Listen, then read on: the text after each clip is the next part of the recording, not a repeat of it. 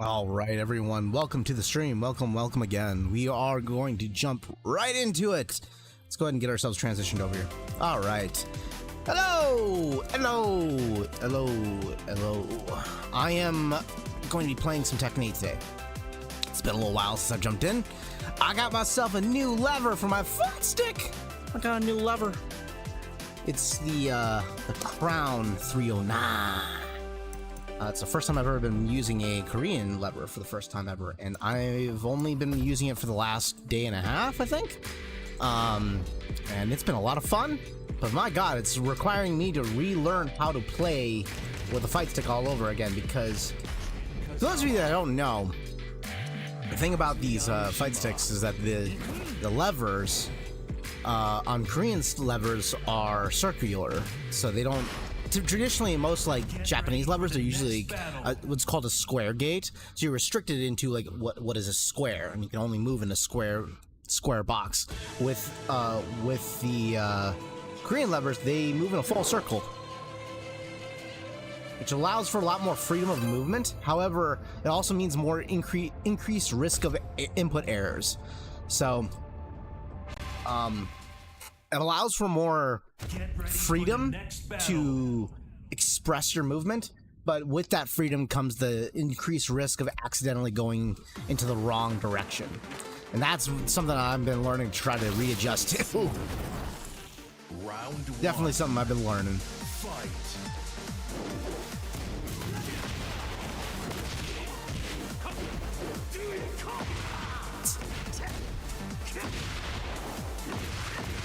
Oh, I might be in trubs. Okay, good. He didn't get me to the wall splat.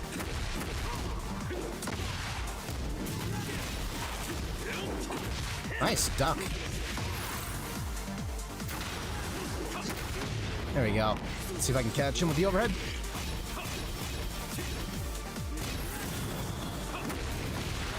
Nice. The mix got him. The free mix. Step up. Nice.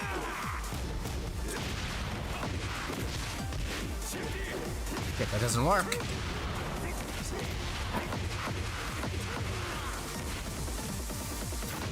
There we go.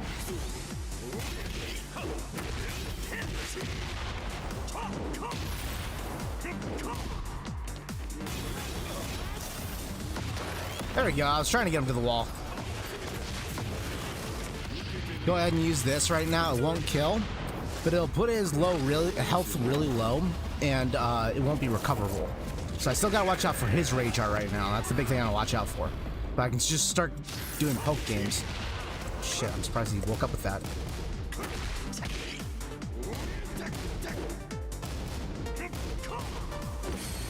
Damn. This guy's at a 32 win streak. No wonder he's so damn good. Fucking A.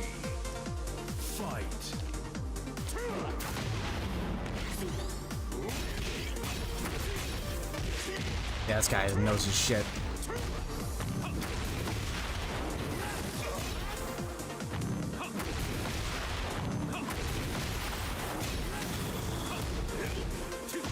Woohoo! Let's go. I think I might be ruining that 32 win streak of yours here.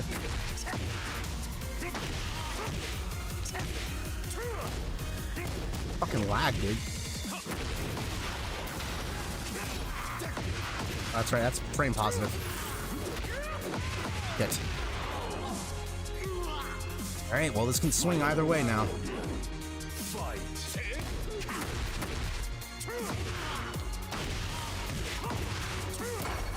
Okay, let's switch positions here.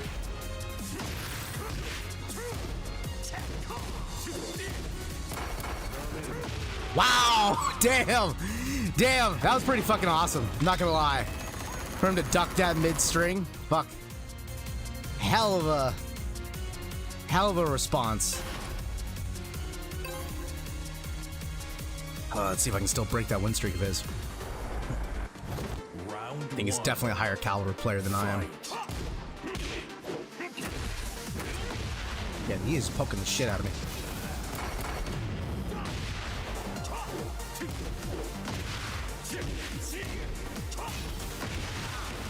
Man, that fucking Wi-Fi connection it is, man. That Wi-Fi connection is just causing just enough stutter to annoy me.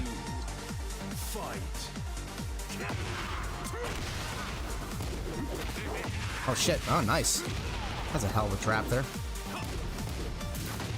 There we go, caught him on the sidestep.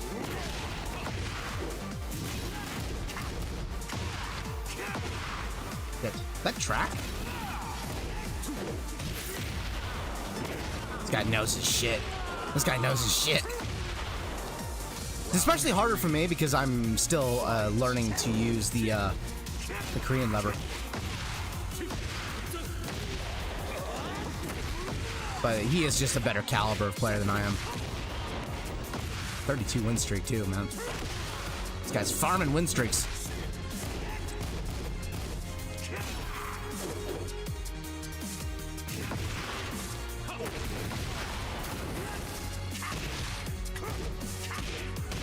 Damn that. Poking the shit out of me. There we go. I was waiting for that. Wow, he fucking read right. That'll be the death of me. That'll be the death of me. Fucking A.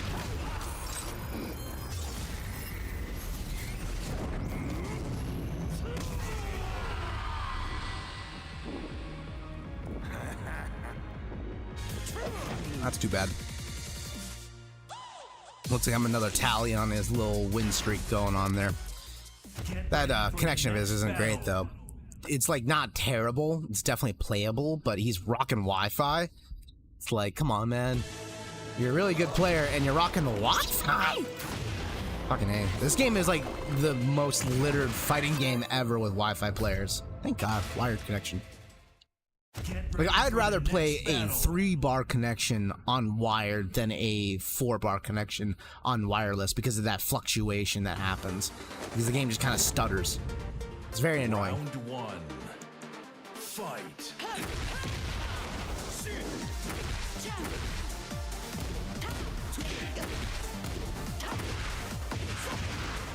Nice.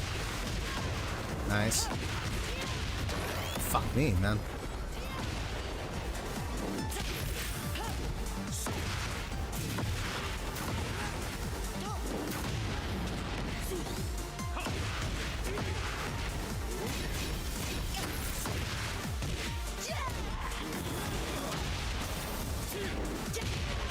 That was close. I almost fucked that up.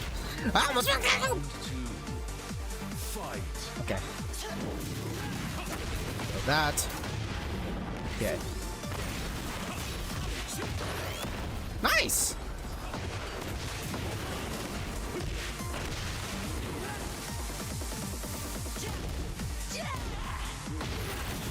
Nice. Oh my god, again? Damn! Damn! Round 3. Woof. Fight.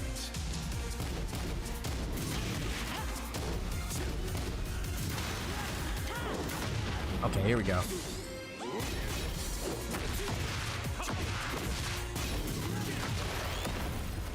This poor guy is just getting launched from one end to the other. All I need to land is one heat smash and it's over. And he didn't land.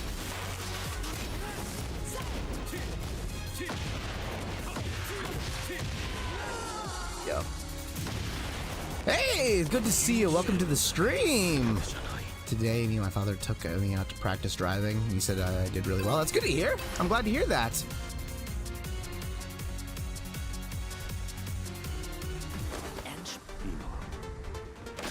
You working towards your licensing? Fight. Driving, like, if you haven't driven before, the first time can be pretty scary. I remember my first time, it definitely nerve-rattled me. Especially the first time I got on the freeway. First time I got on the freeway, the first time I got on the highway, that scared the shit out of me. The only way to get better at it is just to do it.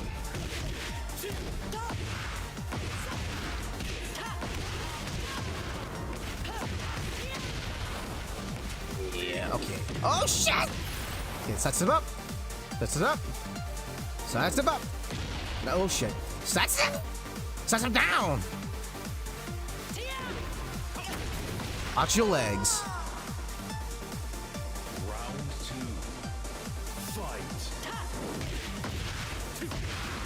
Yeah, I just need to practice a little more, and I'll get used to it. Yeah, that's the trick with most things in life. Yeah.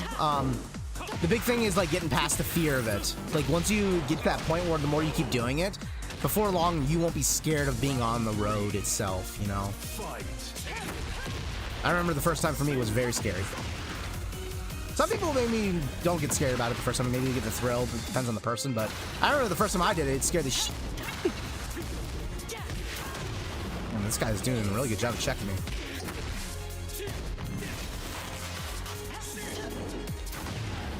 Go.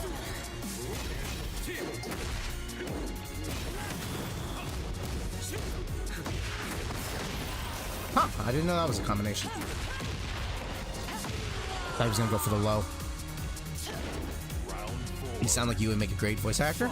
I never thought about that before. I appreciate that though. Ah! This guy.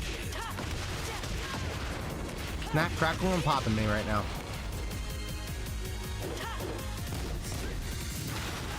What do you think it was for you that made you want to get into voice acting in the first place? Like when did it inspire you to get involved?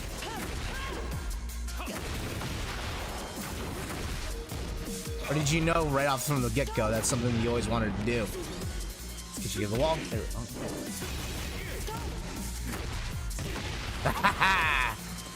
Boom.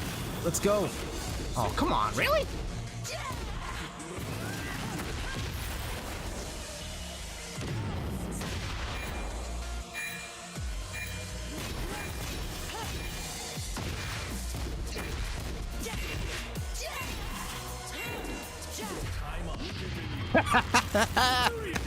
Burn out the time. Good fight. So we have a lot of things to talk about today. We're gonna do a few games of Tekken, but we're gonna get into some gaming news stuff today because some shit went down throughout the last couple of hours.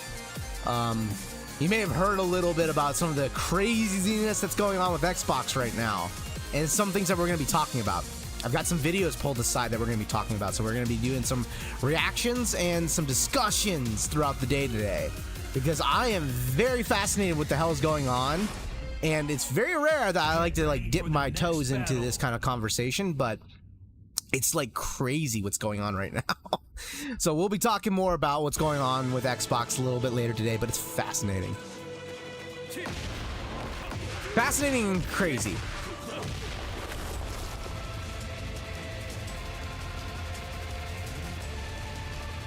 Maybe dashing is still something I struggle with, especially on the player one side. Get ready for the next battle.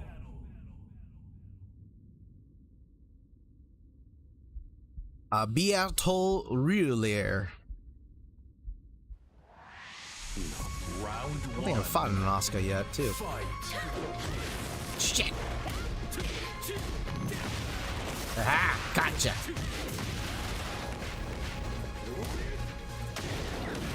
I actually got that one by accident. I was trying to wave dash at her.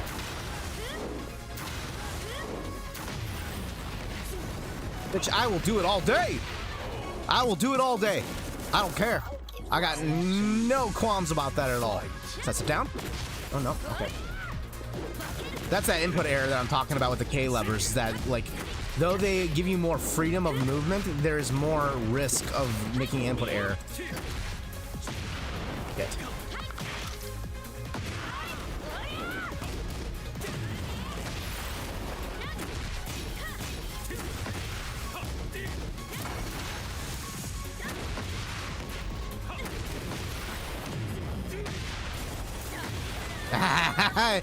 No chance, buddy. No chance. Fight.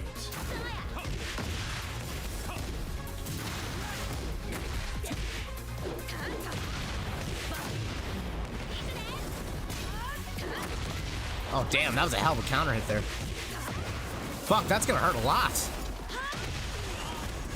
Oh, she can hit like a truck. No, everyone can in this game, but still, seriously, holy shit.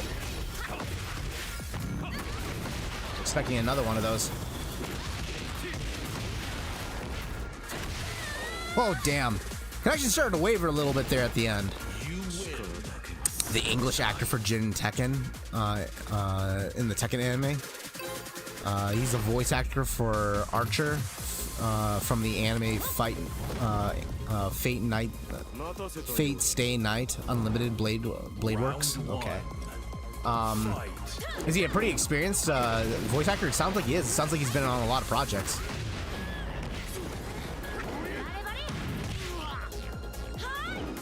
And when you're talking about the anime, I'm assuming you're talking about the one from the Netflix series, right?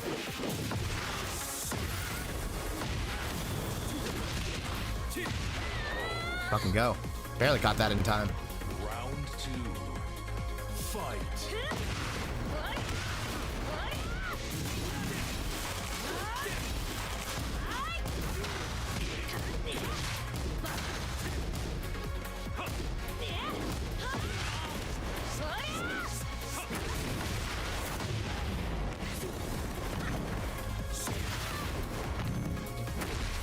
Can't do it on live matches, man.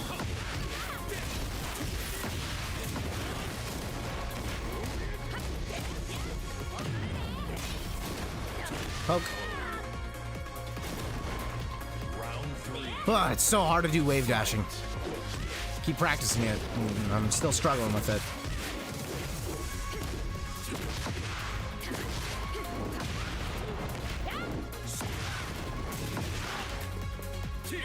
Almost got it there.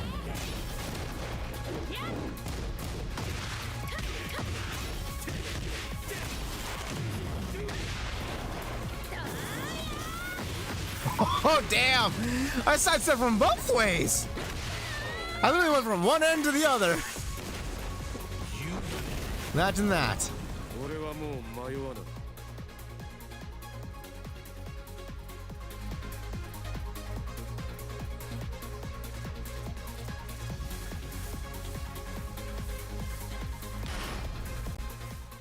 Yeah, he also voices in as Gojo in I think JJK is Jujutsu Kaisen, right? That's what that anime is, because I've never seen Jujutsu Kaisen. Seems like to me like you really enjoy your anime consumption. You probably watch a lot more anime than I do. I'm very picky when it comes to anime. Like, I'm very picky. It's not that I say that I don't enjoy anime. I just say that I'm very picky. Like, I can only I probably have only watched, like, committed to, like, 5 series. That's about it.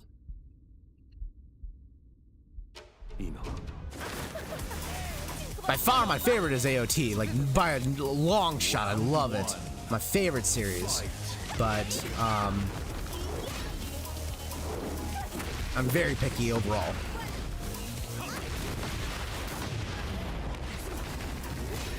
I'm big into dramas. You know, I love my dramatic storytelling.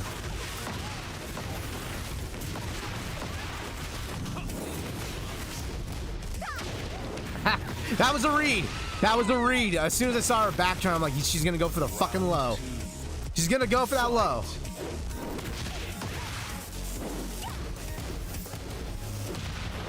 Get! Cocky mushrooms.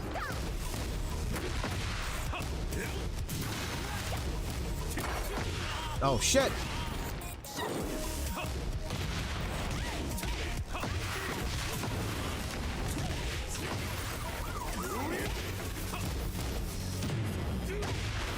Go down. Round 3. Fight. Go down.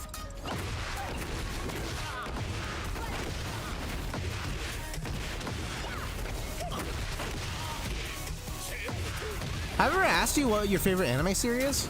Because I don't think I've ever asked that of you.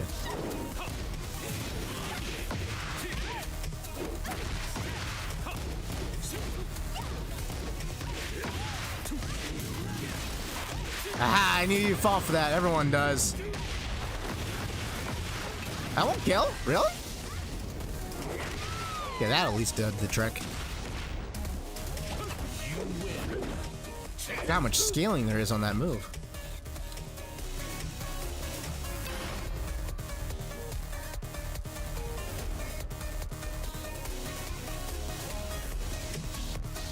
Gotta love the beats in this game, man. The music is just so good. Although technically it's the previous games, but I consider it all part of the same package since the game includes it.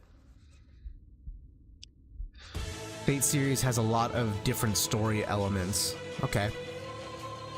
Is it like, when you say different story elements, are you saying like it's different like story plots that are kind of going on, like, you know, different characters with different plots that are going on, or are you trying to say like they literally incorporate like different themes, like, you know, horror themes, you know, drama themes, comedy themes? Is that what you're trying to say?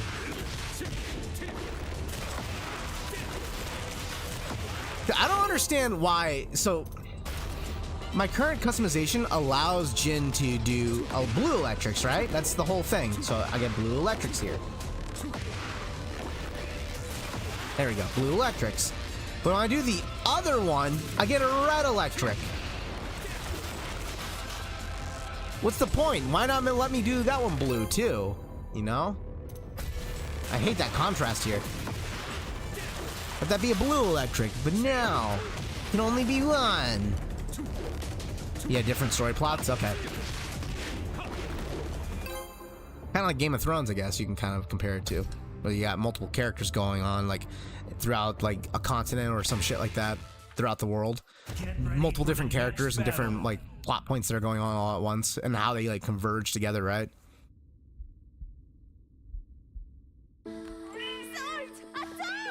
I've noticed a really big uptick in Lily players lately. I can't help but wonder if Lily Pichu is, like, responsible for this. Fight.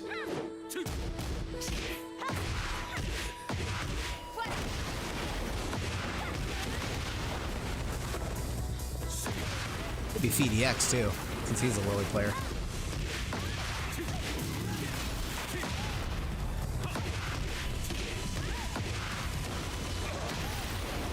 Go.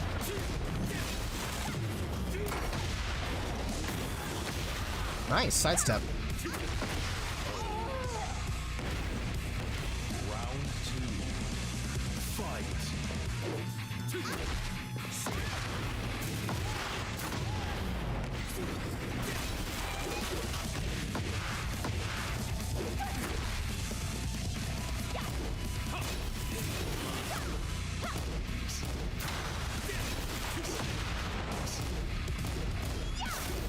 Boy, this motherfucker is good at poking me out.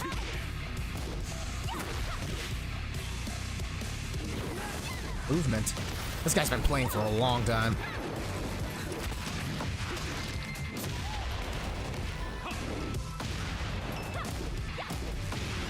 Fuck me, man. That movement, his K-dashing? Woof. That's... Yeah, I can somewhat do it. I just can't do it nearly that consistently.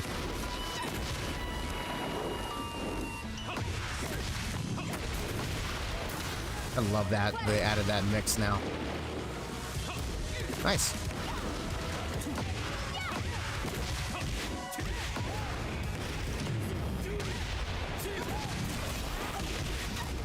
Yes, he knows about that.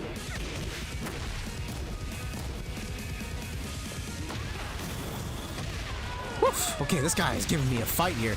This guy is giving me a fight.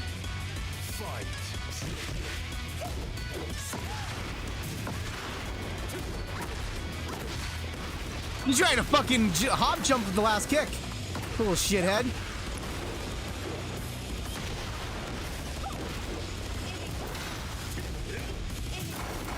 Yeah, I saw that coming a mile away. After you did, I knew you were gonna do it again.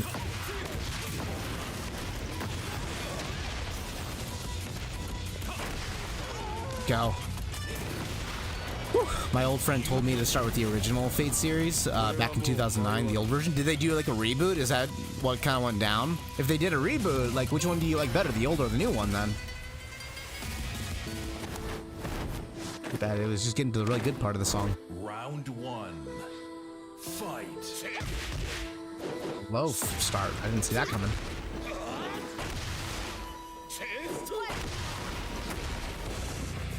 Give in to my chesto.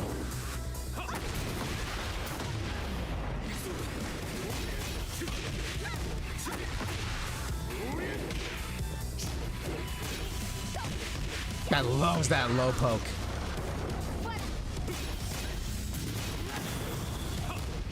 Nice read!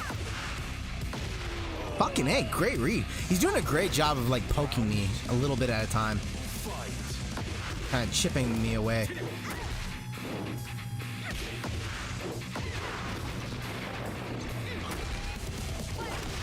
Fuck. Oh shit.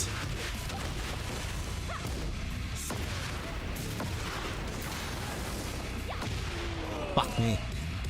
What?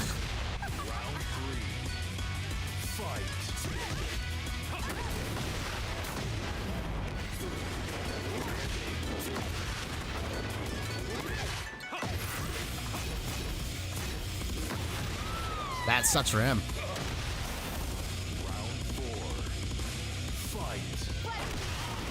Hey, was that track?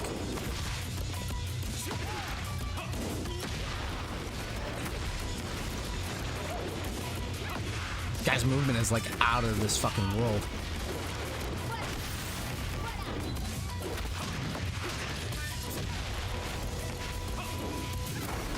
Oh, let's go.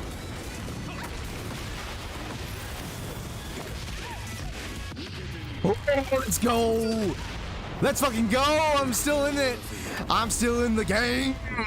Oh, man. Woo. Still alive and well. Final round. Fight.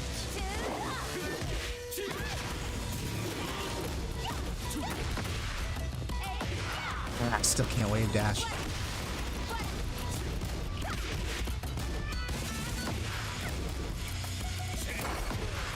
Go. I've never seen that animation. That's totally new to me. Go ahead and get my...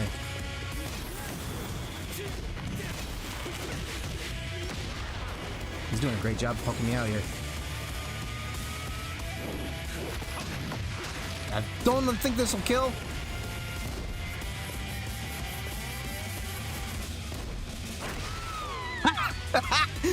He must be fuming about that one. Good fight. Good fight. That one's funny.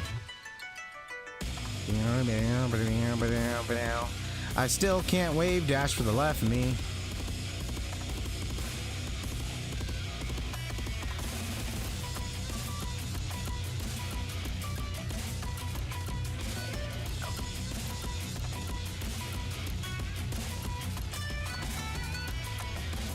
In the Fate series, they have a war called the Holy Grail War, where a bunch of different mage fights for the Grail to have their wishes granted for with their servants.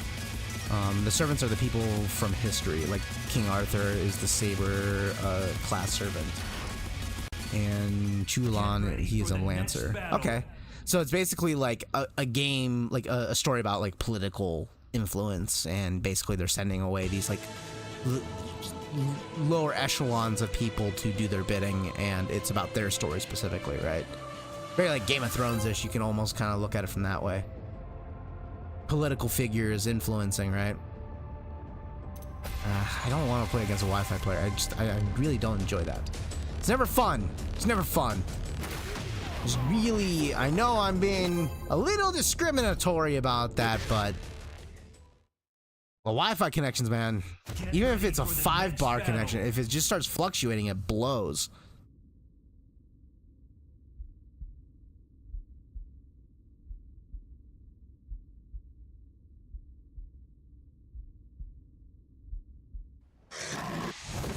Mr. King. Mr. King. Round 1. Fight. Side step up. Side step down. Side step down. Side step around. The nut slap again? Hmm? You stole that move from Armor King, you son of a gun.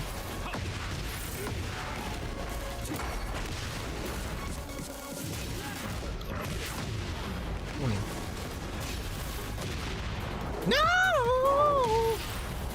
Not good.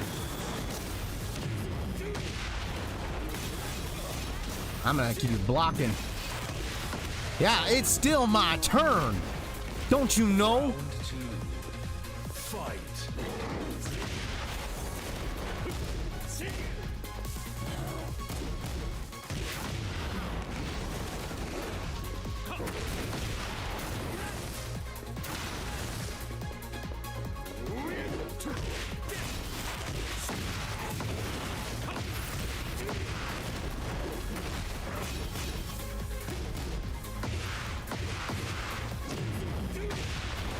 trying to grab me.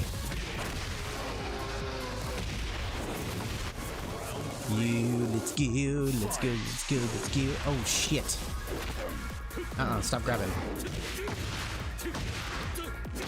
I chopped those legs. Damn. Nope. You mother trucker. Wow, he thought I was going for a low again. Anime series. They made King Arthur a female in Fate? Oh, that's a different take. I never would have guessed that. Do you think it's a good take? Since I've never seen the series, I don't really have much of a comment on it, but that's definitely new. King Arthur is a woman instead. That's definitely a different take. Fight.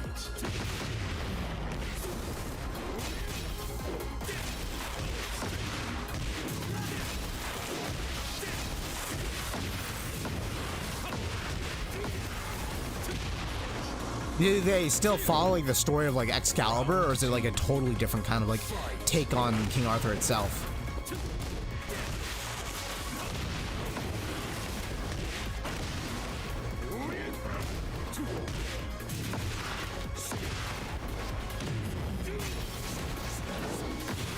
Damn, you are overcommitting hard, buddy.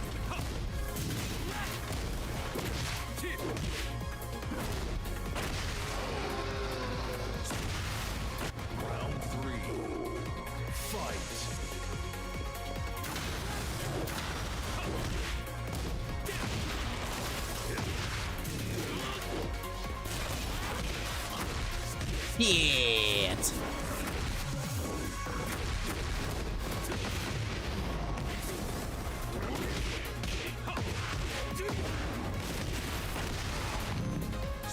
Still can't do it. I still can't do it. There, I got it there. I got it there. Just gotta keep practicing it until I keep mastering it. Jeez. It's taking me forever though.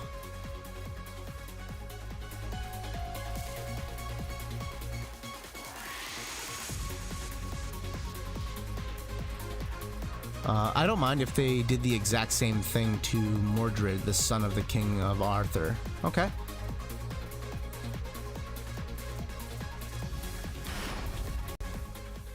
Get ready for the next battle. You have a top favorite anime series by chance, or is Fate up there for you?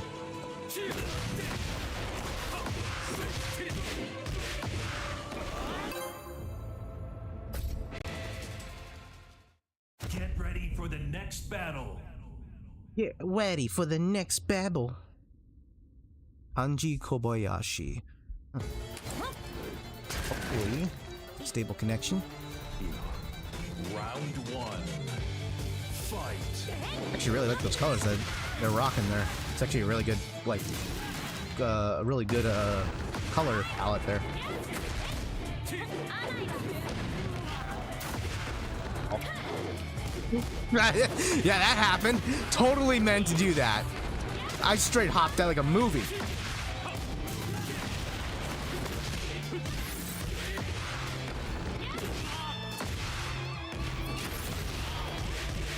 Shit. Are you gonna kill me here? That's not gonna happen, right? Shit. Damn. Round two. Fight.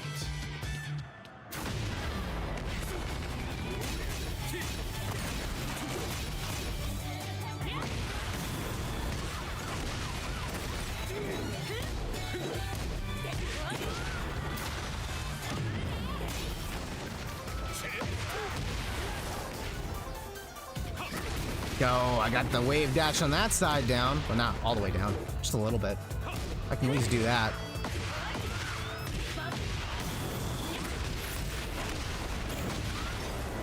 Oh, shit. I don't even know what happened there. Round three. Fight.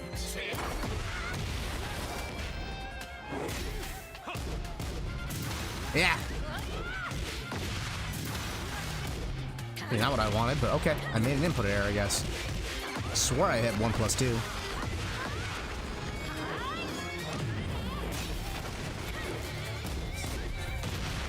Damn, really? You challenged it? this guy's killing me. I think Asuka got some buffs in this recent patch, too. There we go. Round 4. Fight. I think I heard that she got some pretty strong buffs in this patch. Don't exactly remember what it was for her. I know Leroy got fucking crazy buffs, which I'm excited to try out at some point. But I've been trying to get my wave dashing down. Little bits at a time.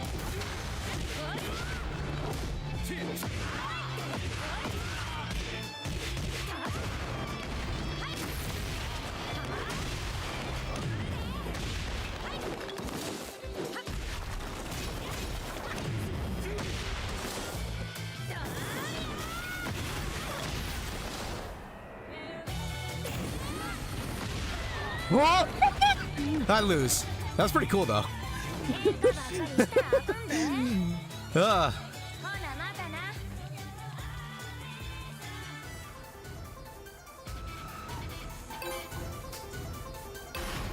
My favorite anime series has to be an anime called 86. Oh, you're good, man. Don't worry about it. Round 1. That's what the whole point of being here is. We get to chill together. You get to laugh while I get the shit kicked out of me by this chick. Shit, man, I'm not used to this. I don't fight many Asukas at all.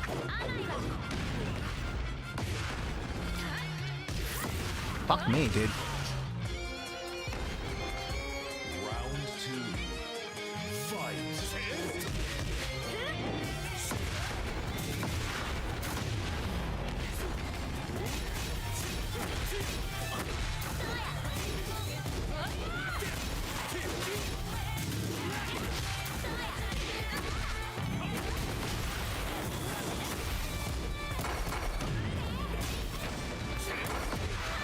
There we go. Take the risk. Take the chance. Round 3. Take it all the way. Fight. Whoa! Kick! Side kick! I get hit.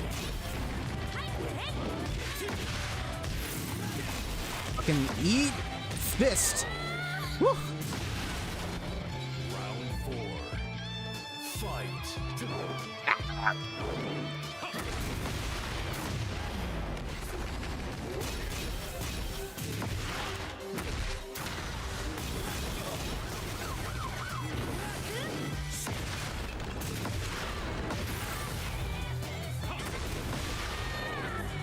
Nice. All right. You win.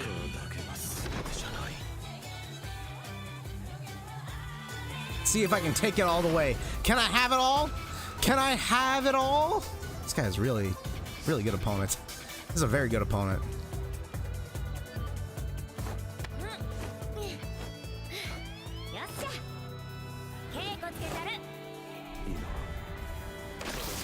Round 1. All right. Fight. Man, that definitely, I think I had some tracking down. He had the sights to that up. Stop grabbing me!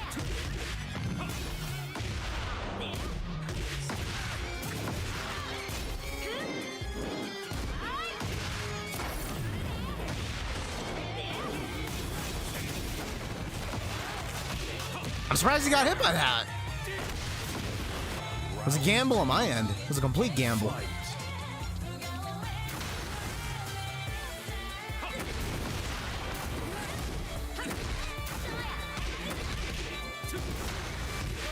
Shit, I screwed up the input.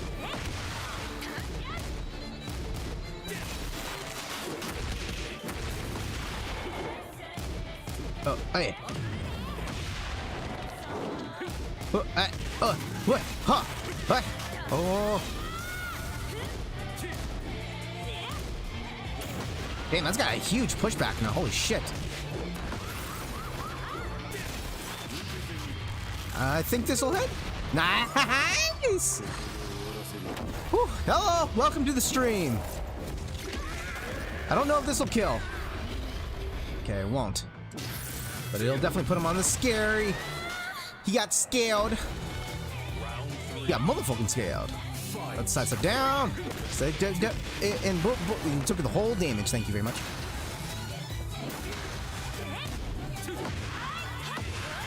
Oh god, here we go for a really long combo.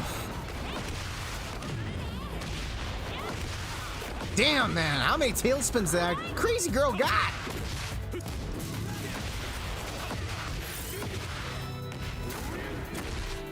Oh, it's bounced there. That was the wrong punish to go for. There we go. Good fight. That was a great match. Holy shit. Do you find Tekken men attractive? If they're as good looking as this man, I could. I don't know. Maybe I'll convert. I have no idea. I don't swing that way, but you know what? They are good looking men. How's your day? It's been going smoothly. It's been going really well. Woke up not too long ago and started my day with some breakfast, and then just got on here. That's it. But we got some shit to talk about, guys. We're gonna be talking about some gaming news soon enough because we got a lot to talk about. But let's see here. You got a question for me. So you want to ask, why did I want to get into YouTube and streaming? So you know, a lot of people obviously want to get into this field, but I actually grew up watching a lot of like content creators. I grew up watching like Markiplier and shit like that. You know, some PewDiePie stuff and stuff like that. I grew up watching a lot of like older content creators, like that first generation kind of content creators for that time period. And I remember like my wife and I used to like my wife, when I first met her, we went to like a coffee shop together, and it was like one of our first couple dates. I think it was like our third date, and we stayed at the coffee shop the entire day, got breakfast, lunch, and almost stayed there till dinner. We ended up going home that evening and then making dinner there. But we stayed there for like probably 6 hours watching all of like the FNAF theories on Game Theory, because she was like super into it. And then we were basically literally sitting in this cafeteria, or this cafe, just eating breakfast and lunch. So I loved content creation from an early onset, and it was always a big part of my life growing up. However, to be quite frank, I always kind of like struggled with my identity about like understanding that I loved gaming so much, because my dad always kind of like disowned it. He actually despised the fact that I was into gaming. So for a long period of time, I struggled with like accepting myself and learning to accept that that like my gaming habits were okay, like they were cool. And I struggle with that because like my dad, for example, has a very negative opinion of video games themselves, and he always kind of compared it to, like, 'cause my dad is like an alcoholic, he always compared it to his alcoholic behaviors. So he's like, I understand that, you know, people have vices, you know, alcohol is my vice and video game is yours. So he always compared it as a vice. So I internalized video games and like content creation, anything revolving around video games, with a very negative thing. So I was always ashamed of it growing up. And so at a certain point in time in my life, what ended up happening was I started seeing a bunch of these content creators enjoying video games the same way that I did. And then at a certain point, I kind of learned to like accept that, like, you know what? I love this shit, and I love talking about it. I love participating in it. I'm a fucking nerd. I'm a giant nerd. I can't help it. And in doing so, I ended up just falling in love with the industry, falling in love with like content creation. So throughout my life, I like, you know, I had no inheritance in my life. I had to really like work really hard to like build a financial backing for myself. Literally, I was on my own the moment I moved out of my family's house, and completely on my own. So I had to like save every dime, and I was paycheck to paycheck. So I had no money to actually like get into streaming, getting into like YouTube. I didn't have a PC. Like my only devices were like a console, and that was it. Console and a cheap ass TV. And so eventually what ended up happening is that when I met my wife, when I was in my early 20s, we met, we connected, we bonded. Eventually, you know, a lot of things in our lives happened. Eventually we moved in together, and then at that point in time, we pooled our resources together, and I was able to like slowly expand my financials at that point and expand my my income. And eventually over time I was able to like invest into an actual decent gaming PC, and I've actually gotten into like gaming PCs for the first time in my life. Like I never knew how capable video game PCs were. Like I didn't even know about modding until like last year, and I was like head over heels about modding. Like recently I've been playing like Yakuza games, which I loved growing up on like PlayStation 2 and shit and PlayStation 3. And I found out that you can mod those fucking games. So I was replaying all my favorite Yakuza games not too long ago and playing them with the modded versions. I'm like, this is fucking awesome. Why was I never known about this shit? So I loved it. I absolutely loved it. It was great. It was great. So, I eventually got into streaming and stuff like that because I was watching a bunch of other content creators that shared my same kind of love, and I was like, you know what? I could do that. I wanted to do that. So I always tried, like I tried to start my YouTube channel like years ago, like long time ago, like just doing like Let's Plays. If you look at my earliest content on my channel, I started with Let's Plays. And that was because that was the content that I was consuming for such a long period of time and something I always wanted to participate in, but I never had the financial backing to actually do it. And then over time, I had to like realize while I was making content creation, I'm like, this is a little bit more harder than I thought. Like editing is more difficult. Content distribution is difficult. Actually figuring out how to get things to work on stream is difficult. I had to realize like, to put shit out there, it takes a lot of education. You had to do a lot of self-learning. So over a period of time, I kept looking up videos about like how do I properly get the YouTube algorithm to notice me, which it still hasn't noticed me. Notice me! But you know, it still hasn't noticed me at all.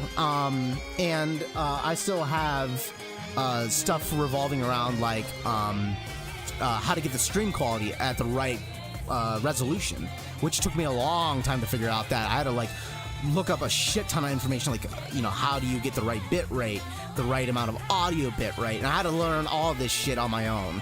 So it took me a long time to eventually get to the setup that I have right now, which isn't, you know, fantastic by any means, but at least it's a great start now. So it took me years to eventually get to this point, especially because like a lot of jobs that I had were like, I worked in manual labor for most of my life. So I did like landscaping and shit like that, a variety of different kinds of manual labor jobs. And eventually what ended up happening is that like the more I kept doing those jobs, the more exhausted I got, and eventually I was like emotionally burnt out that I couldn't even like create content anymore. I was, as soon as I got home, I was burnt out. I couldn't do jack shit. I just had to like literally just veg out for the rest of the day to survive the next day.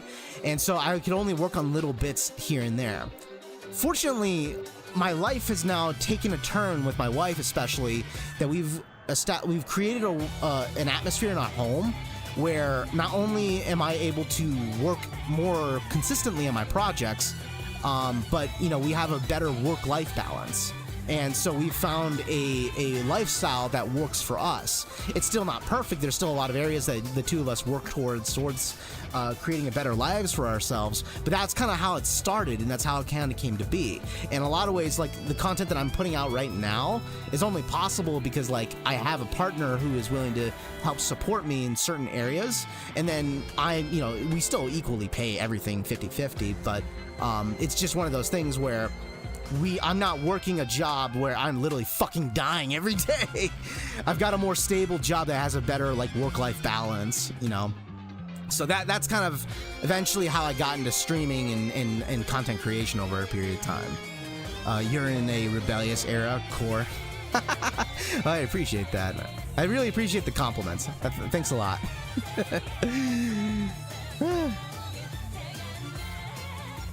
Your story is so inspiring and deep, man. I'm glad that you got a gaming PC that you love.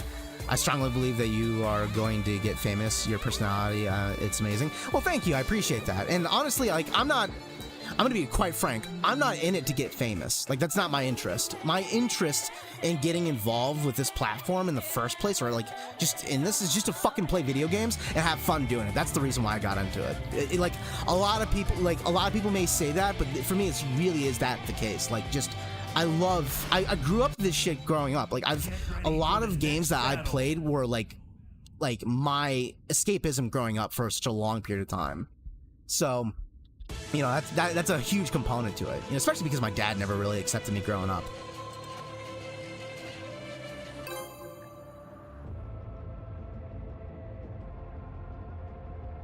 I'm gonna keep practicing my wave dash real quick. All right, so we're gonna get into the gaming news space of things right now real quick. So we're gonna do a quick shift. There's a lot I want to talk about right now because some shit went down over the last like day and a half. Some of you may have heard about some of the like crazy news that Xbox has been coming out with and their crazy PR approach to what has been going on. For those of you that don't know, we're gonna put up some videos on here real quick that we all can react to, and you're gonna see exactly about it. So if you don't know what I'm talking about, you're gonna learn about it.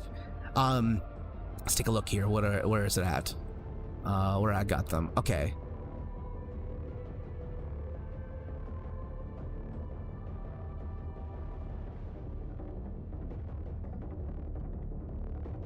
All right.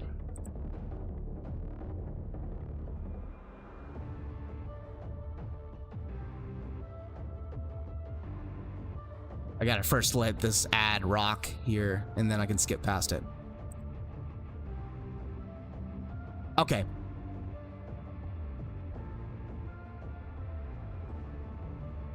You remind me of FeedX. Oh, I appreciate that. I watched FeedX's shit.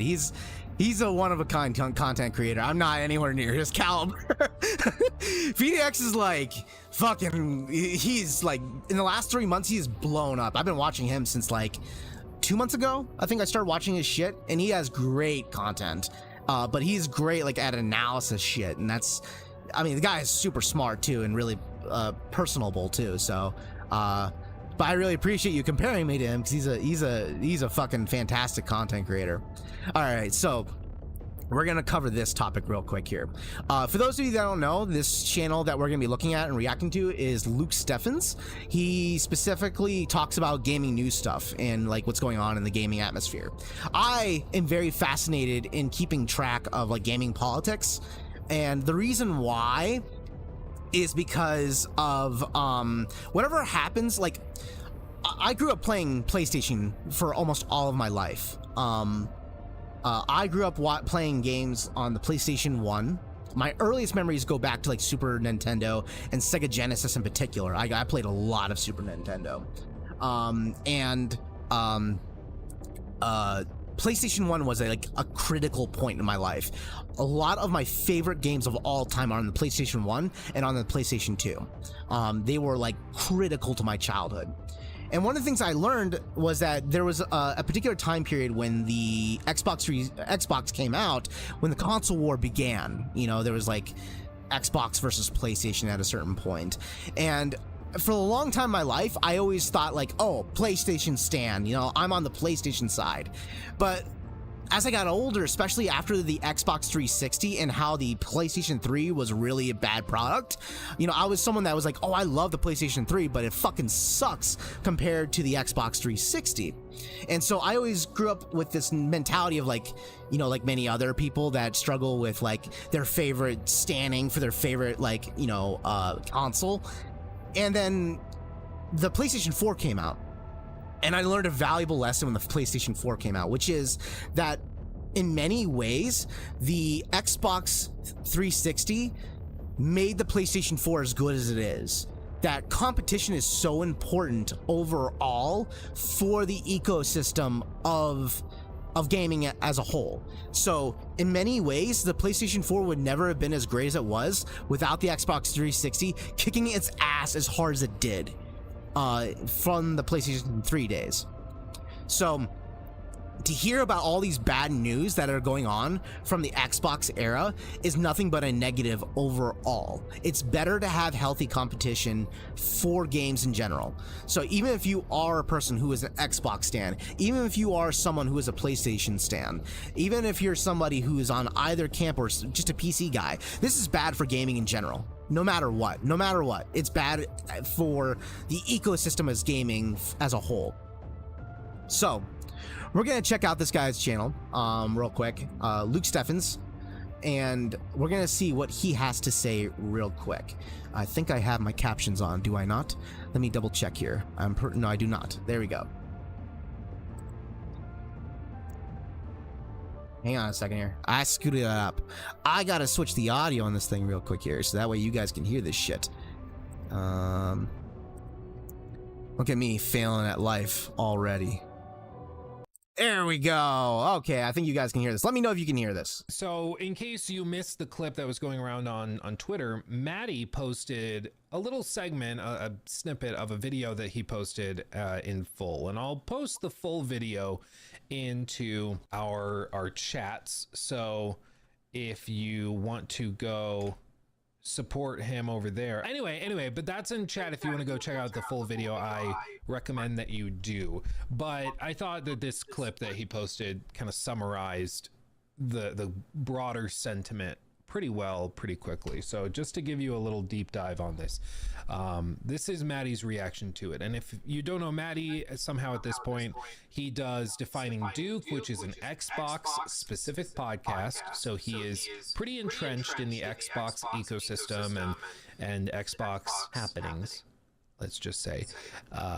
Didn't used to be totally committed to Xbox, but a couple years ago maybe he kind of leaned into that, so specialized in Xbox stuff, and so that's more where he puts his focus, which is fine. But that should give you kind of a context that this is a guy that has been trying to help Xbox and rooting for Xbox for a while, and I think this latest round of layoffs has just really broken a lot of the people that have tried to give them the benefit of the doubt. How do execs who continue to fail at their job continue to make people who make the things they want them to make pay the price? I'm talking about not just Xbox, but I look at Bungie, I look at all these companies where execs are making god-awful decisions and the people who make the things are paying the price. Make it make sense at a certain point in time. It's very apparent now that this company is moving toward a multi-platform strategy, leaning into very popular IP from Marvel, from Lucasfilm, from their own portfolio like Fallout, like Elder Scrolls, but puppeteering the whole thing like it's a part of the big plan. This is what they had laid out for them all along. And I'm not going to advocate for more studio shutdowns, but simply by logic alone, we need to take an honest look at this, okay? We have here Tango Gameworks, who made a phenomenal game that, according to Xbox executives, sold well enough and earned itself a port to other platforms to sell more copies, and eventually I imagine will be announced to be sold on Nintendo Switch. They get shut down. Okay. Okay, so for those of you who aren't aware of the context of what he is talking about recently Xbox recently shut down a bunch of, I think, first-party studios that worked specifically with them, partnerships. I think it was 4 in total. Tango Gameworks is the one that's most explosive in the news article right now. And the reason why is because last year they released a fantastic game. I never played it, but I've heard nothing but great things about it, and it won tons of awards. Hi-Fi Rush is the name of the game. And the company, the studio that made the game, Tango Gameworks, got shut down this year. Last year, they released a fantastic game, and they still got shut down. They did everything they were supposed to, and they got shut down. That's fucking crazy. That's crazy. The other studios that got shut down are studios that have long legacies and have usually kind of like put out some pretty good games. However, they've had recent controversies with their recent releases. So it's not the most surprising thing that they got shut down, but the fact that Tango did is really surprising.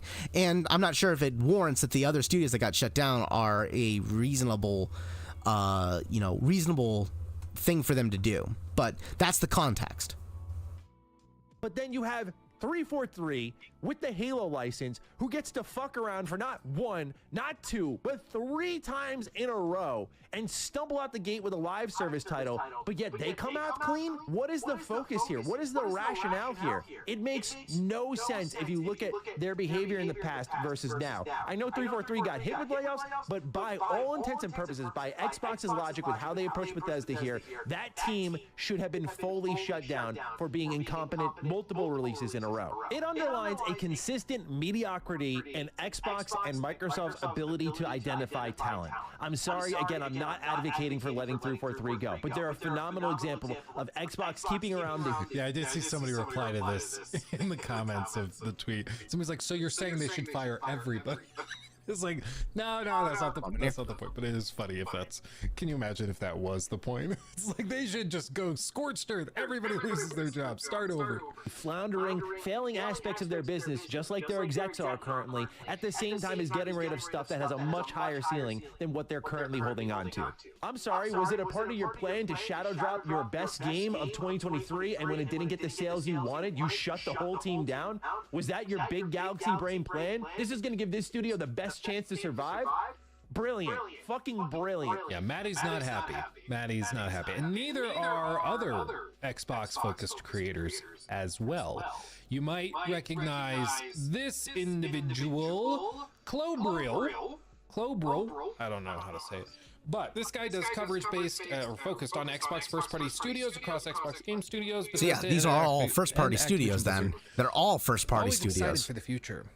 Maybe less so now. I mean, you can see that there's been previous posts by him about how frustrated he is with the Xbox leadership.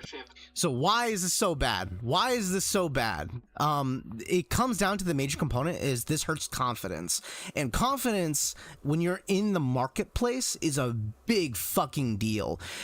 Take, for example, think about it from this perspective. When you buy something from somebody else, you expect to get what you buy, right? If they give you something else than what you're asking for when you purchase it, then that hurts your confidence. Are you more likely to purchase that product again? No, you're less likely to. That's the same thing when you're working in a job. You want to know that when you're working at a place, you're going to get paid, right? You're going to get paid. You have confidence that they're going to follow through on their word, that 2 weeks from now, you're going to get a fucking paycheck. Well, the problem with this whole situation is Xbox's approach to shutting down these studios just hurt that confidence with their staff. Their team is now realizing even if you do everything right, even if you win awards, even if you sell well, make a profit off the company or off the game, you might still get shut down. So, like, that's the question at hand is, what is Xbox after? What do they want? What are they really after? Even if it, like, let's say, like, the game didn't sell spectacularly well, but it still made a profit. Well, you still made a profit. So what is it that they want? How much of a profit margin do they need to validate it? If that is the case, is anyone really going to be willing to take the risks and working with them going forward in the future? Or is everyone just going to go for the easy jobs that are just, like, straight up cash grabs? You know? And that's the big thing about this whole thing is that, like, when you let go studios with these massive layoffs in this way, it really hurts confidence, and it's also going to hurt the confidence of the consumers too, because consumers like these studios because they make good games and they care about them. Now, obviously, developers come and go in studios; they're not there forever. It's very rare that people stay in there, so it could be a different team. Either way, there's someone making a product that they might be interested in, and that's what people are fascinated by, and that's why people are so invested in these companies.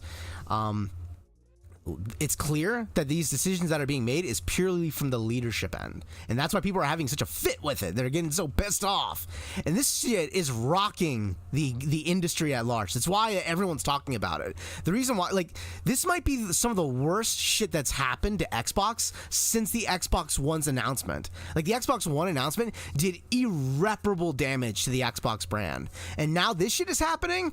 This is the last thing that they need. This is very bad. This is very bad for the industry as a whole too, because it's definitely something that people are noticing right now. And all the layoffs and stuff, and just a broader, I mean, this was savage, a broader frustration with the closures that Xbox is responsible for. And I think a lot of people, especially like after these acquisitions were announced, it was phrased by Phil Spencer that they wanted to acquire these studios to give them the freedom to make games that they wouldn't be able to otherwise make. Or so for those of you that don't recognize what this image is about, these are all the companies that Xbox is responsible for shutting down. These are all first-party exclusives that they purchased so that way they could have a competitive edge against Sony. And they, instead of giving them the first-party like environment for them to actually produce what they want, they shut them down instead. They didn't give them the chance to actually produce something because they told them what to make. That's the thing. At the end of the day, It's not the developers that decide what games that they want to make. It's the publishers. They dictate that because they pay them. They partnership with them. So if Lionhead wants to make, you know, a certain kind of RPG, well, they're going to say, fuck you, too bad. We want a free-to-play game that people can spend, you know, their money on frequently on. We need to make sure that you have paywalls in there and shit like that. Now, I'm not saying that's what Xbox did to Lionhead. I'm saying that that's how the relationship works currently, is that the executives get to dictate what kind of envisionment the game is going to be, not the developers. The developers can try to influence the directors. They can try to sales pitch them on these things, but at the end of the day, the publishers get to determine what games that they want.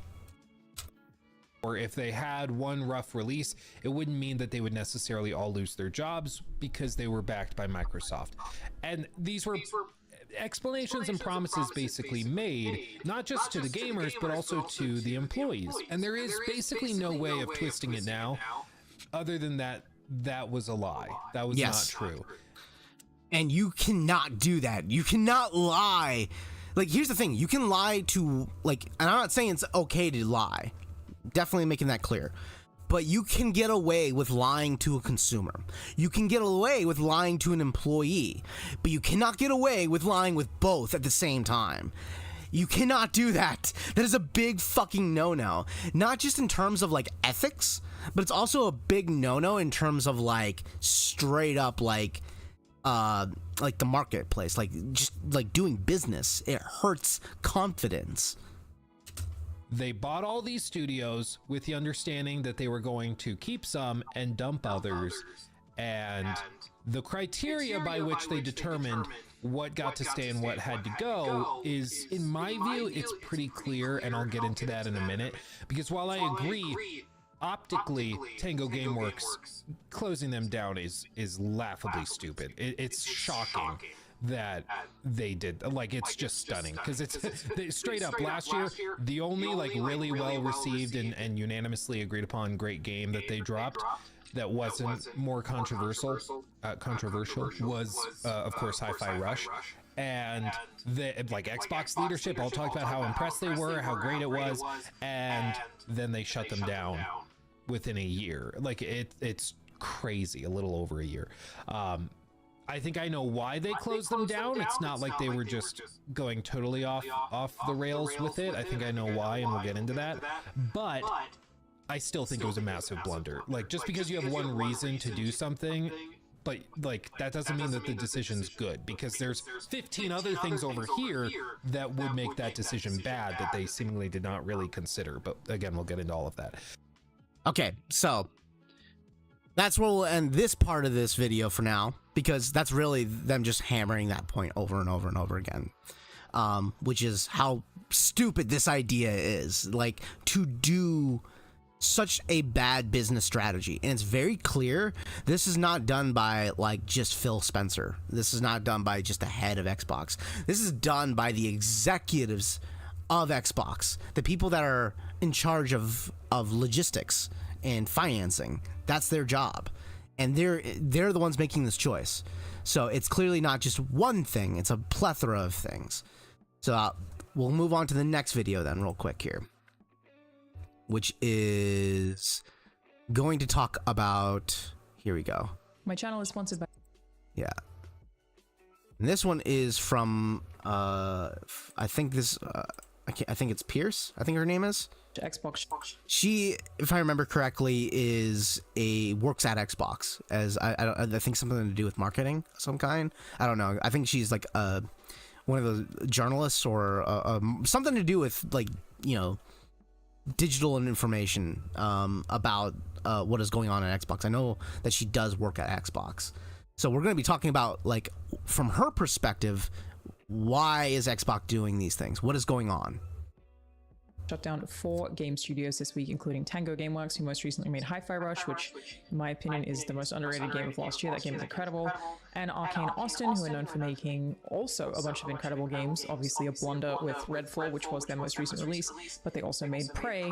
That game is so good, and have worked on Dishonored. Feels weird to say because it's only 2 games for whatever reason, but probably one of my favorite game franchises ever. They also shut down an extra 2 studios that I'm not as familiar with. One of them is Alpha Dog Games, the maker of mobile game Mighty Doom, and Roundhouse Studios, which is being absorbed by the Elder Scrolls Online developers ZeniMax Online Studios. A bunch of extra context here that's important before I get into the things that I feel like I want to say today. Today I wanted to go out of my way to like explain some things that I think that maybe gamers haven't realized yet, that like the industry knows but gamers haven't realized yet. But I'll give you more context first. So the article goes on to say Microsoft currently valued at over 3 trillion. I can't even fathom that amount of money. The way that I ever try to picture amounts of money that are unfathomable to me is like, if you pictured each of those dollars as people in a large room, how big is the room? 3 trillion? I mean, that's like... yeah, that's hard to conceptualize. That's like the size of a fucking country. If you try to conceptualize it that way, I wouldn't do it that way.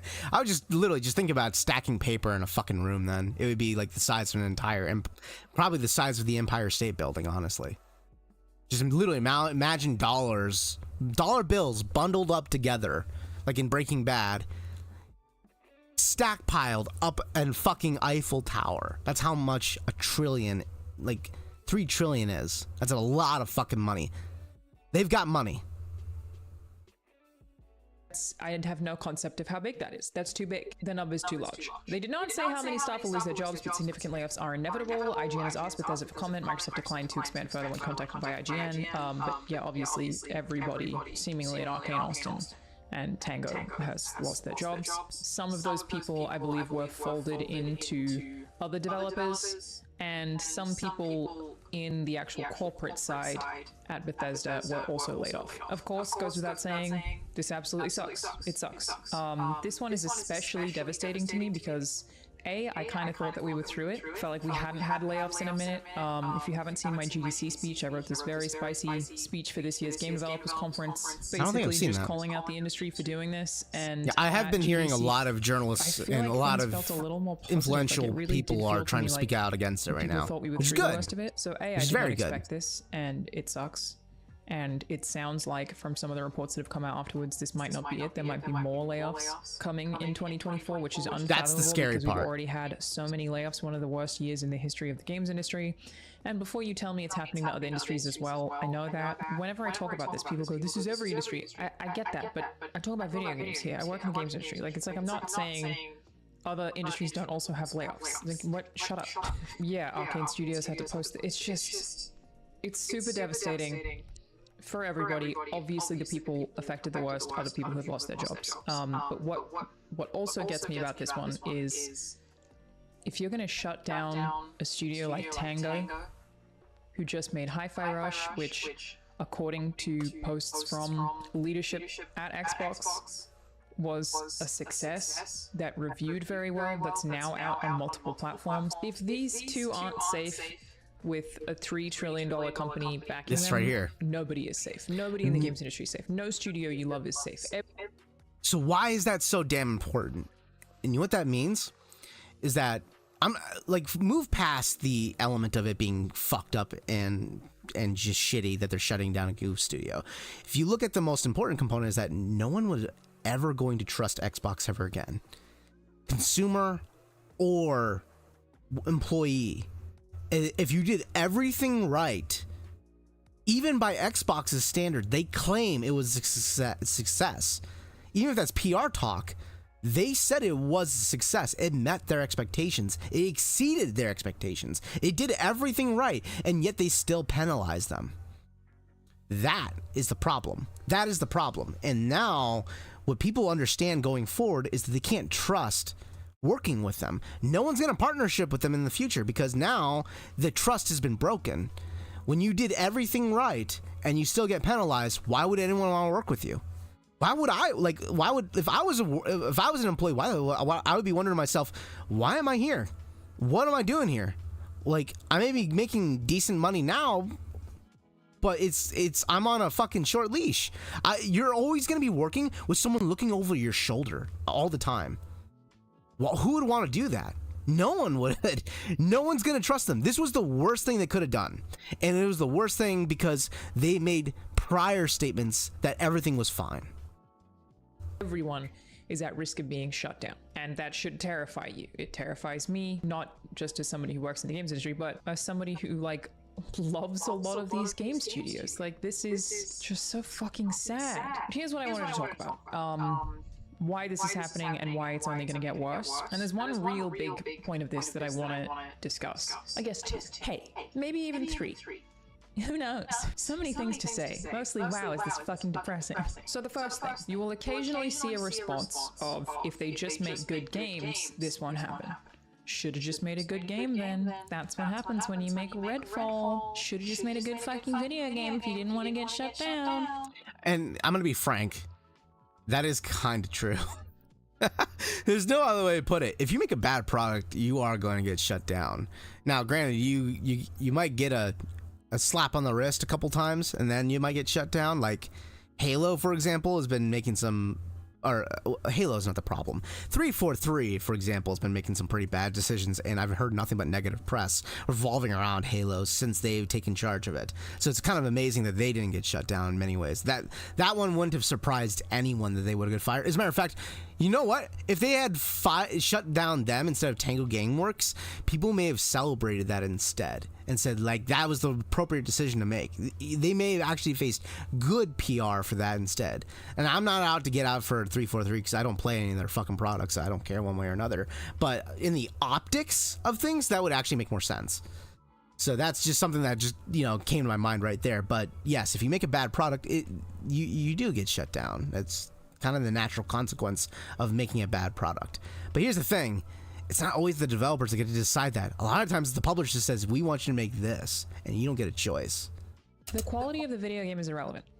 The quality of the video game is irrelevant. The quality of the game is not relevant. And that is a thing that I think, like, gamers, people who enjoy video games, myself as a video game consumer, should be a lot more concerned about than they are. It is time to talk about Fagza, which is a meal delivery service that I've been using for well over a year now. We're gonna I started skip past using it when I that. started which is a thing beverages to help you stay fueled. This is from March 5th. I'm sourcing Gamer right here, and it says Warner Bros. Want to focus on live service games instead of one and done titles like Hogwarts Legacy. This came right after the failure of Suicide Squad and the tremendous success of Hogwarts Legacy, and yet they are still choosing to go live service games instead of one and done titles.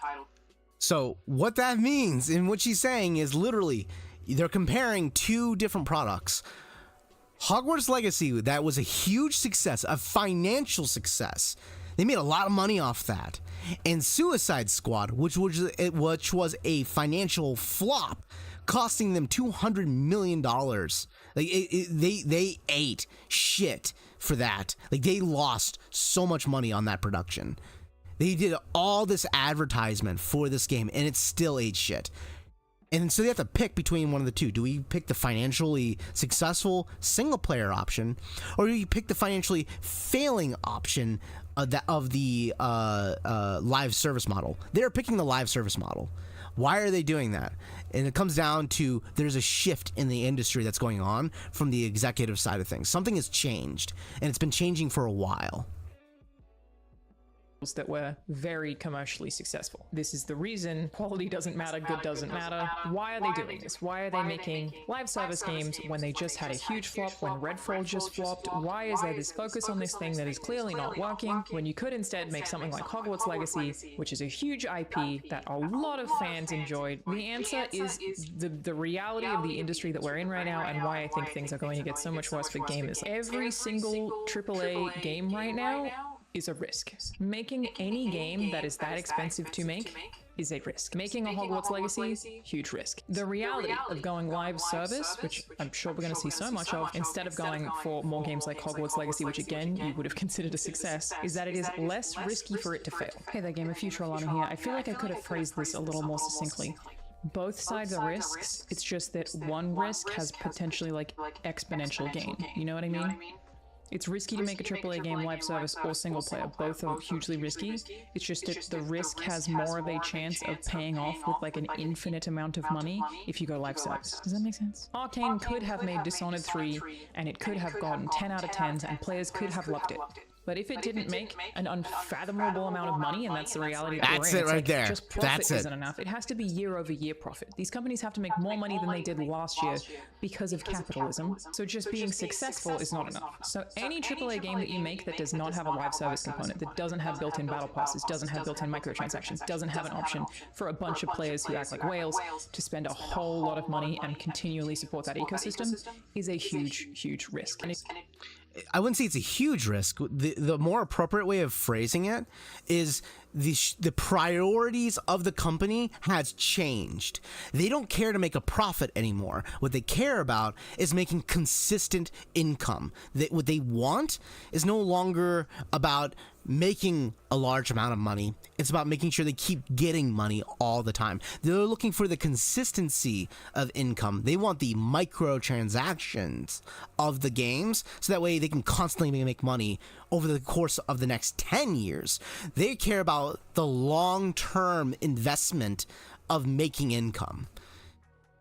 Totally understandable from a perspective of someone that wants to make money. Here's the thing. You are still making money from a single product. You're still making a successful story. So what is driving it? It is greed. That is what's driving it. They want so much more than what they're getting. Despite the fact that they're eating really fucking good, they're making great money over the fact that they are making great single player games and people are more than happy to pay for them. They don't care. It's not about making a profit. It's about making a consistent profit all the time. And why do they want that? And that comes down to the factor that each time that they do their quarterly spiel with their investors and their other board members, they have to tell them that we made more money than last quarter, and that has to be the constant thing that happens. Every quarter has to make more money than the previous one. Well, that's their priority. That's what they care about. And that's where the issue of the industry is going right now, is that profits are not enough. It's about making profits hand over fist. It's about making an insane amount of profits. That's what it is. Their expectations are actually unrealistic. I would say not expectations. Their desires are unrealistic. It's not something that's sustainable. It can't be sustainable. Yeah, there are certain games that have been able to pull off like Fortnite and shit like that, but those are one in a few games that are out there. And guess what? If every video game does it, people are going to be less engaged with it over a period of time. it is a better financial bet from these companies that are businesses and see themselves as businesses at this point. They don't see themselves as creative outlets. They don't see themselves as art. Dev teams do. The publishers don't. You can have a studio make a really good game that is a one-and-done title like a Hogwarts Legacy that people really, really like, but it's still a random risk of if it will take off or if people will play it or if enough people will spend money on it. So it is a safer bet from a business standpoint to attempt a live service game, which may be cheaper in some ways, might not be in other ways, and to potentially have it blow up and get huge and make a bunch of money from a recurring and dedicated player base than it is to take the AAA single player risk. There's no amount of quality guarantees income to the level of income that they have come to expect. The live service game could fail, but it failing is still a better risk to take than making a AAA single-player one-and-done experience at this point. The quality of the games doesn't matter. Anyone can get laid off and shut down. And why is that so bad? Because guess what? All of your favorite games could be on the chopping block. All of your favorite studios can be on the chopping block. All of the things that you may enjoy could be on the chopping block. And this can reduce the quality of games in the future. We could see, and I expect over the course of the next 5 to 10 years, we will see a large increase in like not just free-to-play games, but like monetary predatory games in the future to start showing up out of the fucking blue that are not fun to play. They're just addicting. They're just not fun to play. They genuinely are unfun, but they're designed in a way to gain you to keep playing them, to game you into playing them. And it's not really a healthy environment to be a part of. And that's the issue with it, is that the design of these things are purely about the idea about making money. It's no longer about making fun products. So why can that be so bad for us? Well, you may think that there's plenty of other games and where you can, invest your time and money into. The reality of the situation is that's not always the case. A lot of the stuff that we consume, like how many video games do you play that comes from major publishers? I'm willing to bet that 80% of the games that you play are not indie games. They're probably owned by a major publisher. So imagine a day where every publisher decides to chase this trend, where they're all doing that.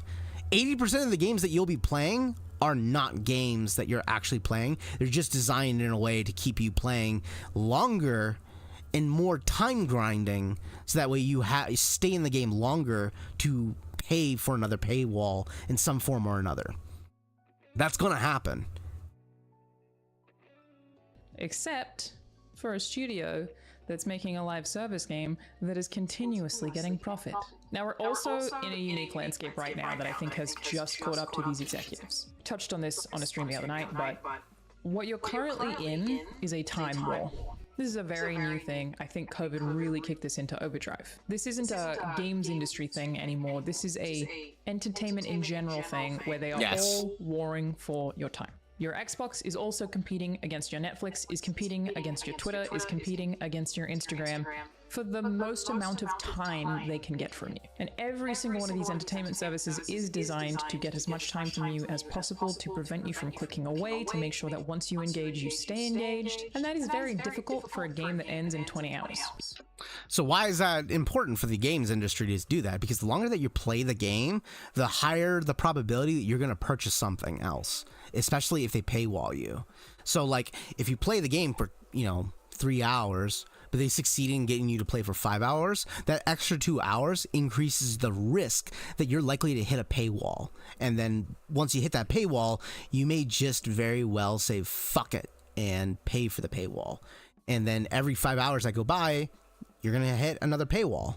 And before long, after 20 hours of playing, you've paid 4 paywalls in the process. And that company just made hand over fist of money. That's what they're doing. And the goal for them eventually is to reduce that 5-hour time span down to 1 hour. So that way every hour that you play, you're constantly paying them the service to play their fucking game. That's the goal. That's what they're doing with this. That's where they're going. That's the objective. It is really hard for them to keep you coming back to that same service repeatedly, day after day. When you And to quantify this, I'm not saying that Xbox is trying to do this. I'm not accusing Xbox of trying to, make players pay hourly. I'm saying this is in the games industry thing. This is the objective of every executive out there. That's why you're hearing a lot of language that's being used by executive leaders all across the games industry, because their interest is not actually providing great services or a great product. It is about stealing. I wouldn't say stealing, it's not the right word. About nickel and diming you for everything that you're worth. That's what it is.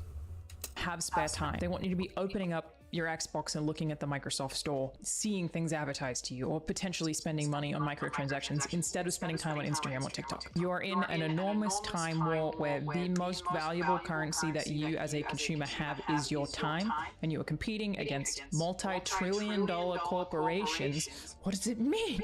For your time. They are doing everything they can, throwing every resource at you that they can to consume every second that you have. It sucks. Like, I don't think this is fixable. I think that this is like just, and yeah, the appeal of live service spans a lot of facets of the games industry, but it's really that it can steal all of your time all the time. It can. And here's the thing, I'm not opposed to live service games in general. I do think that it isn't a great investment. I think it's a very high risk investment, far more than that of making a great product and then just selling that product, a single investment product. I think that this is a higher risk than doing anything else. Because more often than not, like if you think about how many free-to-play games that do succeed, there are very few that actually succeed in being like a Fortnite. There's very, very few. And the reason why Fortnite succeeded is because it had happened to monopolize the market really early on, and then more importantly, expand its influence by adding so much time into their investing into that product. They also have access to the fucking Unreal Engine, so they have access to basically all the assets that everyone's utilizing. They have a unique monopolization over this particular landscape. So everyone's trying to get a piece of it. It's not likely going to happen unless everyone does it, and then at which point the consumers are the ones that suffer for it. And this is where I wanted to talk about in particular that is a problem, which is this is a massive problem for the future for games. It's not about just gamers getting shittier quality games in the future. It's also about the prospect that people that will be playing games are less likely to enjoy the games that they play. So what they're likely going to, and they're less likely to purchase the games that they want to invest their time into. There are a lot of great games out there that have recently released that are not selling well, and they're not selling well because the market has increased the amount that the games are worth. Like, for example, $60 games are now $70 games. That doesn't sound like a lot, you know, $10 for a $70 game. What they don't realize is that $60 was already a stretch. Now pushing it to $70 has now made it a luxury item. People now are realizing that games are not just expensive, they're time investments. And because of that, it's really hard to justify the value of $70. That's someone's fucking groceries. That's their whole fucking groceries. If they're paycheck to paycheck, they're going to decide, do I really need this game, or can I wait for a deep, deep discount in the future? And that's getting harder and harder in the future because certain games are not dropping in price. Take, for example, Nintendo never drops the prices on their games unless it's a very unique sale. And even then, they don't drop it by a significant margin. It's very rare they drop it to like 50%. So what's happening is that games are becoming a luxury item to the point at where they are pricing out the actual market. This is a very bad thing for the industry as a whole, because what's going to end up happening is that people are going to stop buying games. And what they're going to do, they're either going to go to play to free-to-play games, or they're going to start pirating games. And that hurts everyone involved in general. So that's kind of the reason why, like, I find this conversation to be really fascinating. And so, you know, as the video goes on, and I think this is a perfect spot for us to stop with her, because this covers specifically why it's a problem, and she will mention that, like, what can you do as a consumer to change that. The best thing you can do is buy the games that you want to support. You know, support the games that you want to support. Spend your money wisely.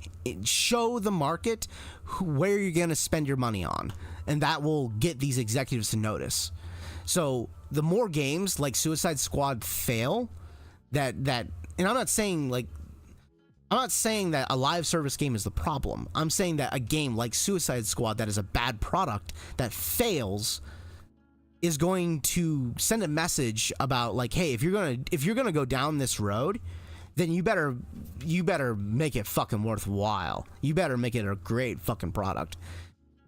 But also, you also got to let them know that if you want the same kind of games that you're getting, like Hogwarts Legacy, Final Fantasy VII Rebirth, if you still want to get those games, you got to go out and purchase those games and let them know that, which is a lot to ask because it is $70 fucking dollars. And that's why I had a big issue with the prospect of people defending the idea of, let's increase the price range of, you know, $10 more. That's more money in the pockets of the developers. It's not going to the developers.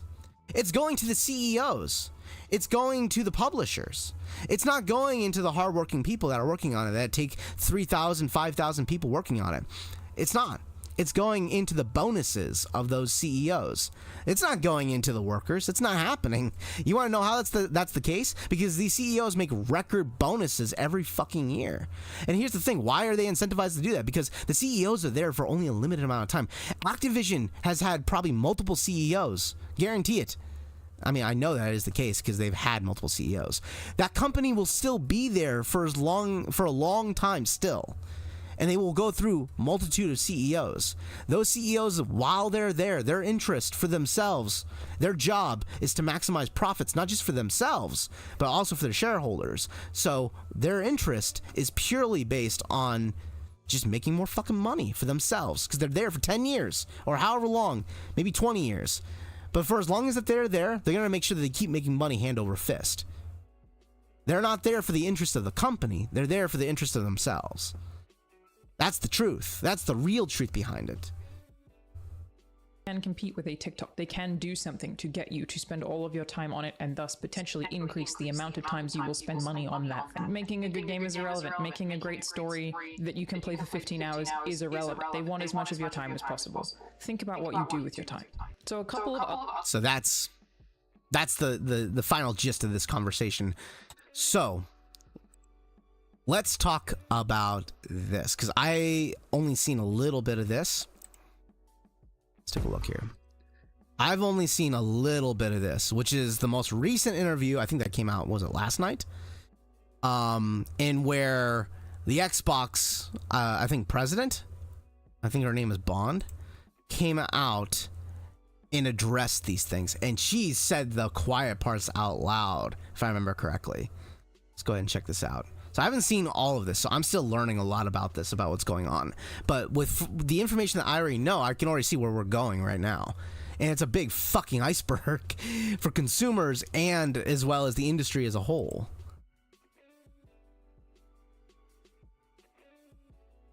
Welcome to the stage, Sarah Bond, president of Xbox at Microsoft, for a conversation with Bloomberg's Dina Bass.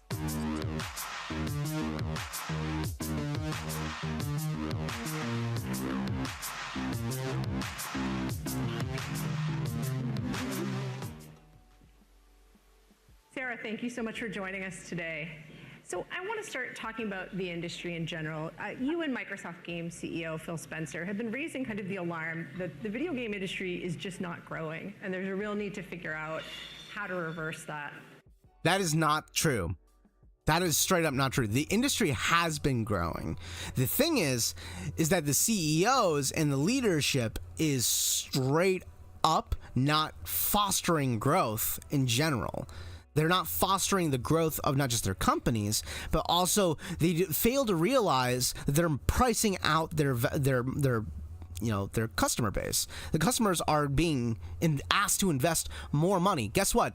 There's only so much money that's available. Eventually, like, the consumers are going to be like, well, I don't have enough money to spend on this. What's causing the issue, and how does Xbox turn it around?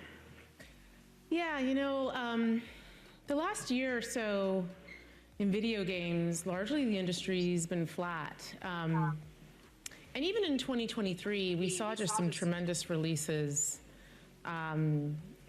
tremendously groundbreaking games, but still the growth didn't follow all of that. And a lot of that's related to our need to bring new players in, make gaming more accessible, but all of that has been happening at the same time that the cost associated with making these beautiful AAA blockbuster games is going up, and the time it takes to make them is going up. So right there, I can already tell you that that's not the case. Because here's the thing. Hi-Fi Rush, that they recently shut down, made a profit, even a large profit, but just not large enough for them. That's the thing. They wanted more than what Hi-Fi Rush was able to provide them. That's what really what they're talking about. They wanted to make much more than that, despite the fact that they made a good profit off of it. And that comes down to the fact that the consumers right now are being less involved in the industry as a whole. Consumers are having a harder time justifying the value of purchasing products because the value of them doesn't match up. $70 for a 6 or 7 8 hour game ain't worth it in some people's eyes. And then you've also got the opposite end of the spectrum, where you pay $70 for a new game, but it's 120 hours long. I don't got 120 hours. It's only so much time. So why not sell games for like $40 that are 5 or 6 hours long? Look at games like Helldivers that made a fucking enormous profit, huge player base. They're making money hand over fist. You want to know why? Because they priced their margin, they priced the value of their game at a reasonable margin that the market can participate in. That's why. Anyone can buy Helldivers because it's $40 fucking dollars. But then you're going to ask people to pay for a $70 game that is, going to be, 5, 6, 7, 12 hours. People are like, is it really worth $70 then? And people are also going to wonder, do I really have 120 hours on my time schedule? That's what's happening. And so much of our focus as Xbox is about how we do things to help the industry all up, while also ensuring that our brand, everything that we do is there through this moment of transition. Related to some of the trends you're So what transition is she talking about? The transition that she is talking about right there is COVID. A lot of people purchased a lot of fucking games during COVID because we had a lot of time. It changed the industry as a whole. People were stuck at home, so they needed shit to do. So a lot of games were purchased around that time. So a lot of participation happened. It's just, it was a very unusual time. It was a blip in the radar. Especially since the whole situation happened when Sony made people make an account to play Helldivers. Oh yeah. I'll address that in a little bit here. Obviously there's certain elements like socioeconomics and stuff like that, which I'm not going to get into because it's just a very long conversation to get involved in. There's a lot of additional factors. I'm not saying that this is the only factor, but I'm saying that people are underplaying how big a factor that the price of the products are. $70 is not reasonable. It's not. And it's not me asking for them to reduce the price so that way I can get more games and purchase more games. I'm saying it's hurting the industry. People are being more selective about what they pay. And people are like, well, if you have to pay $10 more, then you got more, you got more pressing problems, more important problems in your life to work out. Here's the thing. That is exactly it. People are picking to do other things than play the games and buy the games. So the industry is suffering as a whole. So it's not just the price of the product. It's a variety of components, but you're adding to it. People already selective about $60 games. So why are you making it harder for them to participate in that? That was already a roadblock as it is. Identifying, earlier this week. And people are saying that like games are taking longer, more, here's the thing. Games have been coming out faster than ever before. There have been more games in a year span of a release than there ever has been. So the release of games has never been the problem. People are willing to wait for a good product. That's not an issue. The real thing that's annoying people and frustrating people is that they're getting products that are not worth their asking price, like Cyberpunk, for example, when it first released. They're broken, buggy, unfinished games. That'll piss off the market and it hurts confidence. So people are willing to wait if the product is ready. Yeah, they're excited and they're antsy and they're love to get it sooner rather than later, but they'd rather get a good thing than a bad thing. That's what I'm saying. And each year, there's been more game releases than ever before, but there's also been more fucked up games that aren't finished than there ever has been before. So time is not really the issue. So investment into that. Here's the thing. Every game that is successful makes a fucking profit by enormous margins. Elden Ring is a great example of that. Granted, it did come out during at the end of COVID, so a lot of people, had money to buy it. So that is a unique element to it. But at the end of the day, what's really going on is that people are just choosing not to participate in the marketplace anymore. Xbox announced the shuttering of 4 game studios. I know you're not the studio's chief, but how should gamers understand that move in terms of Microsoft's commitment to developing innovative exclusive games? Yeah, it's always extraordinarily hard when you have to make decisions like that. I'll go back to what I was saying about the industry. And when we looked at those fundamental trends, we feel a deep responsibility. So she said right there, I'll go back to this conversation. So she's dodging the question. She's not going to answer it. To ensure that the games we make, the devices we build, the services that we offer are there through moments, even when the industry isn't growing and when you're through a time of transition. And the news we announced earlier this week is an outcome of that. And our commitment to make sure that the business is healthy for the long term. But that said, our commitment to having our own studios and working with partners to have games large and small. We're a platform where you can play GTA, but you can also play Power World. where you can play Call of Duty and you can also play Pentiment. That doesn't change. But and here's frankly, the thing. That commitment now has been backfired when you just crushed a studio that provided that exact service and did everything that you asked. So that it's hard to take that statement seriously. our commitment to Bethesda and the role that it plays is part of Xbox and everything we do. It's actually been pretty fantastic. I don't know if you've gotten a chance to check it out.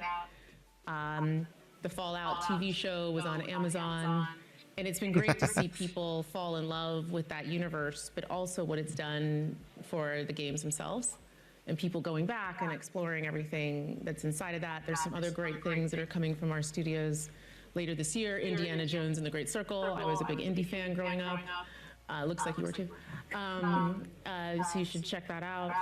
But really right now for us and our teams, our focus is on the people impacted and doing everything that we can do to help them through this hard transition. I think one of the things that was most upsetting both to Xbox gamers and to employees is that, you know, one of the shuttered studios in particular just created a hit game, did really well on Game Pass and in terms of engagement, and won a ton of awards.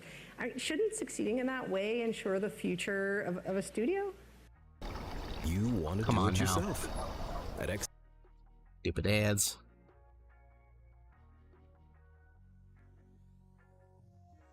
Luckily, it's only a 15-second ad.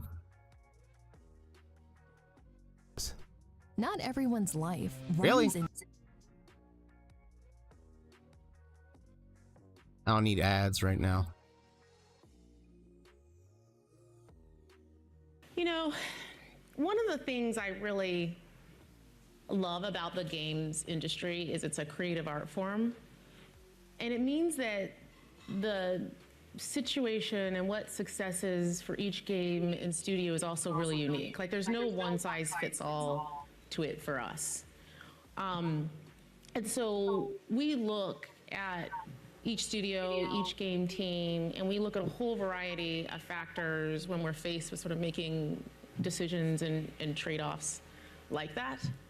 But it all comes back to our long-term commitment to the games we create, the devices we build, the services, and ensuring that we're setting ourselves up to be able to deliver. Not answering the question. Talking, you know, further about. Oh, come on, really? Okay. She also didn't press her further right here. She's talking about a totally different subject matter. She okay, so she should have pressed her and said, hey, you didn't answer the question. She should have pressed her and said, hey, you didn't answer the question. So that was a non-answer. Growth. I mean, one of the key focus areas for Xbox in terms of growth, and this was also one of the key bets in the Activision. Yeah, she's not going to press her. Was mobile. What's the Xbox plan for future mobile gaming, and when can we finally see it? Yeah, it feels like it's been a long time since we announced the Activision acquisition, which we completed in October. And the whole thesis about that, a lot of why we did it was about mobile. And we felt strongly that there has been an opportunity for there to be an experience on mobile that is centered around gamers. Like we talk a lot about how there's 3 billion gamers in the world. 2 of those billion play on mobile, and half of those actually play on mobile and they play on another device. But there isn't actually a gaming platform and store experience that is centered around players and goes truly across device, where who you are, your library, your identity, your rewards, that travels with you versus being locked to a single ecosystem. And we've recognized that opportunity for a long time, but we wanted to make sure that anything we built was really grounded in people who play those mobile native games and the creators of them. And so being joined with a team that has real deep expertise in mobile was important to us. But we are that now. And so in July, we are going to be launching our mobile store experience. We're going to start actually by bringing our own first-party portfolio to that. So you're going to see games like Candy Crush show up in that experience, games like Minecraft. And then we're going to extend that capability to partners so that they can also take advantage of it and have a true cross-platform, gaming-centric mobile experience. We're going to start on the web, and we're doing that because that really allows us to have it be an experience that's accessible. Oh, I see where they're across going all with this. devices, all countries, no matter what. They're talking about streaming. They want to do streaming, gaming streaming right now as their main focus. And then we're going to extend from there. So I'm excited about it just because it's something that we wanted to do for a long time. We've heard gamers talking about it for a long time. They want people We're to now play at the video point games where on we their can take those phones, steps. like playing Halo and streaming it on their phones. That's what they want. See Candy Crush and Minecraft in it, or how soon, or you'll see things roll out over time. do you know how soon partners will be able to use it as well? You know, our goal is to get partners using it shortly after launch. We really want to make sure we start and we scale using our own IP first. That allows us to make sure that the experience that we bring partners into really builds on all the quality and learning that we have as a team. Another big discussion point in the Activision acquisition was cloud gaming and how big that market really was. When will we really see it gain traction? Is it gaining users finally in any particular regions and scenarios? How is it doing? What do people use it for? Yeah, so, you know, cloud gaming, for those that don't know, I don't know if everyone here in the audience is familiar with it, is just the ability to play a game natively from the cloud. So you don't need to actually have a piece of hardware in your home, and you can experience something that's AAA Xbox gaming on any device, regardless of the local compute that you have. And we have been investing in that for some time because we really believe that opening up sort of these beautiful immersive experiences to more gamers is important for industry growth, for developers, and we know people want to play those experiences. And we're seeing tremendous growth there. We have more demand than supply in that area, and you'll see What us I'm saying is that we don't have the rolling out more technology right now. capacity, People would love to be able to introducing do that, more of course. options for people to jump But currently in the and technology's play on the not cloud. there right now. And is it That's what growing she's saying. faster than the overall market? We were talking about the market itself is down. Where is cloud gaming? It is growing faster than the overall market, really bringing in new players and growth for us. So it's an area where we're investing more and we're excited about. Earlier this year, Xbox announced for the first time that it was bringing a slate of Xbox-developed games, Xbox-exclusive games, to rival platforms, to Sony's PlayStation, Nintendo Switch. That obviously was a big change. It was a little bit unsettling for some of the Xbox hardware fans, but how is it going so far? Do you have any data about how the games are doing? Do PlayStation gamers really want to play Sea of Thieves? You know, it's early days yet, so I don't have specific data to share, but we are really encouraged by the reception of our games. And one thing that I think it's important to note is, as Xbox, we've been putting games on other platforms for a long time. Minecraft is available pretty much universally. The teams at Bethesda have had games on other platforms. The teams at Activision Blizzard Those places have been around at other, they were before they became first-party exclusives, so of course. As we move forward, Xbox didn't enable them to be multi-platform. They themselves were available multi-platform before they got purchased. At the same time, we've talked about mobile, we've talked about cloud. I mean, of course, Xbox itself's heritage is in console, and the energy around the console right now is a little challenged. Many of the hardcore long-term customers are worried. They're worried about the release on other platforms. They're worried that that may indicate that Xbox is defocusing its own hardware. What do you say to them? How do you make them feel like Xbox is still for them? Yeah, at first, the worry that I see is happening across the industry, and I think is a lot of what we're seeing, just industry all up. But specific to core gamers, my focus has really been on engineering and building that next generation hardware experience that really relates. Okay, what she just said there, right there, she's saying, we're not interested in the current generation of Xbox. We're going to try again with the next generation of them. That's what she just fucking said right there. Experience that really building the next generation of hardware. To their needs. I talked about this a little bit publicly a few months ago. I talked about how, our focus is on delivering the biggest leap ever. And that's about really thinking through every aspect of what that hardware and what that experience delivers with the core gamer in mind. And that is about power and performance. That's absolutely a part of it.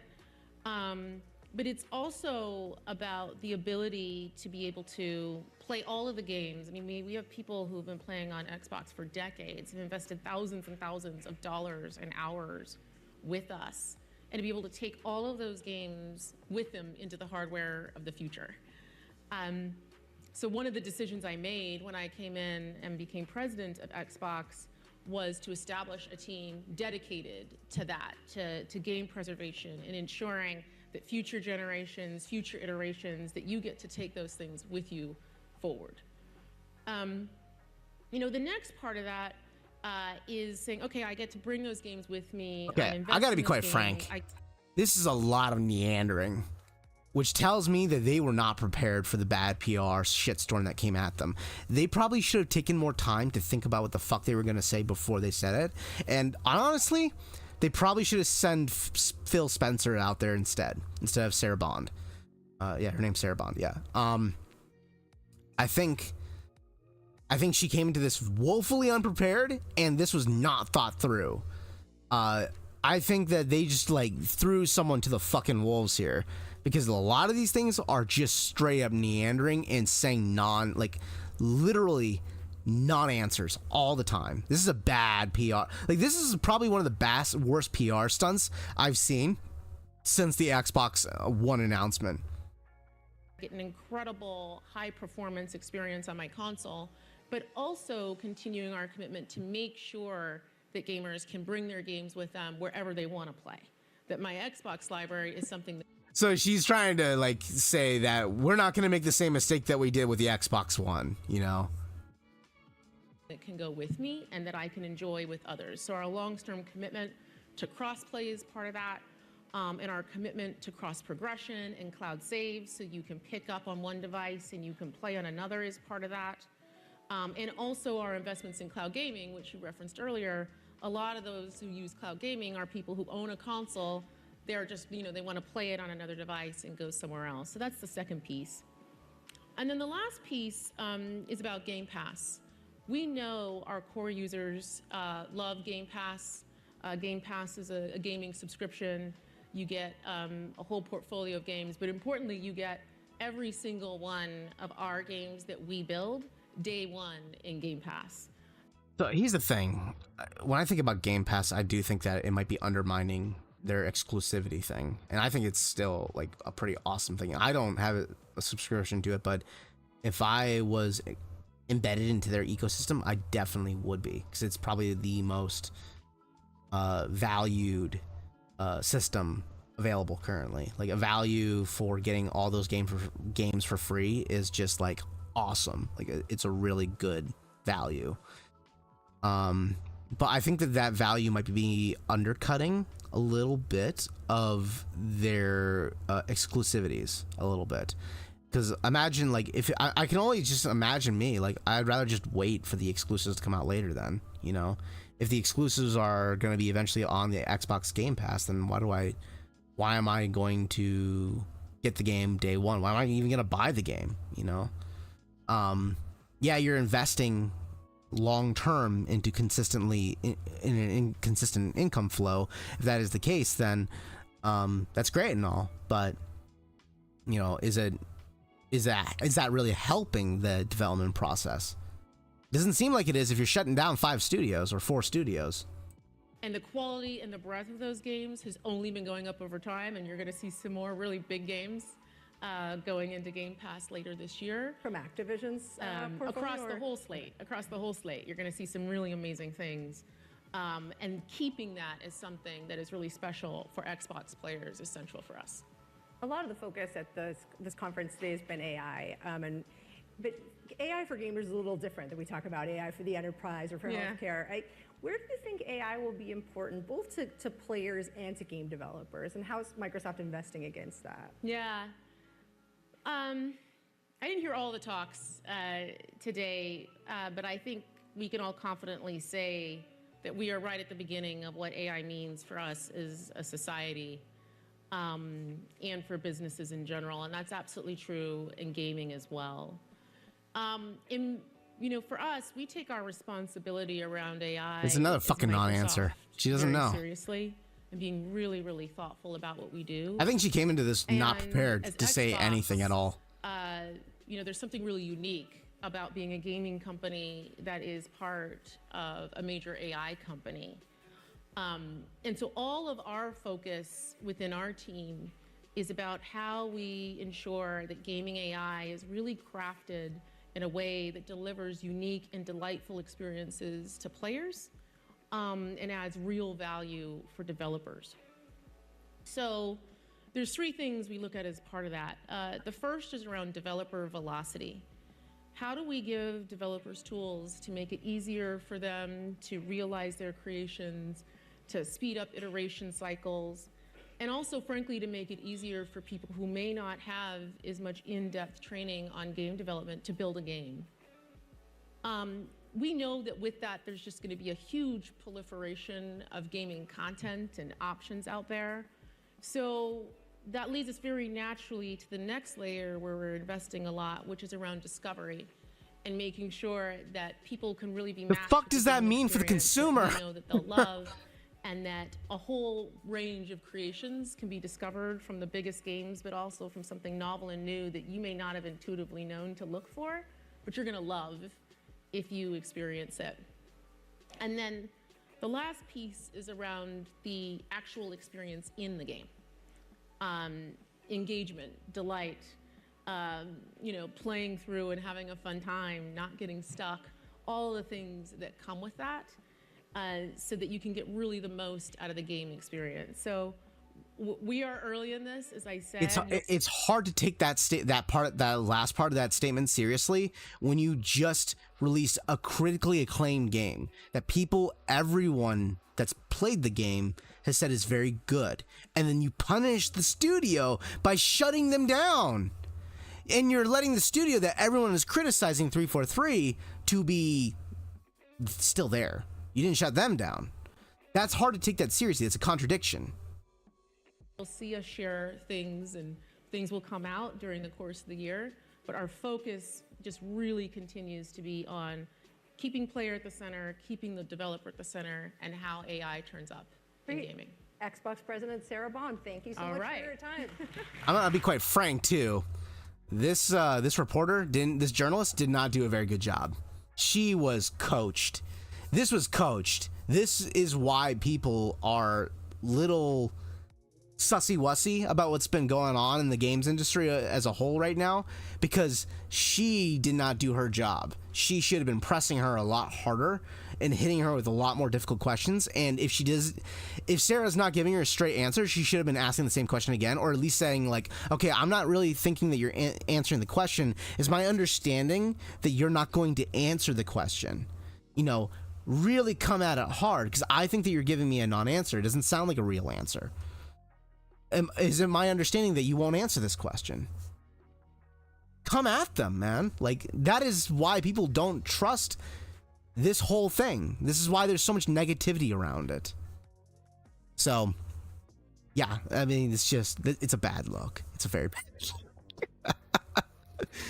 look. All right. That's enough of this conversation, because it is a rough time in the industry as a whole, and I'm worried about it.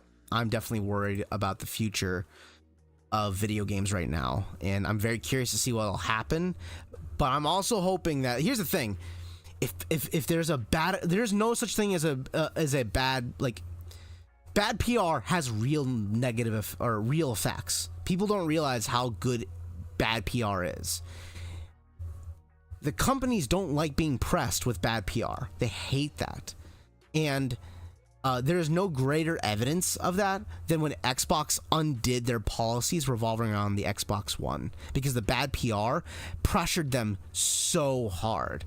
Same thing with PlayStation. When PlayStation tried to, you mentioned earlier, Sony tried to make people make an account to play Helldivers. They got pressed back about that, and eventually they unrolled that very that very thing. Bad PR has real ramifications on companies. So if people want these things to change, speaking up against them is the appropriate thing to do. Make sure that they're fucking make the CEOs come out and have them sweat themselves. Do it all the fucking time and laugh at them when they do shit like that, because it'll work. It'll fucking work. People don't fucking like being humiliated like that in public. And unfortunately, Sarah did kind of made herself look like an idiot. There's no other way around that. All right, let's get back to some Tekken. All right, let's grab my stick. Oh, what good. All right. Oh, what fun it is to ride on a one-horse open sleigh.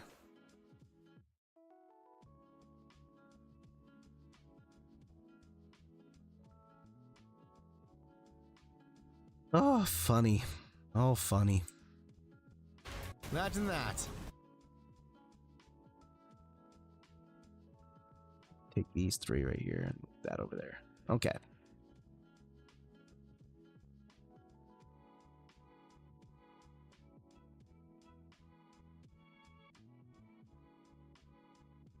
Keep practicing my wave dashes.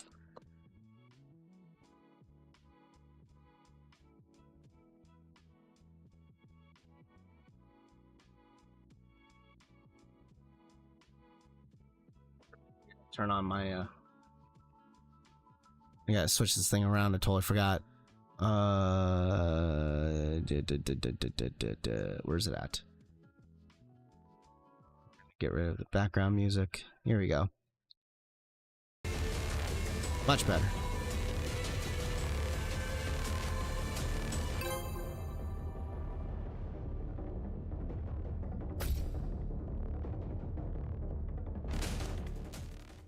It's 3 in the morning where you're at, man. Get some rest.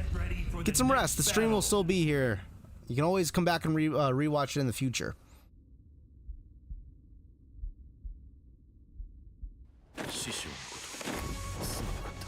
You know, getting good sleep is important in life. Round 1. Fight.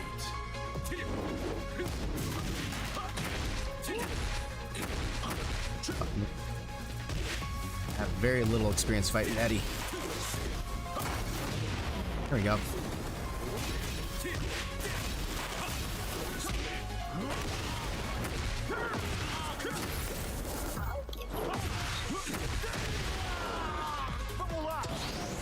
It's too bad they don't. I don't know if they fixed this yet, where you can like replay match ups against these characters. Okay.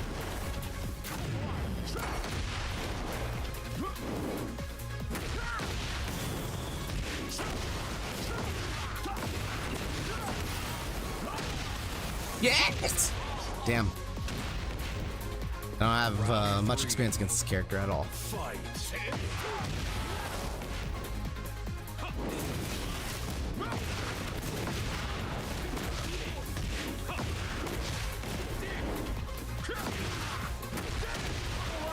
But you can transition to Hell Sweep from that, okay.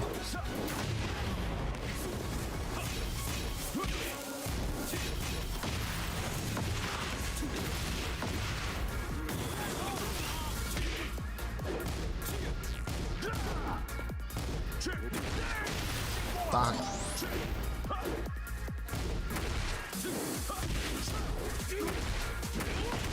Fuck me, he caught me before I could retaliate.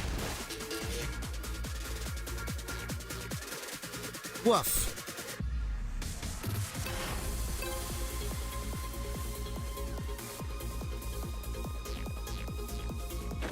Don't have a lot of experience against this character at all. Round 1. Fight. There we go. Big read.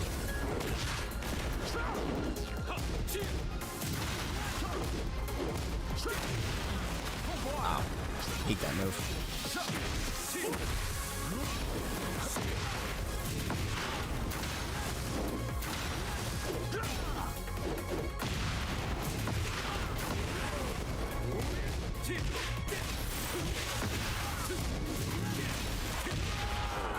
Keep that pressure going.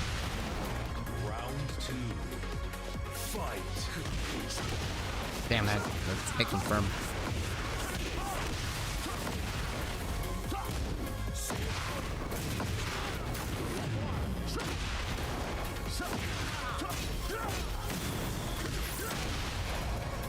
Fuck me, man. That's incredibly good that he's got a low that transitions into that stance of his. Shit, I stayed stuck in there. That was my own damn fault.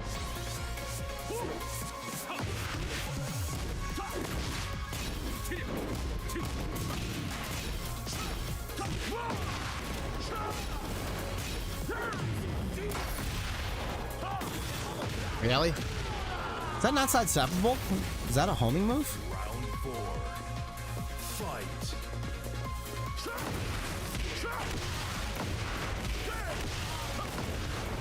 Fuck me.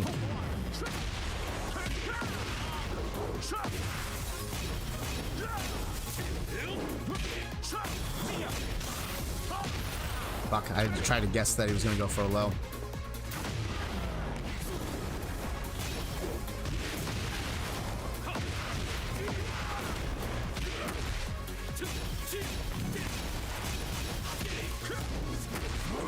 That's my own fault. Pressing buttons too much.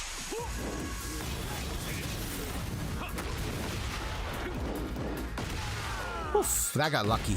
That got lucky. Final round. Fight.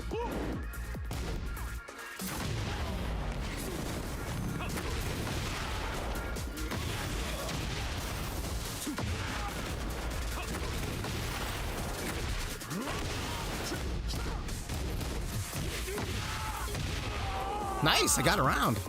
Or not a round, but a set. I didn't think I'd win.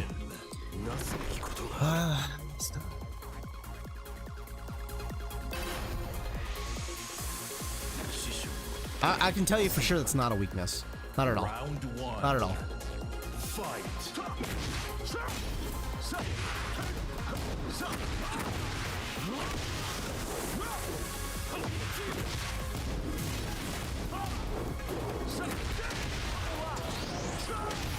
Fuck me, dude. I realize Eddie's got a shit ton of fucking homing moves. I have a really hard time evading them. Fight.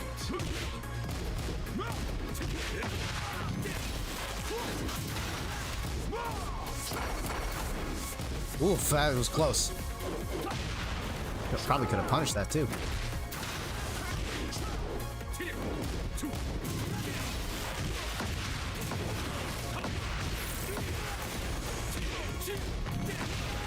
Nice, nice.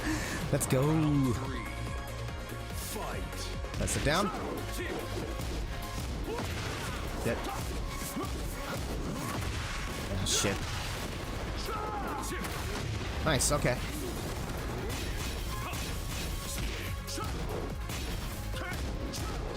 That was a lucky read on my end.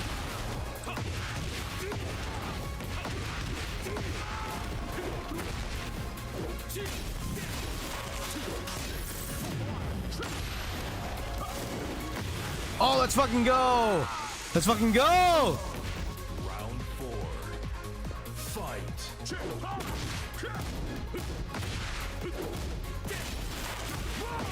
Shit.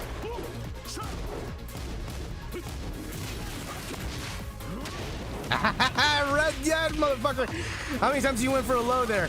Oh shit, I screwed up the combo though.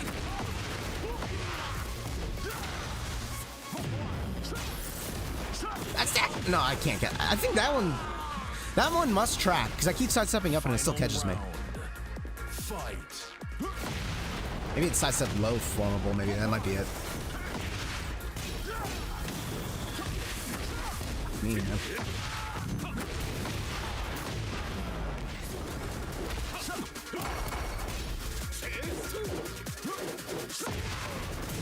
Oh man, I might be able to pull this off.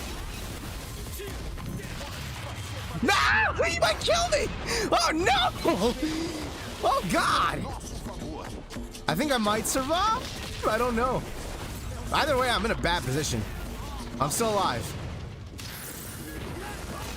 Yeah. Let's go! Oh my god! Wow. Yeah, that was a tough fight. That was a tough fight. Get ready for the next battle.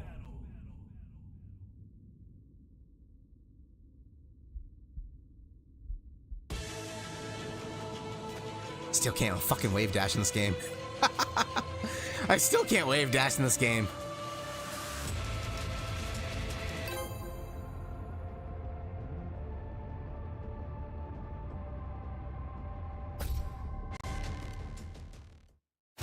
Like, I've been practicing wave dashing for like almost a year now, and I still haven't got it down. I've been trying really hard. I even bought like new like parts to try to get it down. I'm still struggling with it.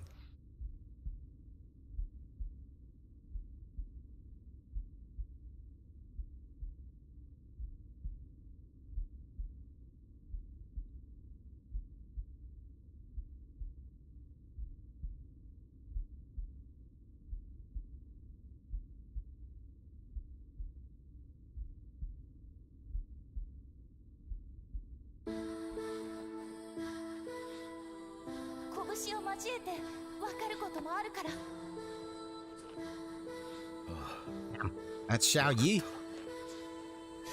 Round one. Fight.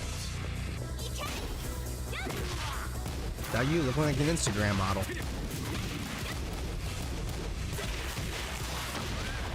Hit.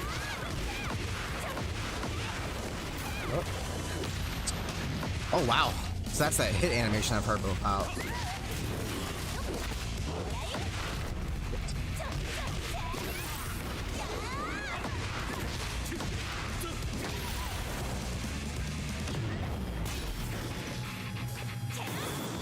Let's go! Fucking waiting for it. Fucking waiting for it. I was like, okay, I'm pretty sure he's gonna heat smash in this range. I just gotta wait for it.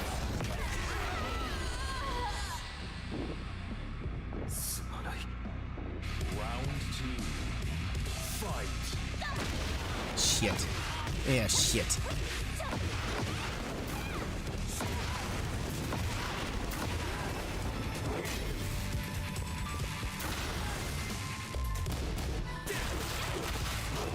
Is that a left throw? That must be a left throw.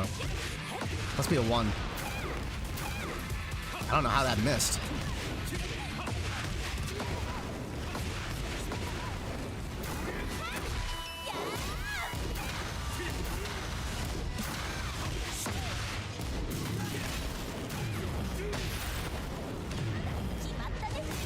Oh wow, didn't do anything. Wow, he read that! He saw me going low!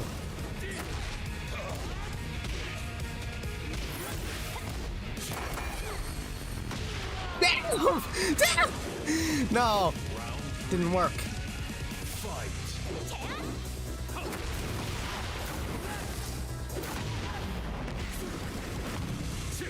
Still can't do it! Not fair. It's not fair, I can't do it. Is that that's gotta be a one throw.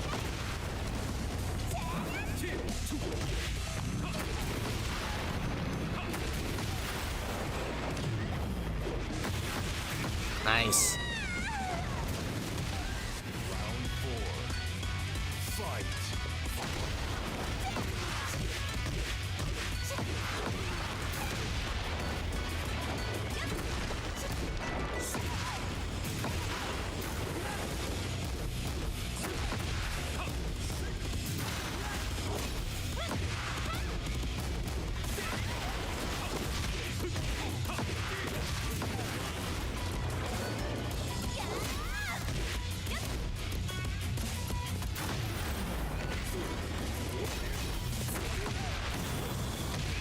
Go. Let's go.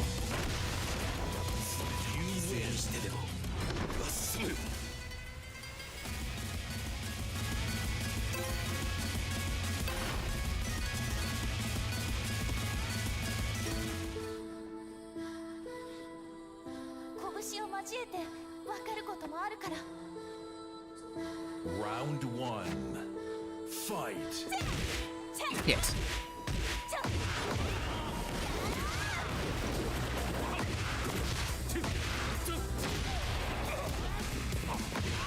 Yes.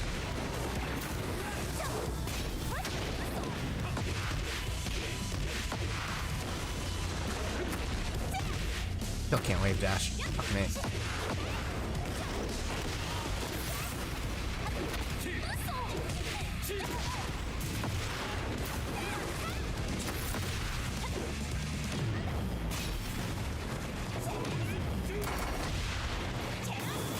I had a feeling there it was. Oh, I thought he was gonna go for the low, so I was trying to parry it as a sassy remark, but no stats for me. Nice, good punish.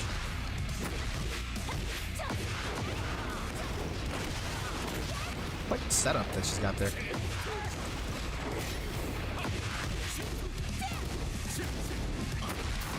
Thought here would be a jab. That's crazy that's a double mid option like that. I suppose it's not too different from Jin's here.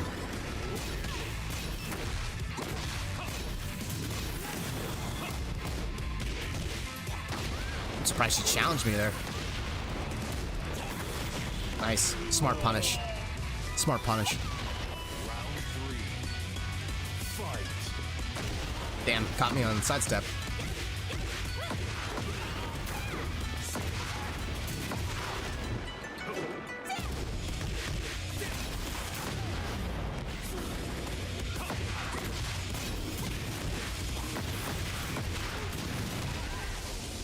That works. I was trying to wall break, but that works as long as it killed.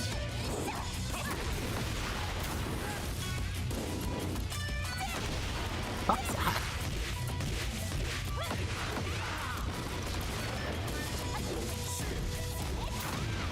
And that. Shrubs here. Shit, there's no way out of that. Cornered like that, literally in the corner, no way out. It's a tough opponent, scary opponent.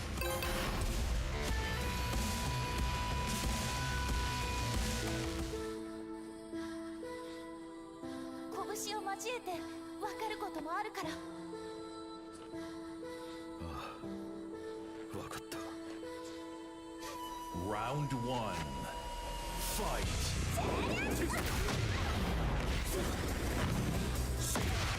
Yeah, wave dash that.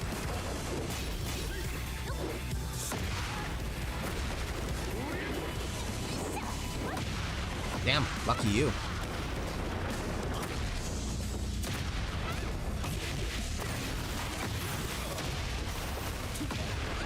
There we go. Round two. Fight.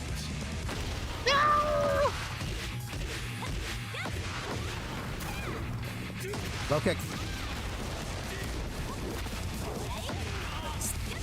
Good move, man.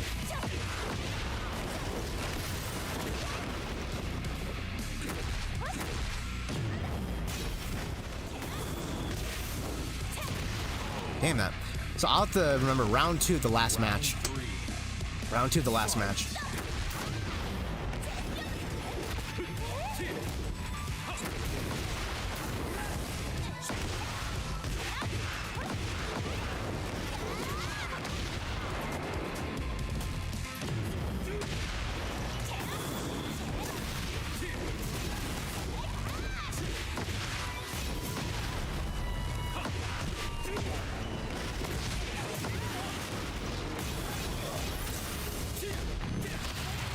Damn you.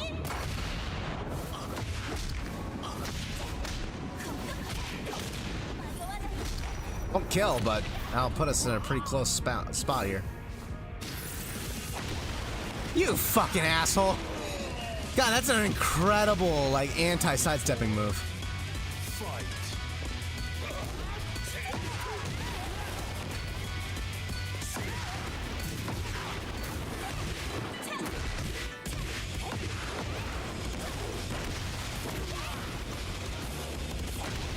Fucking A. That move's crazy good. Good.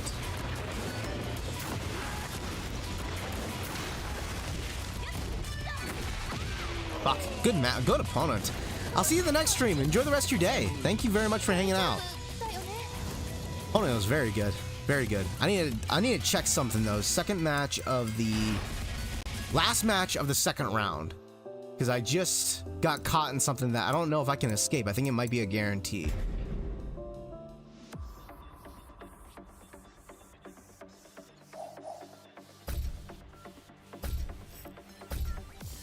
Let's find out. Can I get out of that little mix that he's got going on there? Or is that guaranteed? It could very well be guaranteed, but I wonder if I can just straight stand up and I'll block it. I kept trying to sidestep or side roll and I kept getting clipped.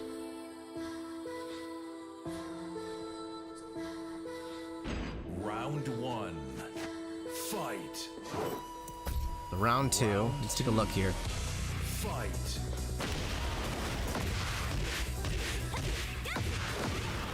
I think it's right here that he grabs me. Here we go.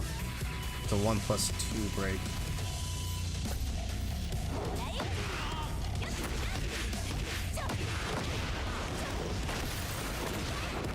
Those straight up standing up doesn't work. But at the end of the string, do I just stay down? Will it miss then? No, it's... Oh, that's right, because I tried to... Okay. So right here, I'll just stay down and see what happens. Does it always connect? It still connects. Okay, so what about if I just... roll away? It still catches me. I think that's a guarantee. I don't think there's any way out of that.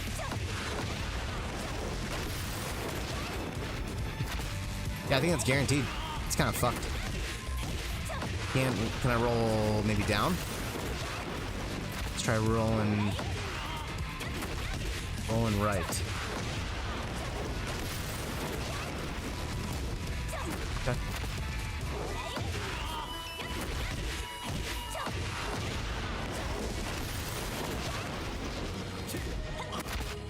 I think there's no way out of that. I think it's completely trapped. Yeah, there's no way out of that. Completely trapped. So that's a perfect trap. Okay, good to know.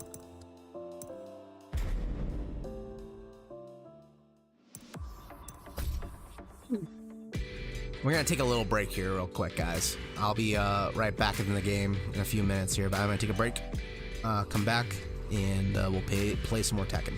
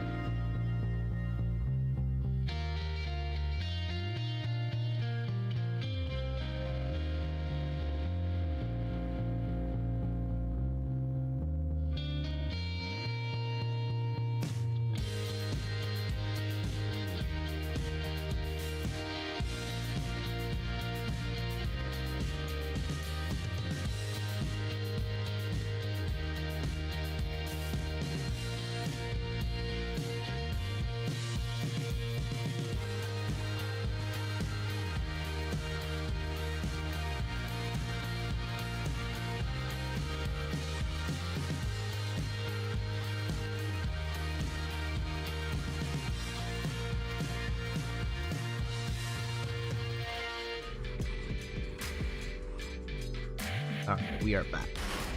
Okie doke.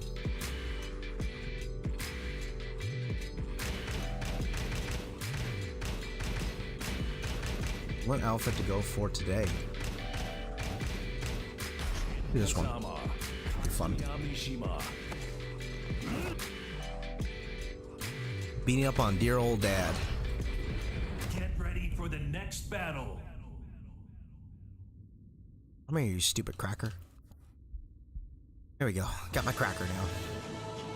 In case anyone got the thing mixed up with what I was trying to say. I wasn't trying to make it sound like a bad thing.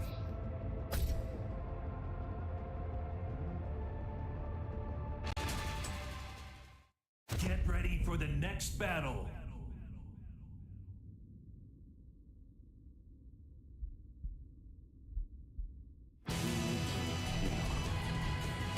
Round one. Fight. Yeah. Yeah. Oh damn! I didn't know you had a low, like another low version off that.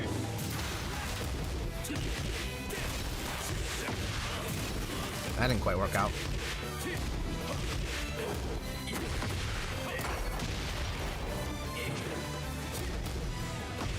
Damn! I can't wave dash. Stop it.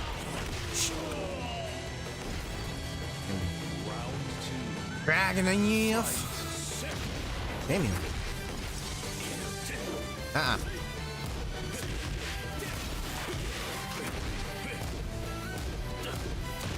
Oh, damn. I love the whiff sound effects of that fucking move. You hear like the heavy wind slash in there. It's really awesome little detail there.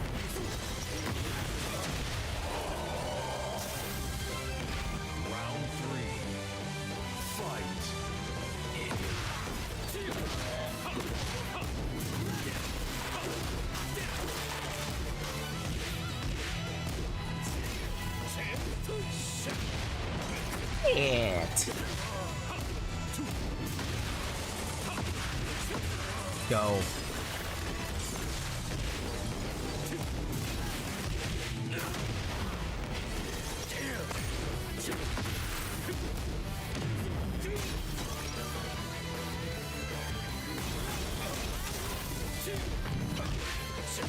Wow, he challenged it.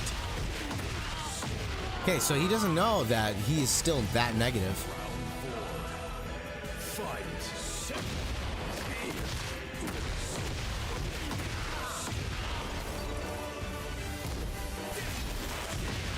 Oh. Good move, right?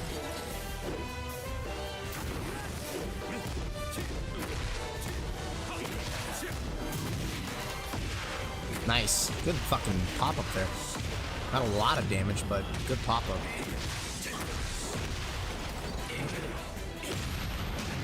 Damn.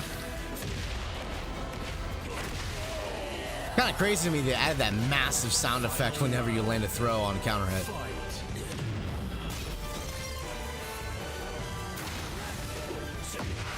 Shit.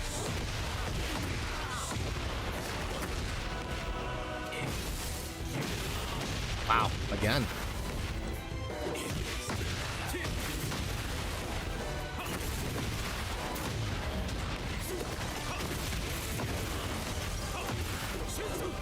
How did that is? I don't understand what's going on with some of the shenanigans going on here, but wow, got that shit. Oh, that was a messy match. I don't know what was going on, but I feel like some of the hitboxes were missing there.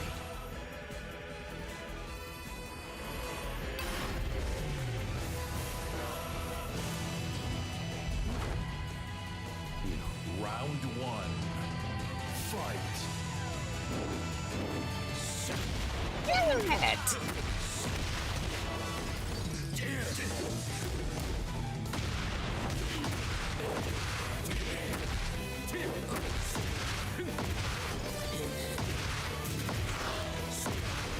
I'm working those legs, baby.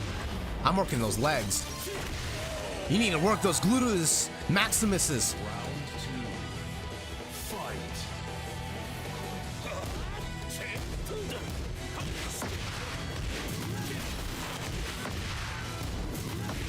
Ow.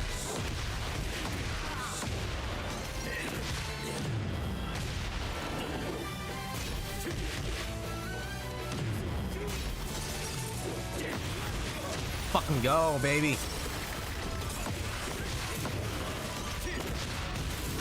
Let's go! Round 3.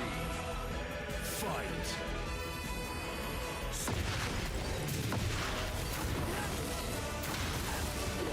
Love that.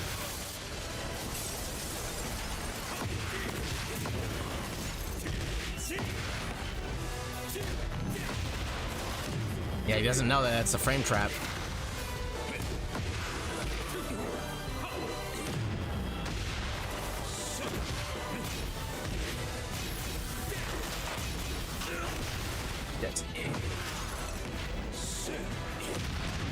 Damn.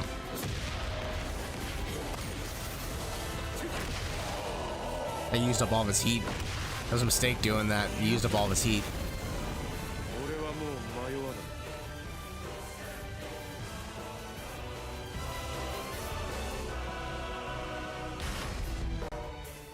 Get ready for the next battle.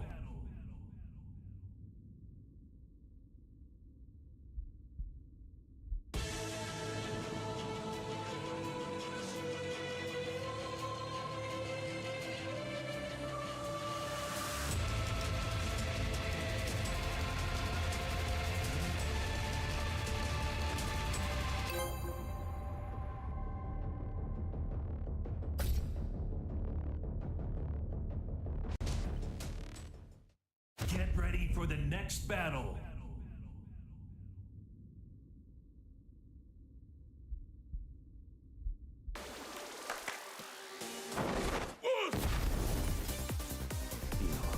Round 1. Fight.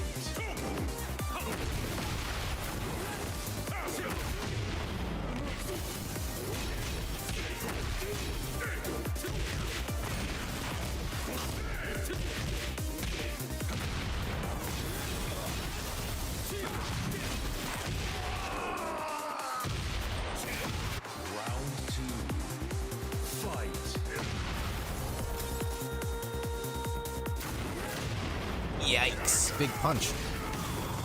Low? No? Low? Low? Okay.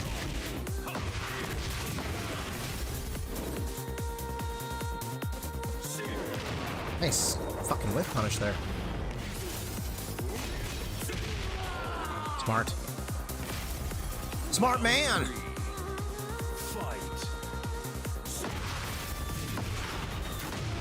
Doing a good job of playing his keep out game. Shit. This is why I don't like playing Wi-Fi players.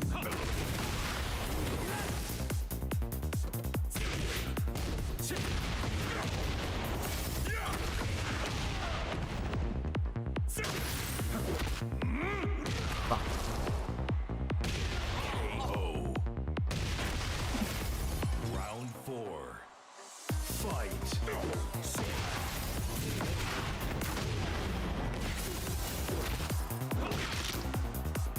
Head will be towards me, so I can just do this.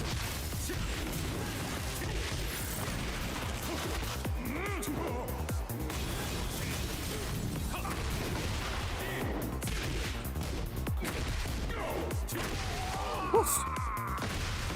Thinking that enough times to know that that's a high now.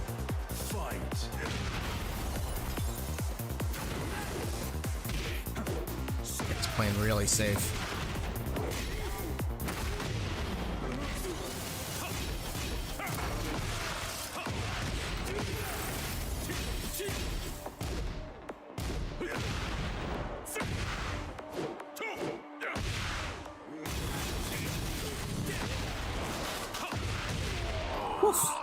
Got a little nervous there when I overran at him.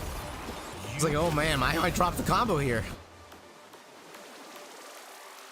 I would, like, under normal circumstances, I would probably not rematch him because it's not a great connection.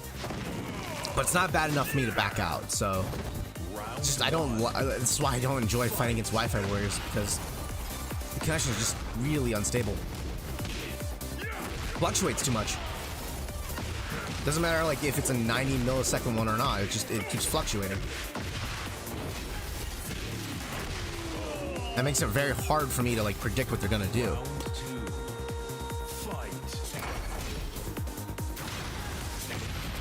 Oh, nice.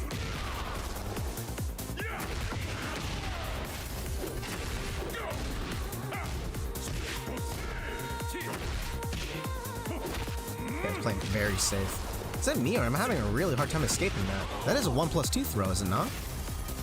Round 3. Fight.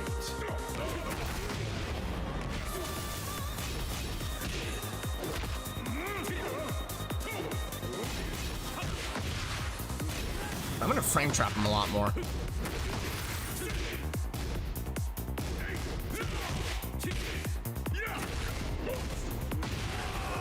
Every time I fight him from range, he always just fucking beats me. So I just need to frame trap him a lot more. Come on, really? That fucking my input.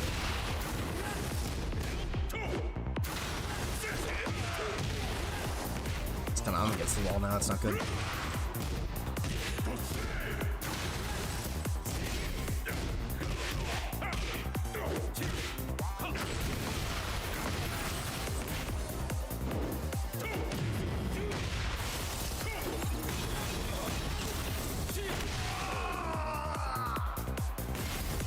Okay. I'm expecting a shoulder check. No?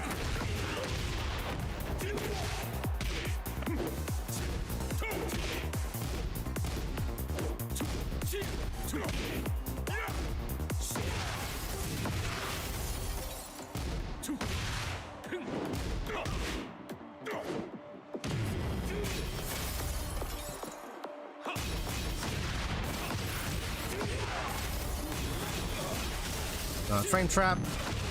There we go. Oof.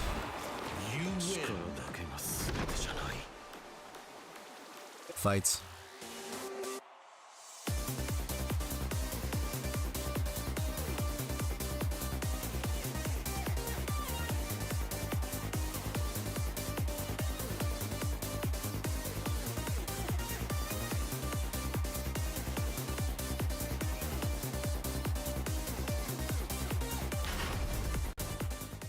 Get ready for the next battle.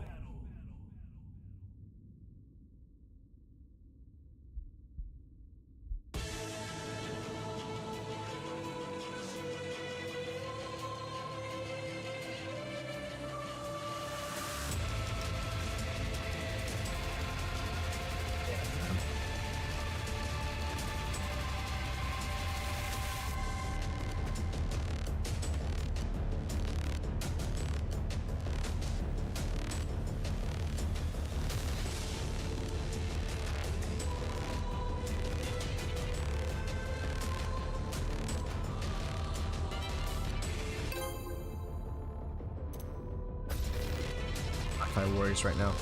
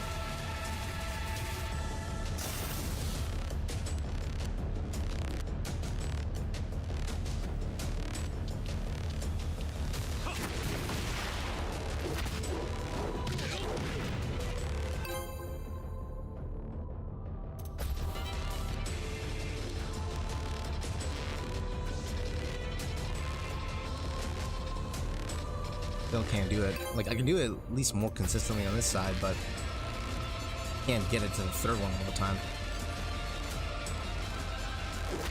I don't know how those people are able to do that so consistently without input errors.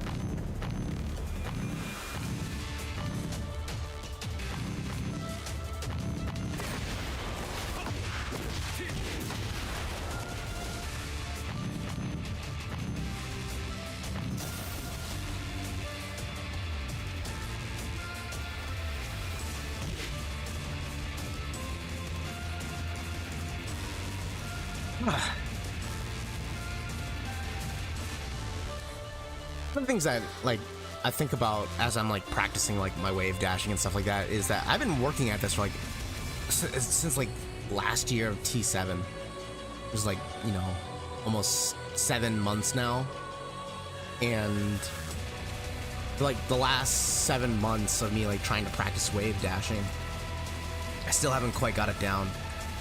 And I have a lot of like conflicted feelings about like obtaining a skill that takes me like months to achieve. I have a lot of conflicted feelings. This is really rewarding when you do pull it off. It's that much more rewarding, but at the same time, it's very frustrating that it's taking me this long to master.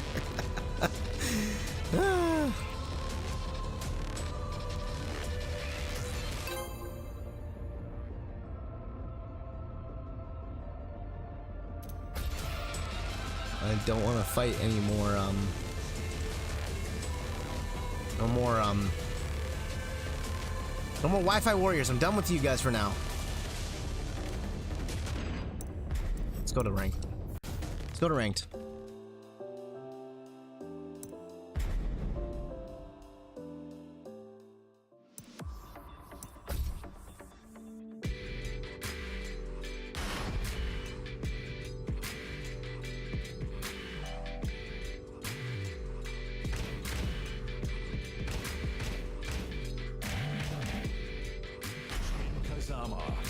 Kazuya Mishima.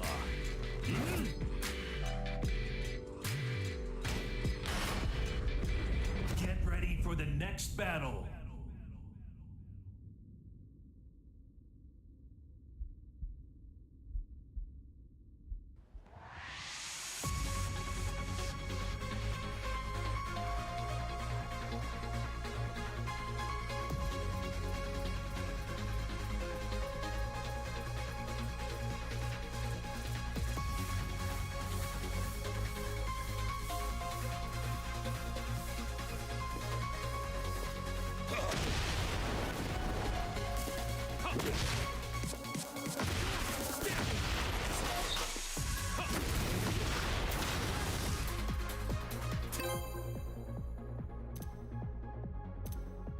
I don't want to fight a Wi-Fi warrior right now.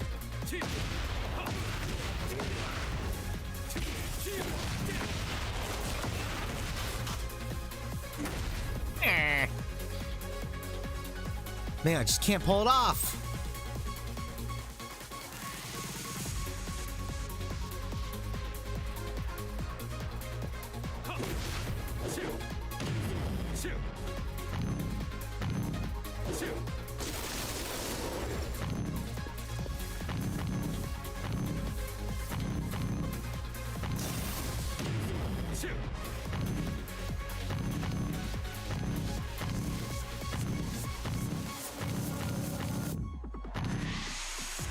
So you may be wondering, like, why am I like doing this and doing the wave dashing with that? I really like the way the laser eyes sound, and I'm like trying to like train myself to like positive feedback this fucking skill. I'm like legitimately trying to use positive feedback to like get my muscle memory to feel that positive feedback and like try to make it remember how to do this properly. That's what I'm trying to do right now.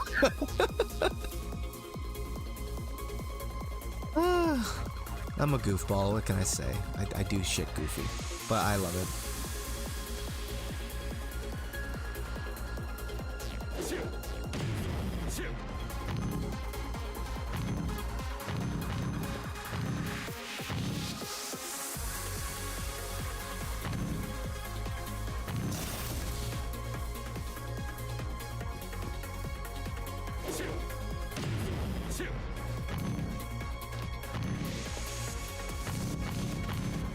Nice.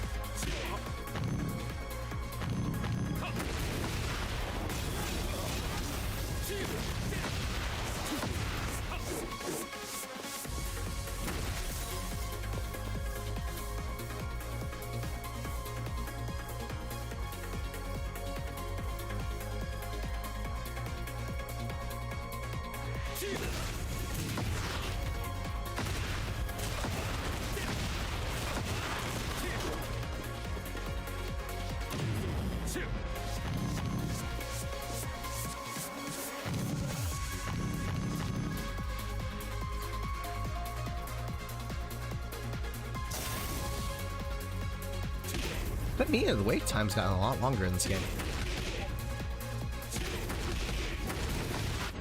I'm gonna like fuck around in the fuck around over at the lounge for a little bit.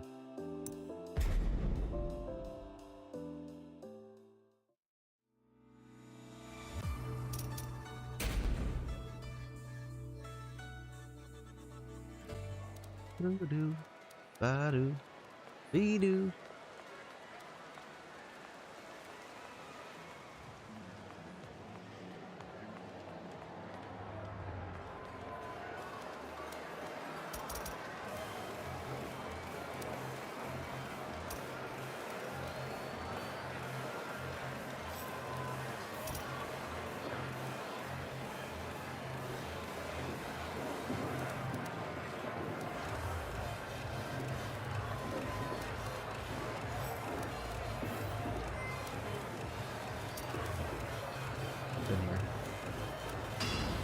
There you go. Not want that. Do still want to keep practicing the player one side, so that way I can kind of get that wave dashing down.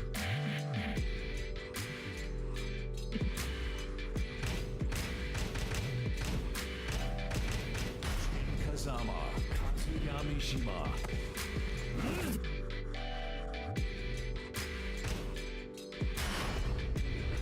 Get ready for the next battle.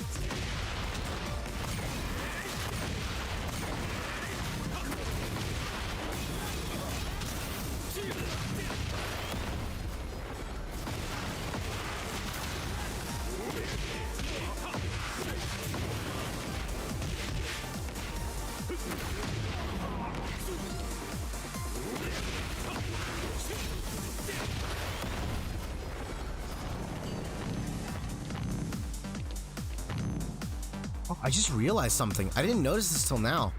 When you get the red eyes, there's a little bit of red feathers. See like the red feathers coming from Jin's back? That's fucking sick. How did I never notice that detail till now? That's cool as shit.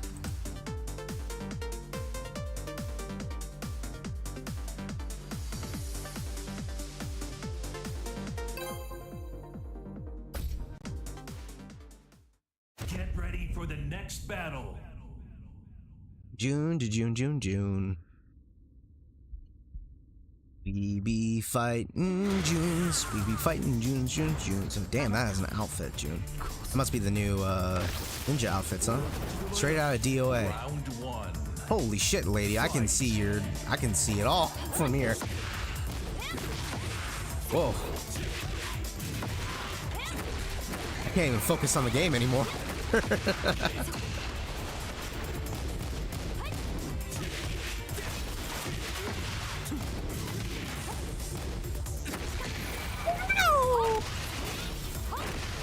Damn. See what I mean? I can't focus on the game now.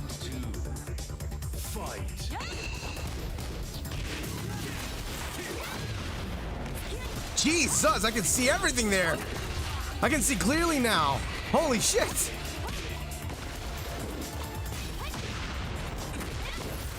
This is not a fair fight, girl.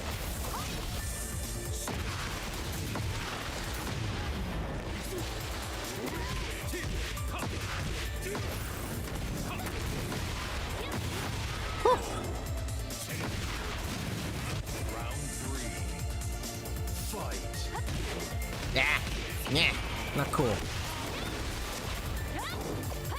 Step. No. Damn, that came out quick. Nice. Smart.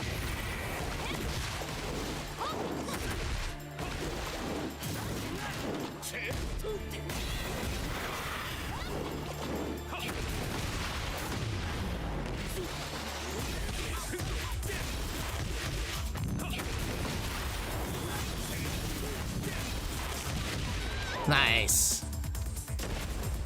Round 4. Fight. Ow!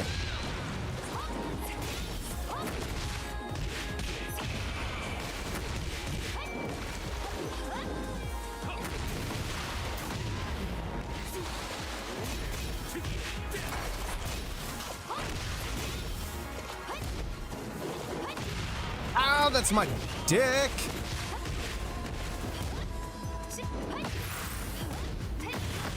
That's what we call child abuse.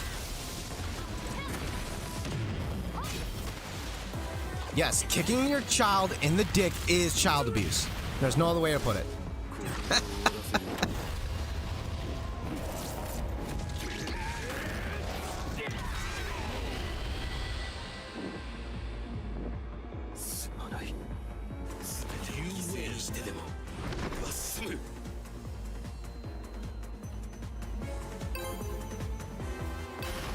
Fight again.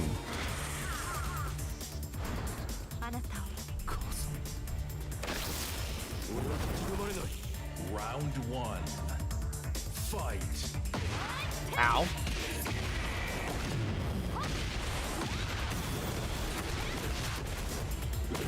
Mommy, stop it.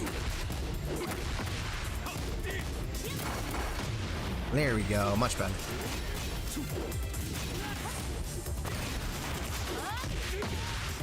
Low, no lows for me. Uh-huh.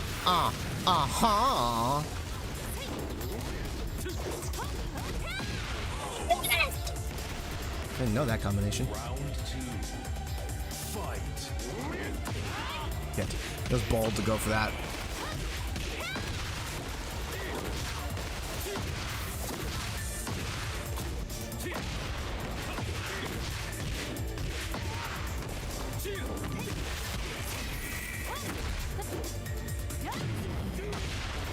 Press him down? And you whiffed it. You whiffed it. Round 3. Fight. Low! Socket!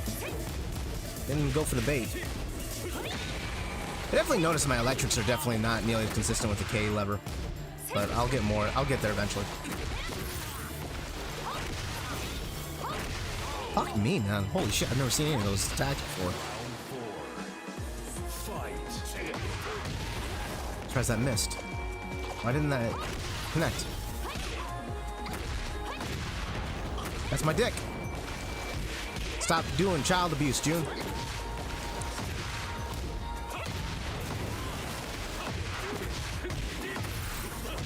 Get out of here.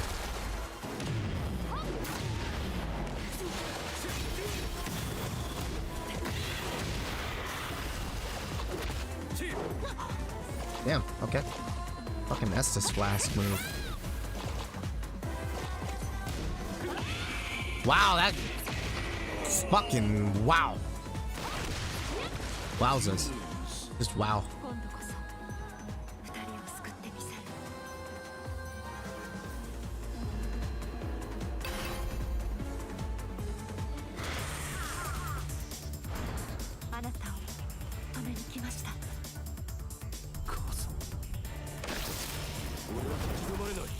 Round 1. Fight. There we go. It's a shame that this has to be a massive wall map. Basically consider these wallless maps. It takes so long to get to the other side, so. He doesn't know that that's frame positive. Got it. So I'll use that to get bigger damage now. Wave dash. Can't quite get it down. Wave dash. Still can't get it down. The live match is just so much more difficult to land. Yes! I got it! Let's fucking go. Round 3. Fight. That's a really good combination.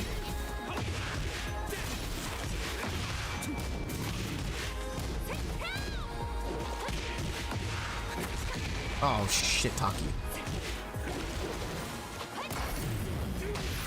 That's a really good fucking poke tool that she's got. Luckily, he overcommitted. Looks like it's very whiff punishable though.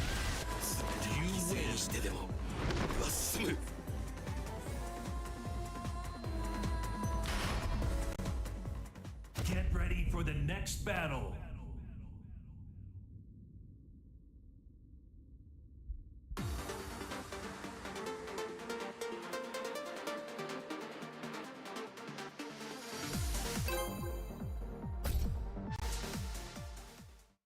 Get ready for the next battle. It's a Yeti. Mr. Yeti.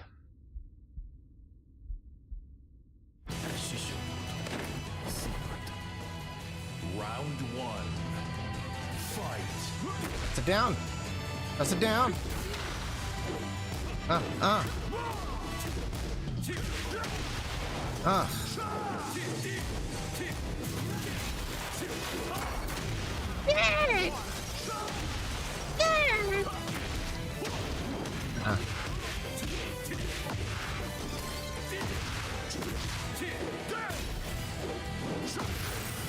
Eddie. You incredible, beautiful bastard, you. Round 2. Fight.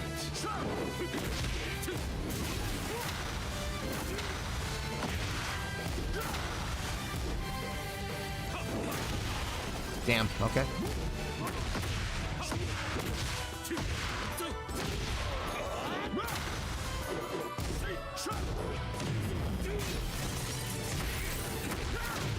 Huh, I'm surprised that landed.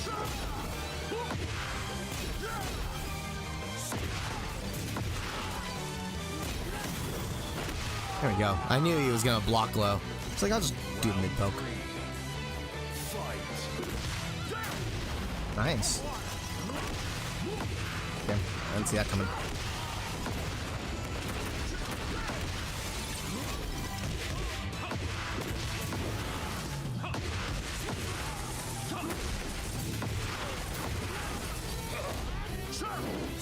Let's fucking go! Oh, I didn't go through the wall. It's fine.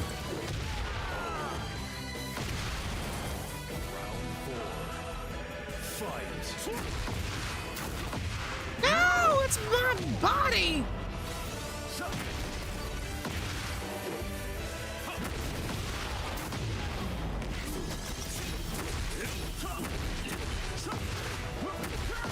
Oh, neat.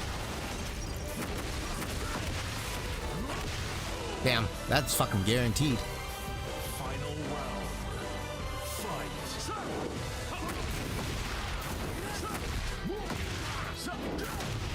Damn that.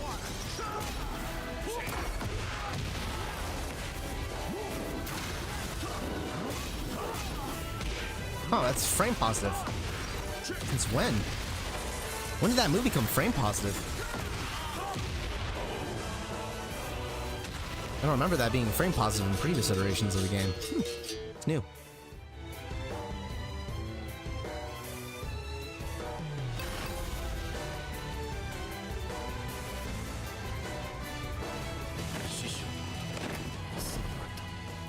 Round 1.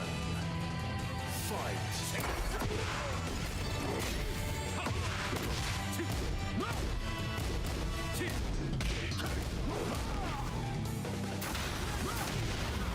Hit Taki.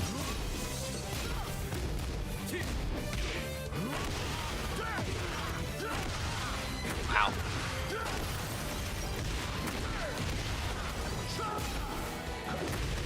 Damn! Oh, damn. Round 2. Fight. That's really good fucking combination.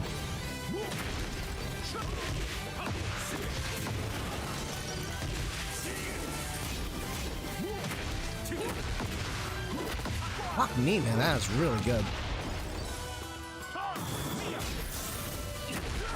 Oh, you didn't go for the low.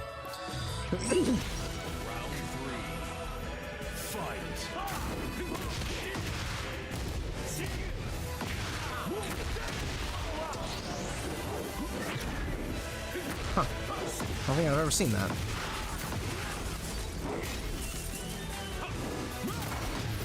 Go.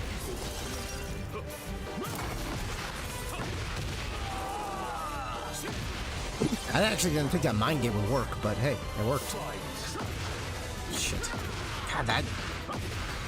Eddie's got incredible reach, and I'm realizing it. His mid-range game is pretty fucking scary.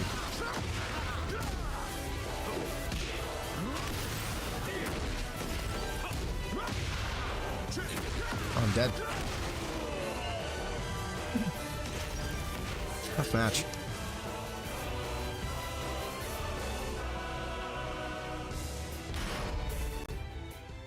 Get ready for the next battle.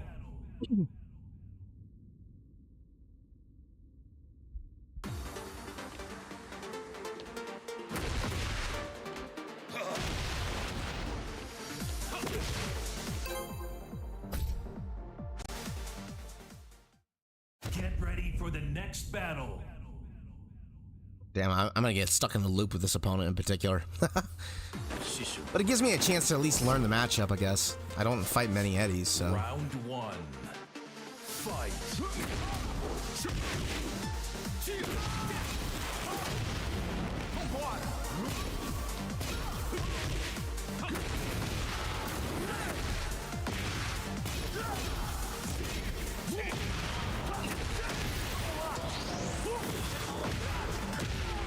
Oh man, that's real good. Round 2.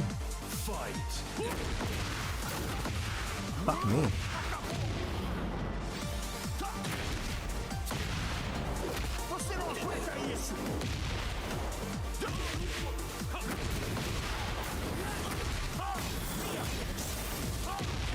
Damn. Man, this guy's styling on me now. I don't got it. He's beyond my capacity. Fuck me, dude.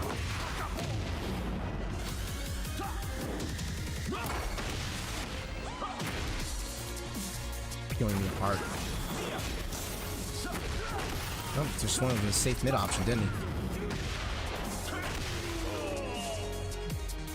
He's definitely beyond me. Damn.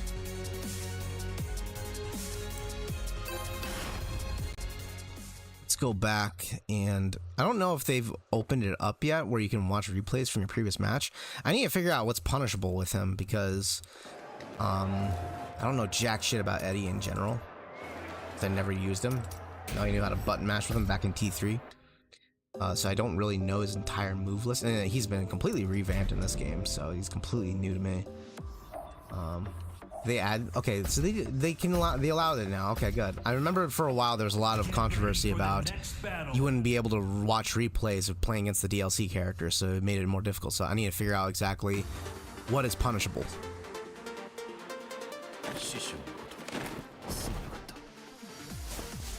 Round 1.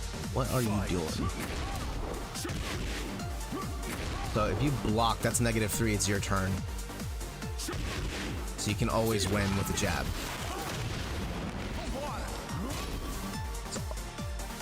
Oh wow, all handstand moves. So if you block a handstand move, that's what I did wrong. And that's why he went with armor, because I didn't know that. So that explains a lot. But you just can't like practice it. That's the shitty part. That's kind of not cool. Seriously? At least you can learn it this way, I guess.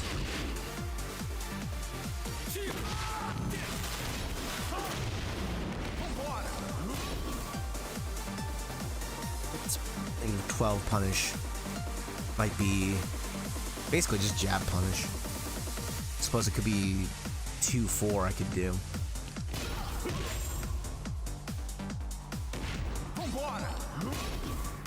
So he does the armor. Armor, which is -11. Really? That's an 11 frame move? That's really an 11 frame move? There's no way that's 11 frame. Is that? That's what I'm missing here, is I didn't know any of these were fucking punishable.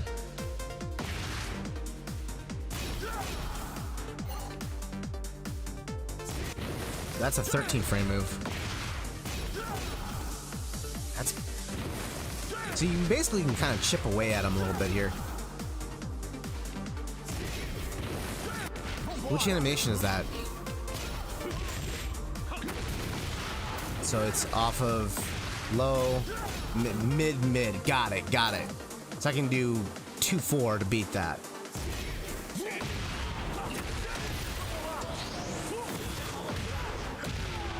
Okay.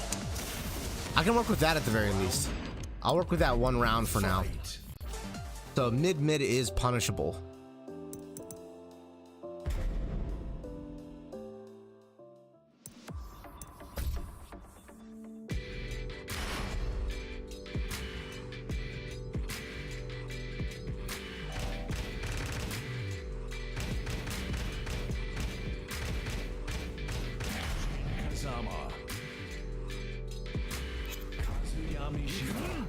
Kazuya Mishima. Get ready for the next battle.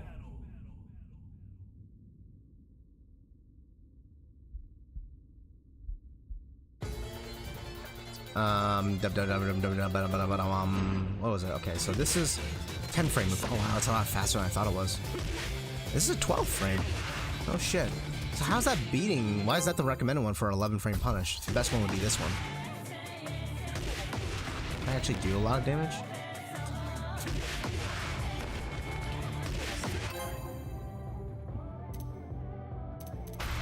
How fast is this again? I forgot. 14 frame. The big punish. Okay.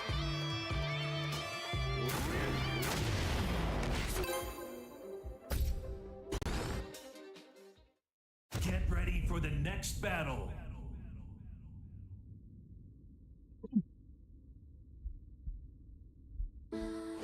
It's you. I remember fighting you. I remember you. You mister. Mr. You. Mister. Shit.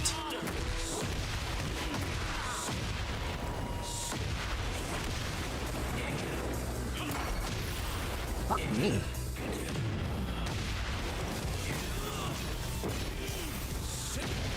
Yeah, I tried to parry it. At least I got him from getting it perfect. Hey, okay. Let's try this again. There? Okay.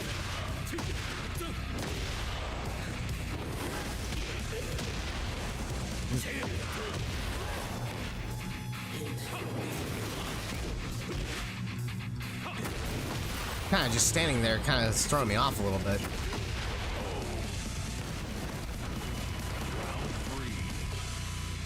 Let's step up. I think Dragunov is weak against sidestep down, isn't he?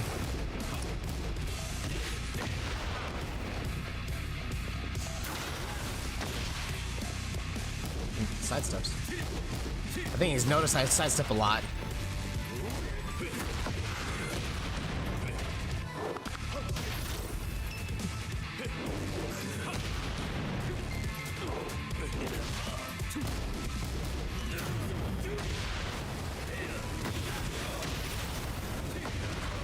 Oh, come on, that's not what I wanted, but it worked out. Whatever.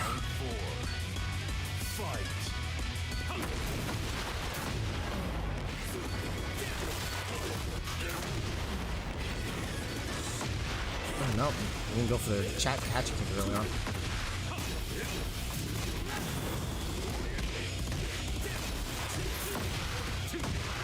Go!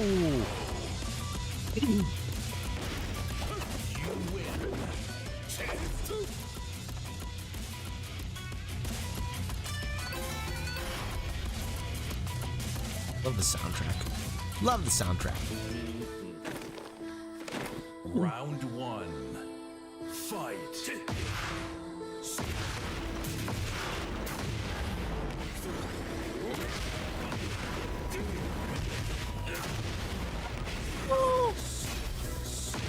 Damn, no frames. Plus frames, huh? Yeah, man. And hatchet kick. Round two. Fight.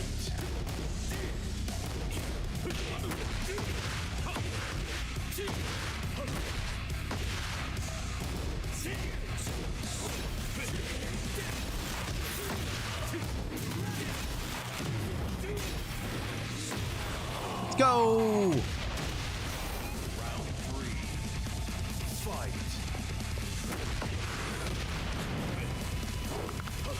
I'm pretty sure it's a 1+2 break, isn't it, to get out of that?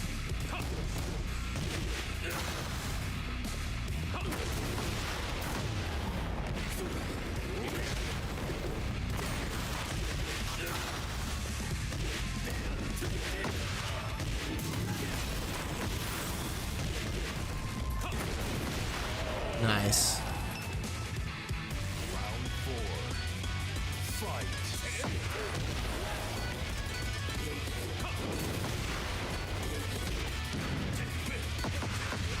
That's a one break.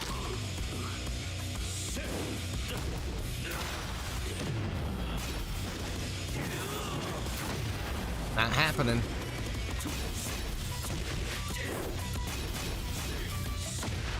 Okay. Surprised how much this guy fishes for pop-ups.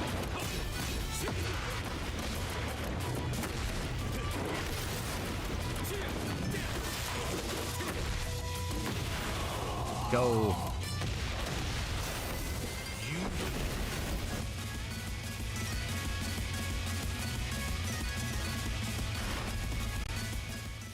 Get ready for the next battle.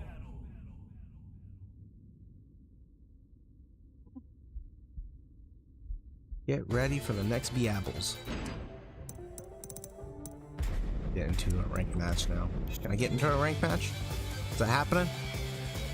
No, it's early for a lot of people, so maybe I might have to try it later today.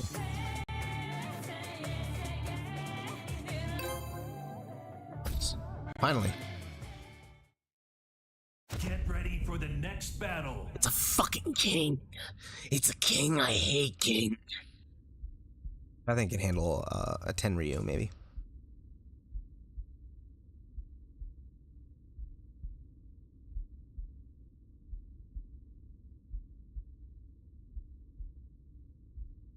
Like, I love how it's describing my opponent's strengths are blocking, throw escapes, and accuracy. Mine is retaliation, ambition, and fairness. It's basically like the most arbitrary shit is all my stuff. Like, I am being judged for the most arbitrary shit ever. And my opponent's like actually got like all the skillful stuff that he's being judged for. Hilarious. Round one. Fight.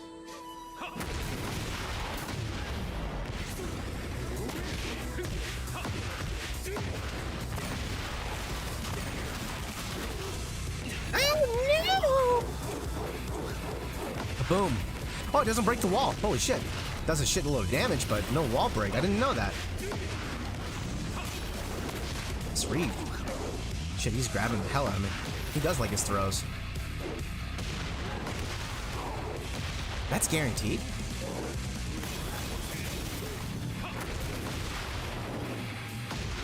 Yeah, that does not reach. Okay, I didn't know that. Round two. I'll have to look up some guarantees off that.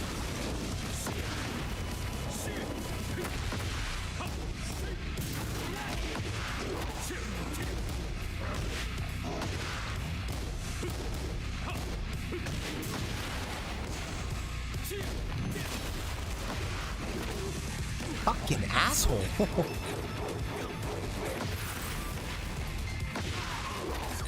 Damn. Fuck me. Make sure to keep me from sidestepping.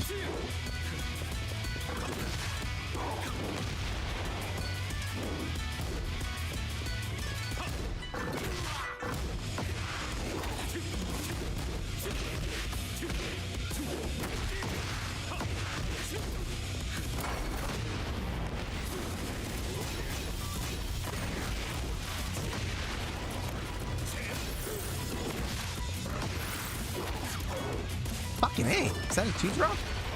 Shit. Killing me. Bastard.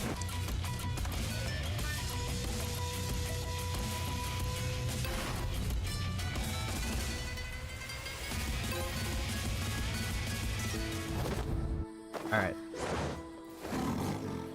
Round 1. Fight.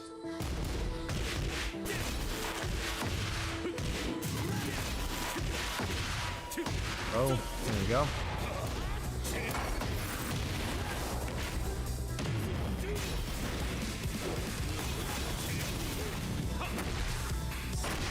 Yeah. Round 2. Fight.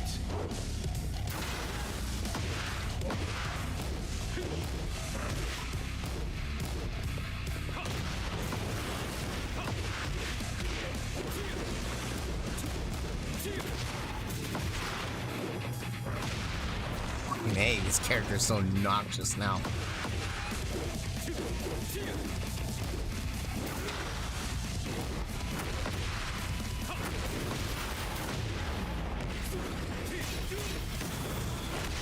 There we go. Have the easy check.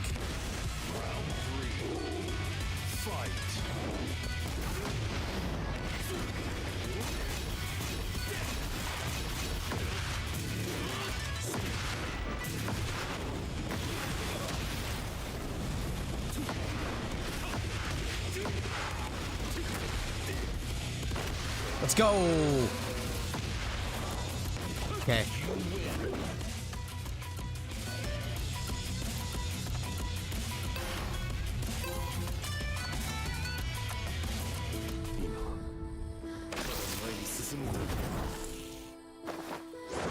Round 1.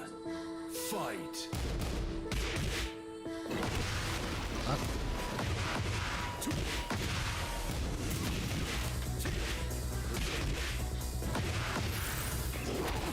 Fucking A, is that a blue spark throw? Did I see that right? Hey, those incredible quick jabs of King's.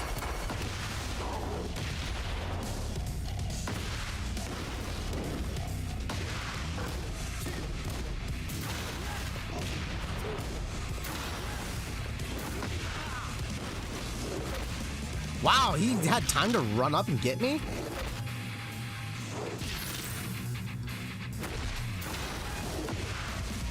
My fucking opponent.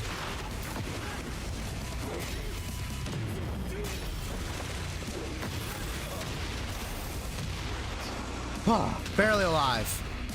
Round 3. Fight. Hit. Okay, I don't know who my fucking opponent is, but they're killing me. His movement is crazy good. Damn, he's good.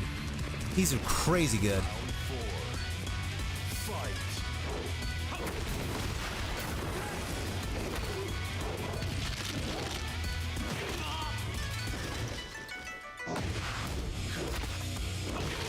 Okay.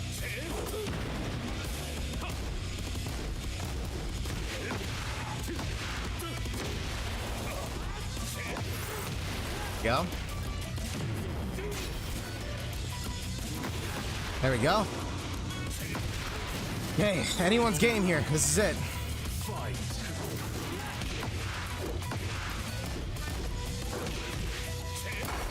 Fucking A, man. He's just trying to pick me apart.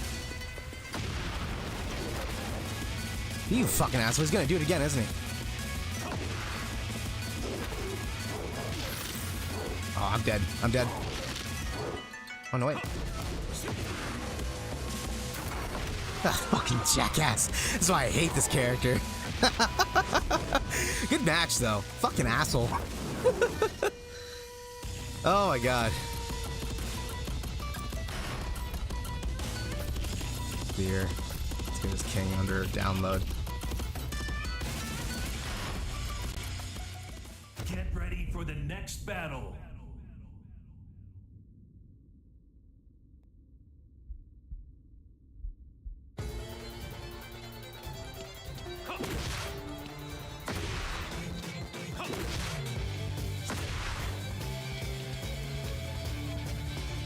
getting closer.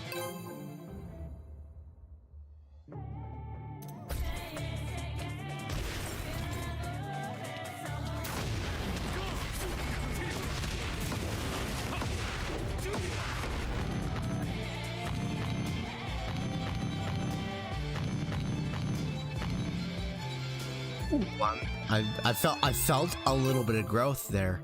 I felt it. I like suddenly I had this feeling of like, ooh, there was something there, you know?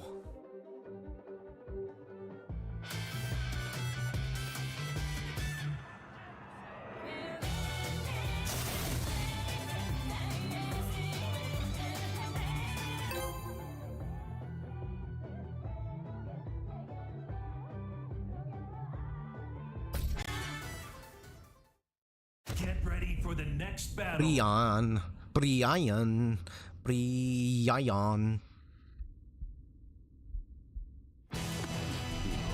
Round one. Fight.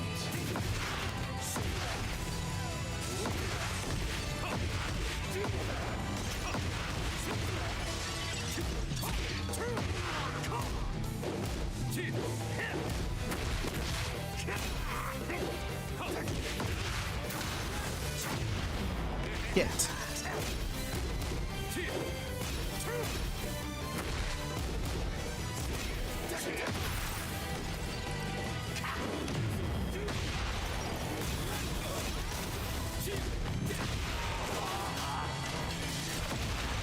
Round two. Fight.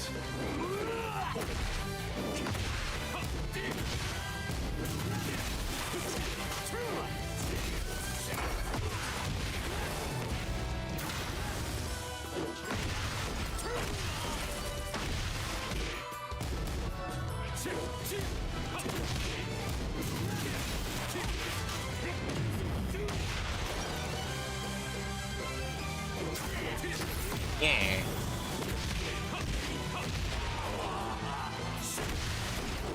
Round three. Fight.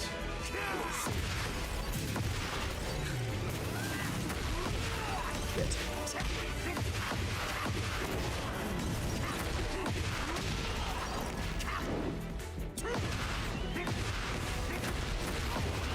Yes.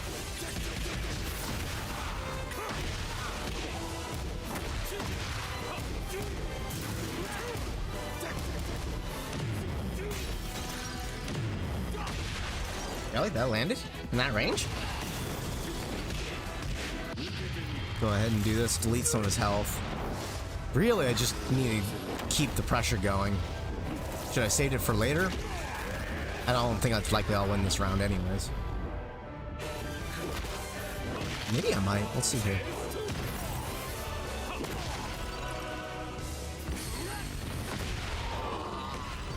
Oh, shit. You win.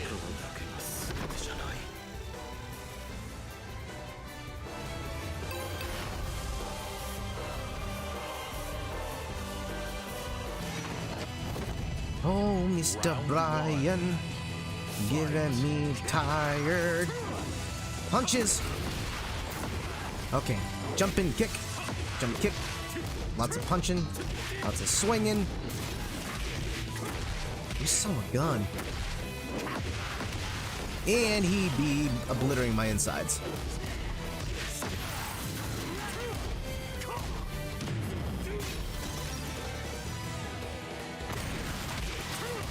Shit. Oh shit. Don't you dare kick me again.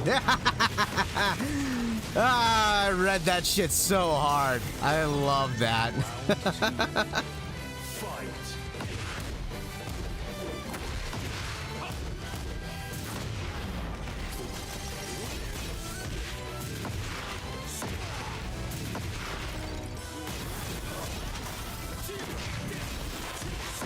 Let's go.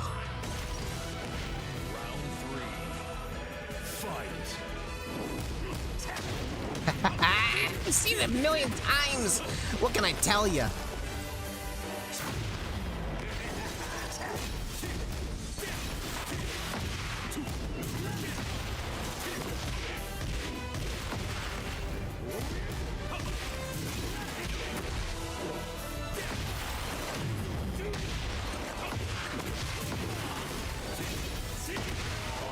go.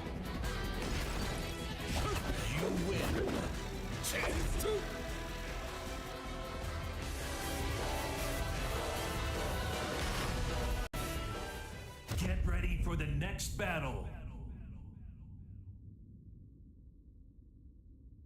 Yes, do.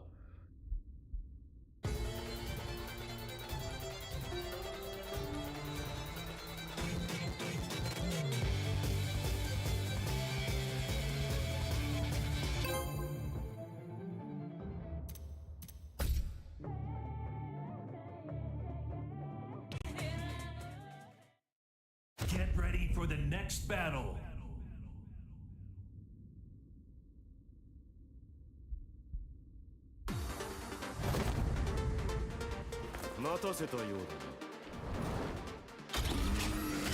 Round one.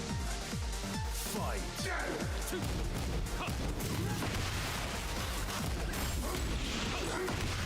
You son of a bitch. Actually, I don't fight that many Jaxes either.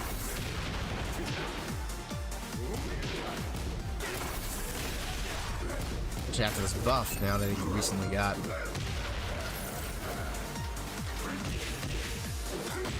Fuck me. Round two. Fight.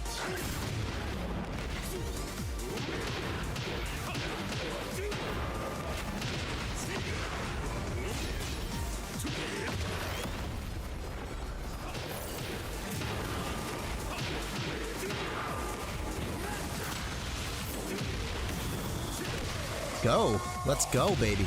Let's go. Round three. Fight.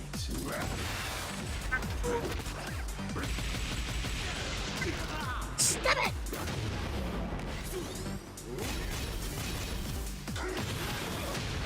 Fucking go. Let's fucking go. Let's fucking go. Let's fucking go. Let's go. Oh, I loved it. Round four. Fight.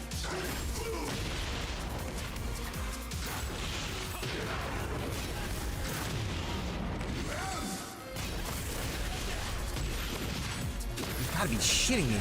So much! It was so much! Oh my god! I couldn't handle it! Fight. Oh, nice. Good counter hit.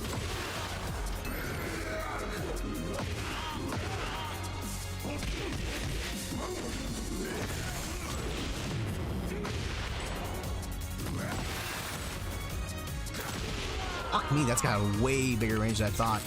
Holy shit.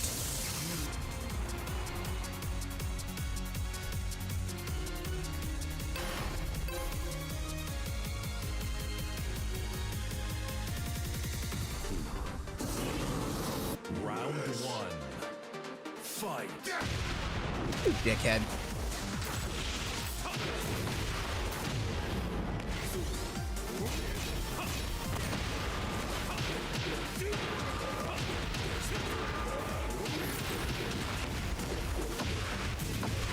Let's go!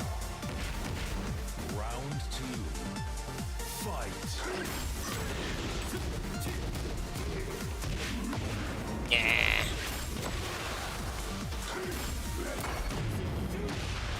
That's it.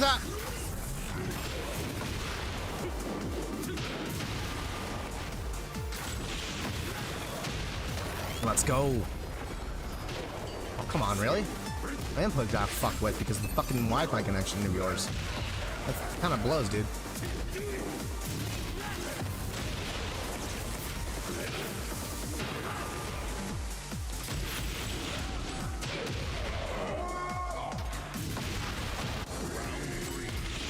I can win it. Can I take it all? Shit. Trying to wave dash at him. Is that a 1+2 break? It's gotta be, right? It's fucking fast as shit.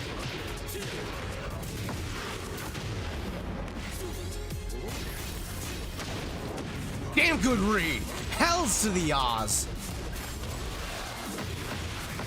But I take it all, baby.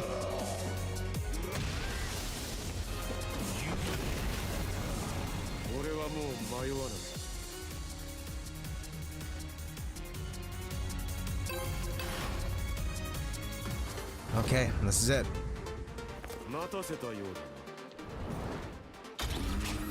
Round one. Fight.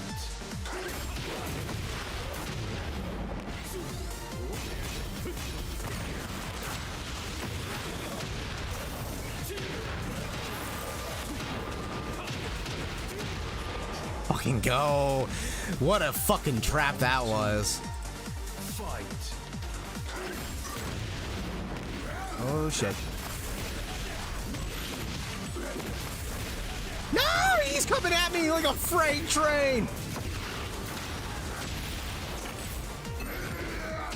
There we go. Good read. Oh shit, that's an overhead. Round three. Fight.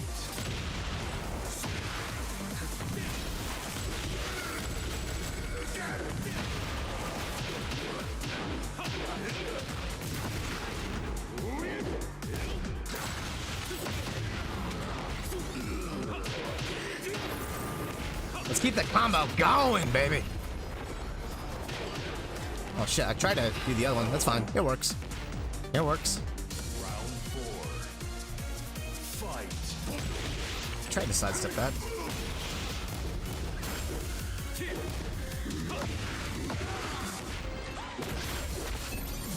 Man, that's good. Slow down his movement.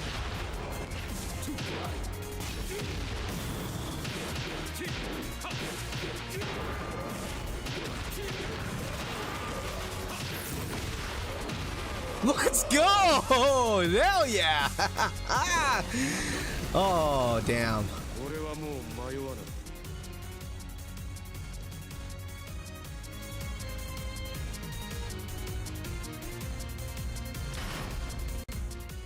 Get ready for the next battle.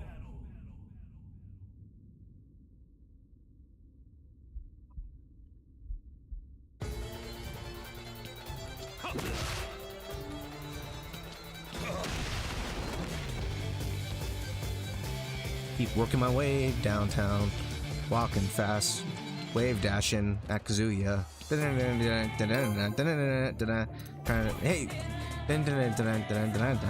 I can't fucking wave dash.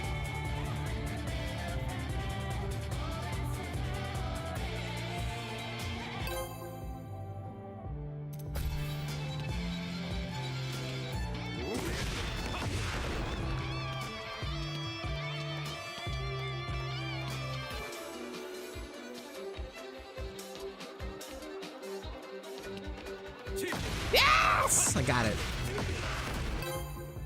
Happy about that. Getting there, little steps at a time. Little bits, just little steps. I'm getting closer.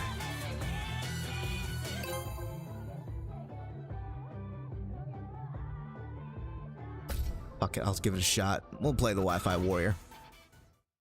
Get ready for the next battle. Meteor Reina. It's not Meteor, but yeah.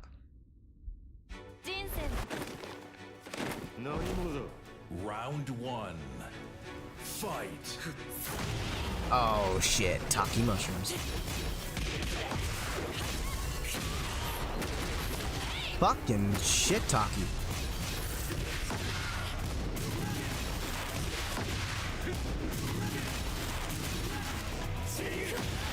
Damn, good whiff punish there.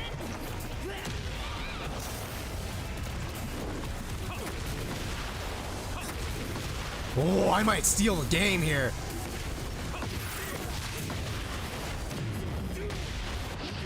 That won't kill, but it's gonna delete his health down to basically nil. Now, all after that, it just comes down to a read. So let's see if I can get him here. I'm gonna do a smash into mix.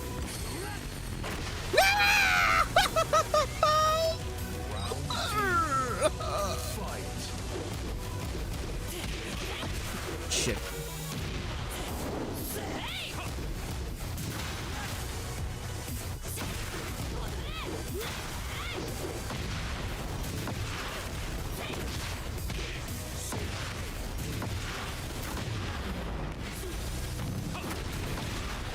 Go. Flowing through the floors.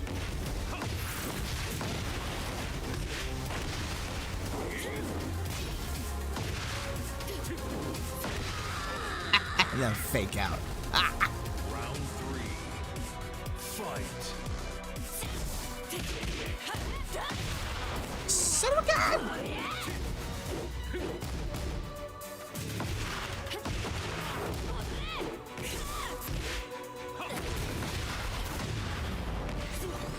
Overhead! Overhead! Why don't you fall for my overheads? Overhead! The one's gonna land. Round 4. Fight.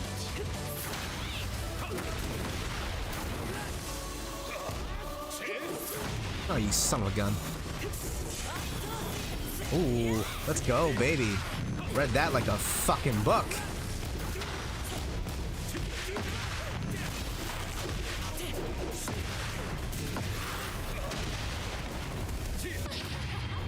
Wow, that's desperation there. I mean, it landed on me, but that's a clear sign of desperation. I mean, he didn't have the health to fucking survive any hit. I just misjudged my distance. Still alive?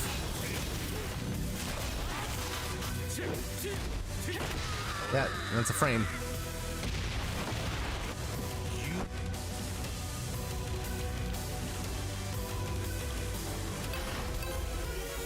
Oh. Get ready for the next battle.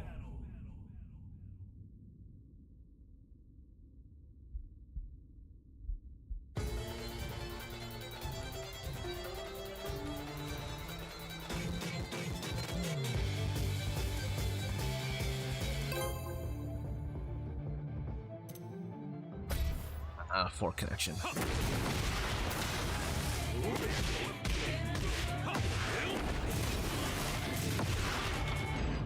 Take a few minutes here. I'll be RB.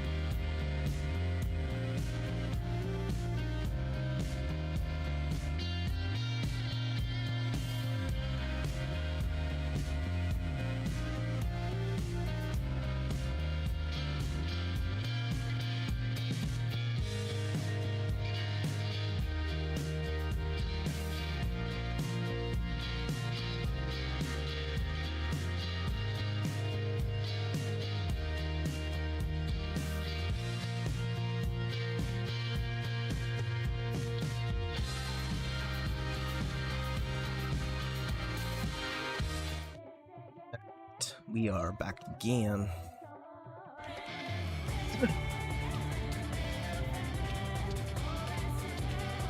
I'm getting closer. Getting closer. It's gonna take me a little bit to get used to it, but I still gotta be able to do it in the live match.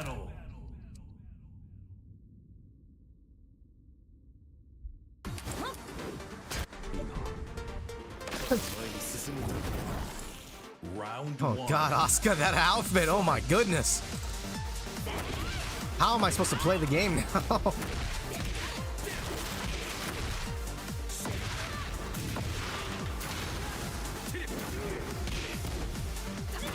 Damn, that was a hell of a fake out there. There you go. Overcommitment.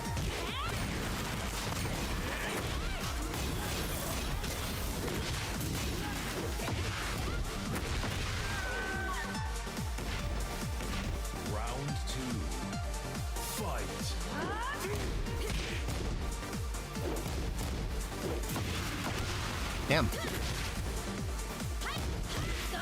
Yes!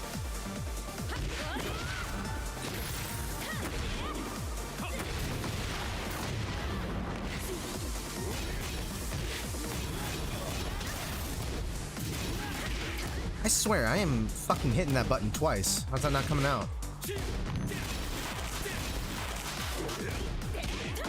This guy knows that the electrics are safe.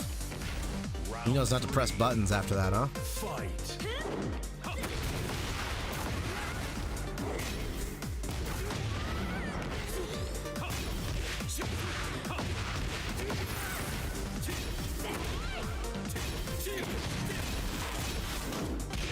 Wow! Fuck that shit, huh? Round 4. Fight.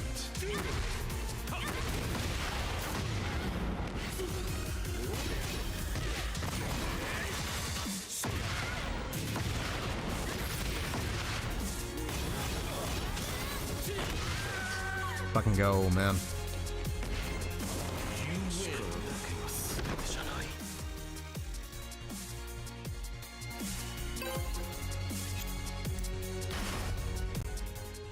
Get ready for the next battle.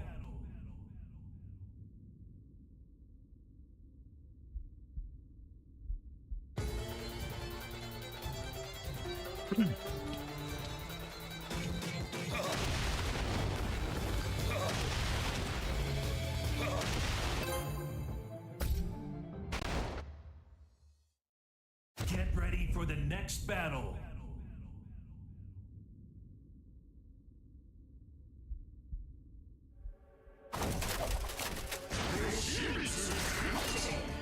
Yoshibitsu is ready for brambles. Round 1. Fight. Actually, a very interesting looking Yoshi, I'm not gonna lie.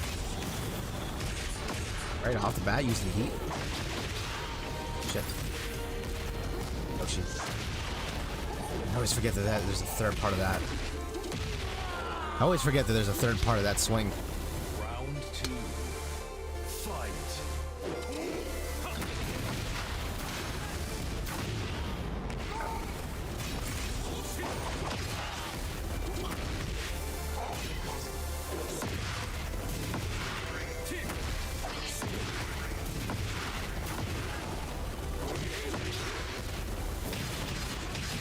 Eh.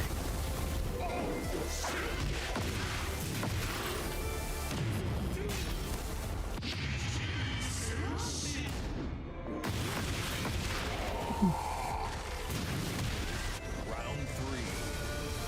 Fight. Dead, okay.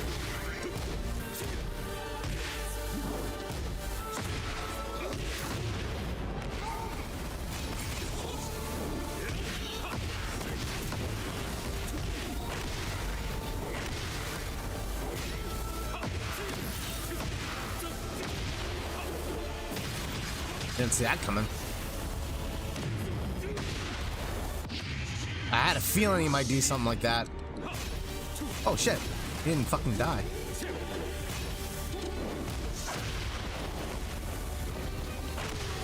That's all.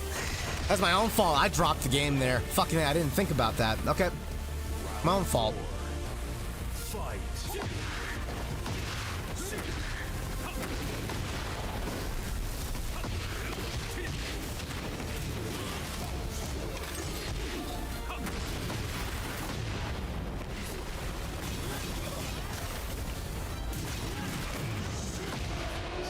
Okay. Final round. Fight.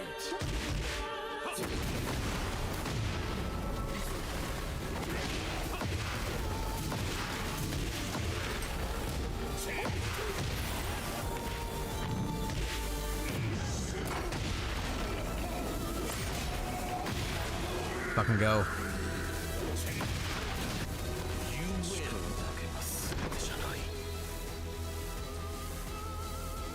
Scary opponent, no doubt about that.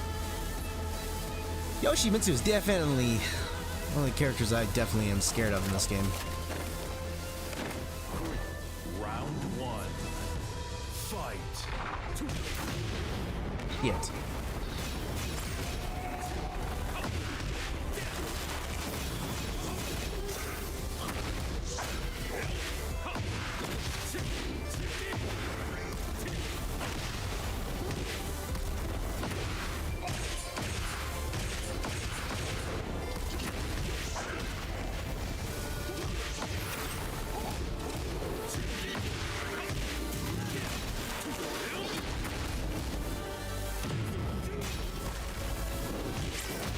Fuck, does that actually catch you on sidewalk? Does that have tracking?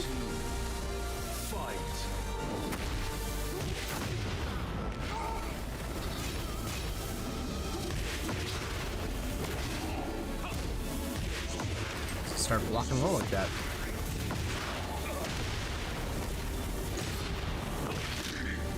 Got a counter hit there. That's not gonna land. I'm gonna make the same mistake twice now. Round three. Fight.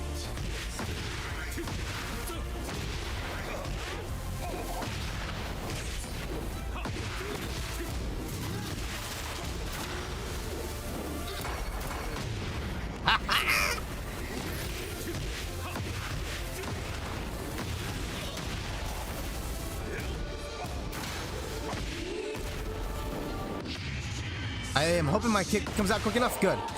Good. It's like if it doesn't come out quick enough, I'm dead. I'm not dead, but I'm gonna be screwed.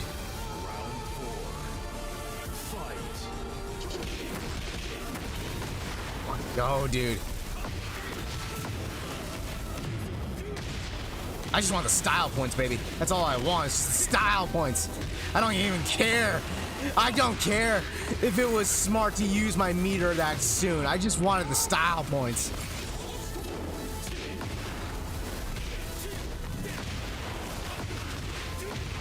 Fucking go.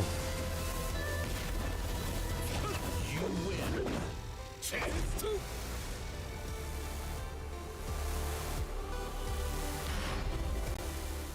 Get ready for the next battle.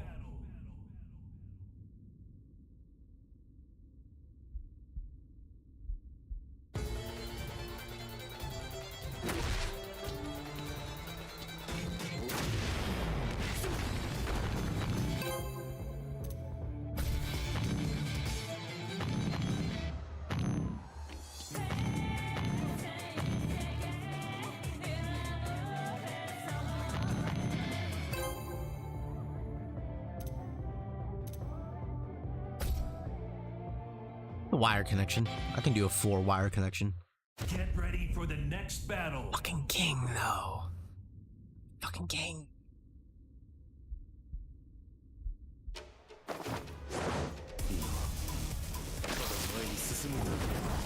Hate you, king. Round one.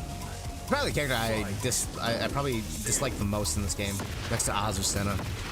Although Azucena's not that bad now after the patch, but King just pisses me off. Very fucking frustrating character to fight against. Fortunately, this guy is not nearly as bad as the other one I fought before. So far. We'll see as the match goes on. And I'm back down on the ground. Breaking the mid there. Didn't do it.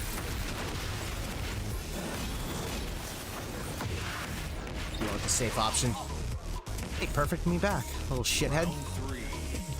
Fight.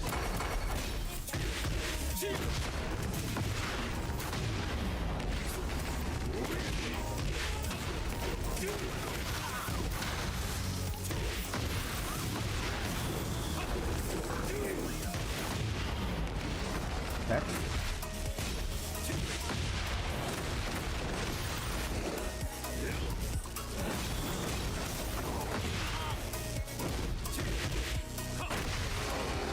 That was cutting it close. That was cutting it mighty close there.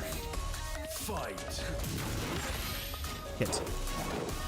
I think it's 2 break, right? And I think I'm gonna eat the whole thing. Damn, I'm gonna eat the whole thing. I guess it was a 1 break.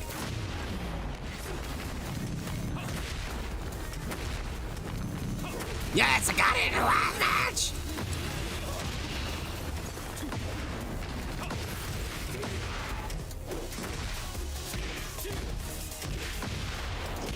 Why does he challenge that? Which tells me he doesn't know that that's frame positive. There we go.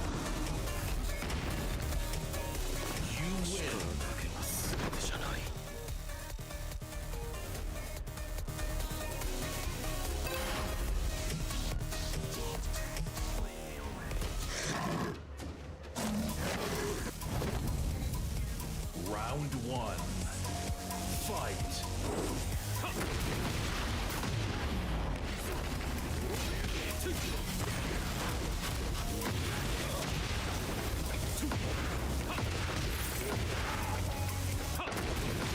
Still couldn't get it there. Round 2. Fight.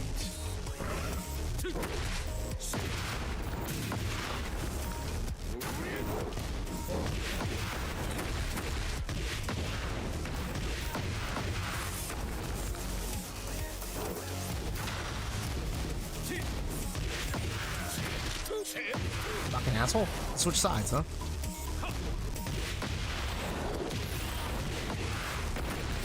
Hit. I'm dead. Round 3. Fight.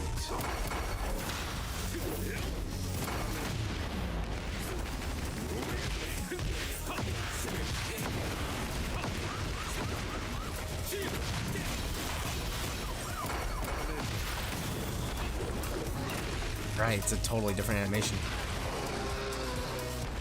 That's the best option after the animation. Fight.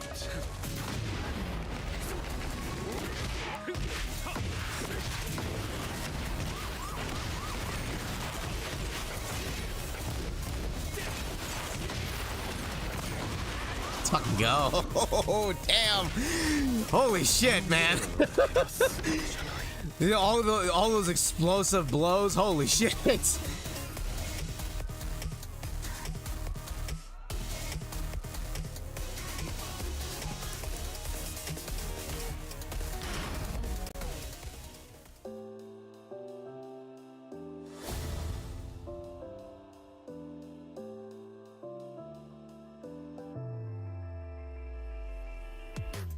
Wow.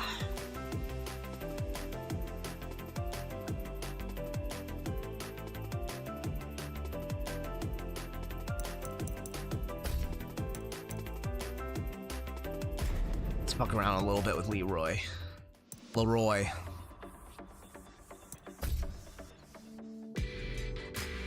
It's been a little while since I've used Reyna. Let's use Reyna a little bit. Just to fuck around a little bit and we'll call it a day.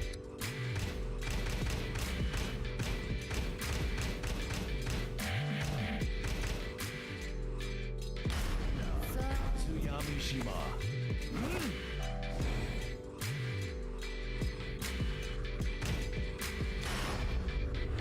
Get ready for the next battle.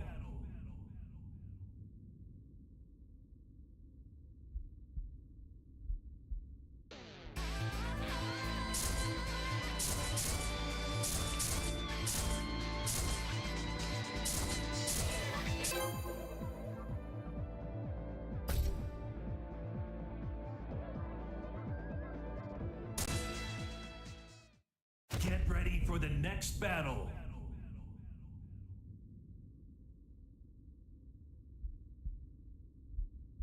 لا أريد إيذاك لكن سأقاتلك إذا اضطررت.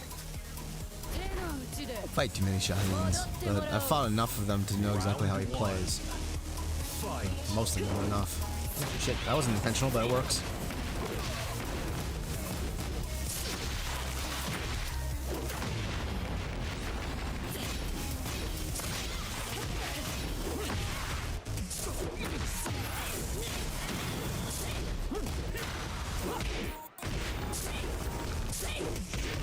I don't know why, but I'm struggling with those electrics right now.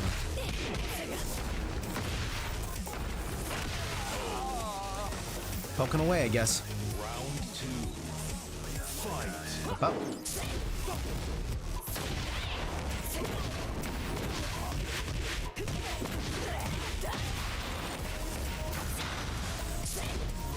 Why am I missing those electrics?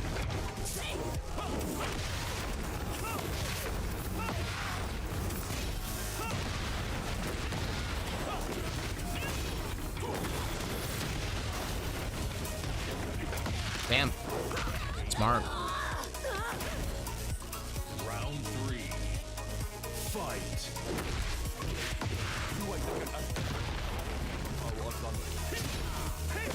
Oh shit, that's super positive. Holy shit. I don't think I've seen that animation before. Fuck me. 2 reads, that's all it took for him to steal a game from me. Round 4. Fight.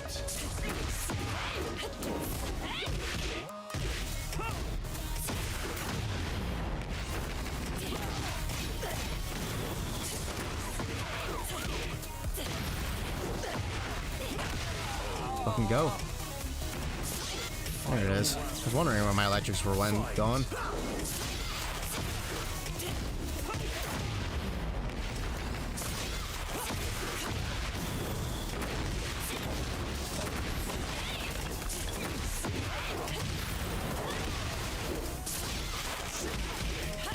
Oh, I should have done the headbutt and that would have killed. But I hesitated. Right here. Headbutt! That would have been more appropriate.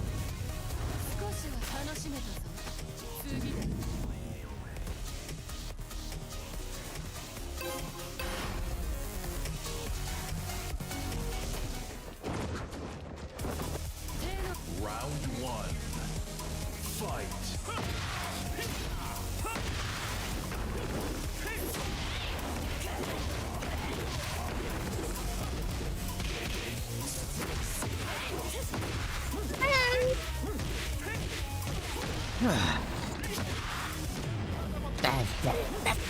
You fucking asshole.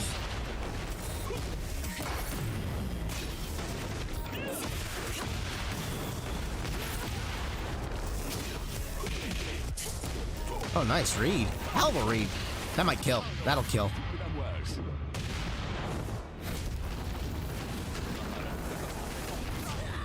I'm still not sure how I feel about this super. I'm not a fan of it. Just a little funky to me. Fight.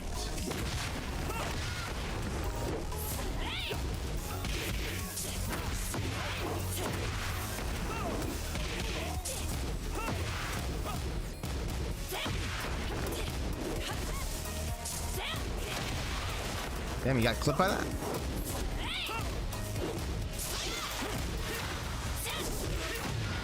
Thanks. Good punish.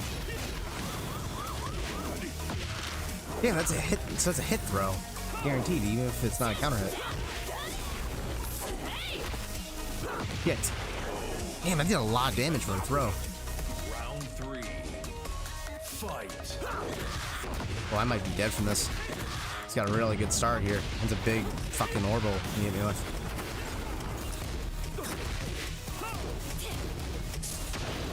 Hell of a read!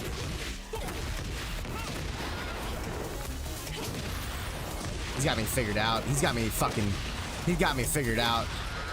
Damn, he got me figured out. For him to fucking know that. Shit.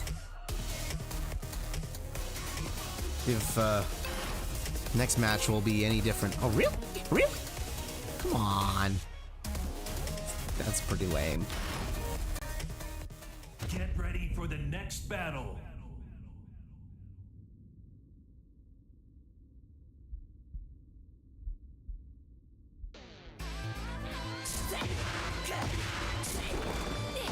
How am I not getting my electric stuff?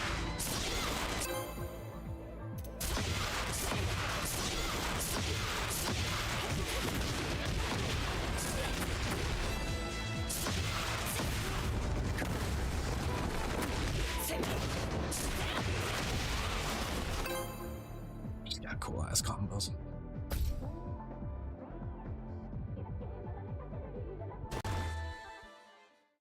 Get ready for the next battle. Hey, it's you. Let's see if we can finish up our last bout here. Hmm? How about it? Round one. Fight.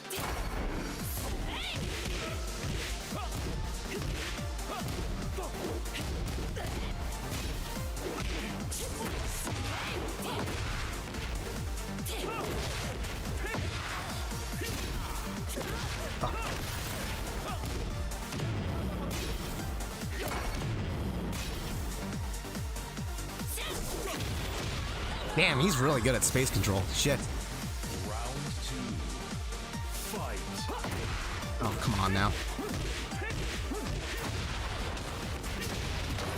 Oh, fuck me.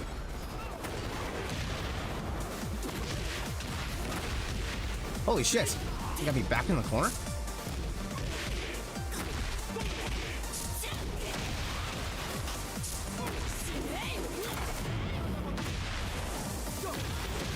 How's that catching me?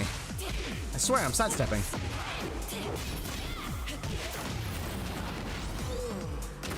Oh, that sucks. That sucks.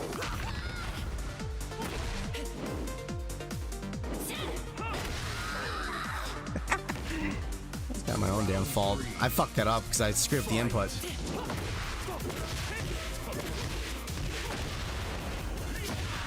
Still adjusting to the Korean lever.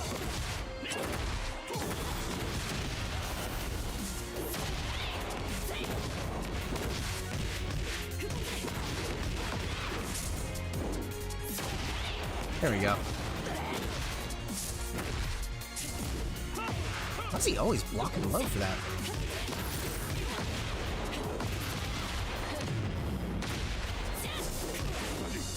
Jesus, that's a really good button. I didn't realize how good that fucking is until there.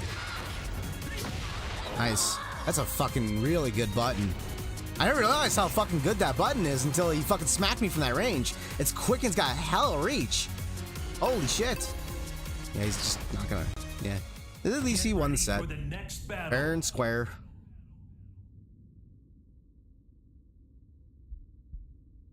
Oi, Shaheen, you bastard.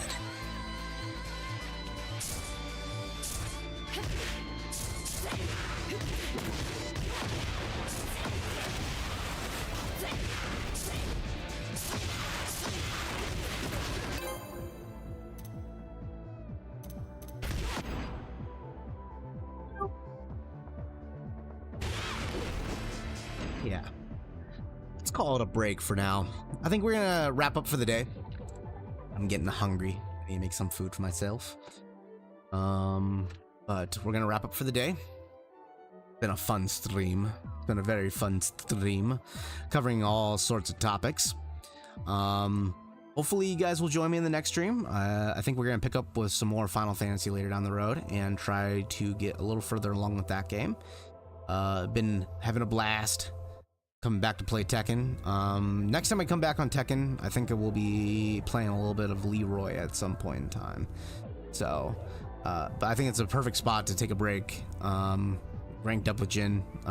Fought plenty of great players. A lot of good players out today, which is great. I had a great time. Got closer to my goal of Wave Dash, Waveu Dashu Master. I don't know how to say that properly, but yeah. A little closer than I ever have been before. So, especially with the Korean levers, it definitely feels a lot smoother in comparison, but it's easier to make errors. So, But yeah, this is where we part ways. Thank you all for joining me, and I will see you all at the next stream. Until then, goodbye.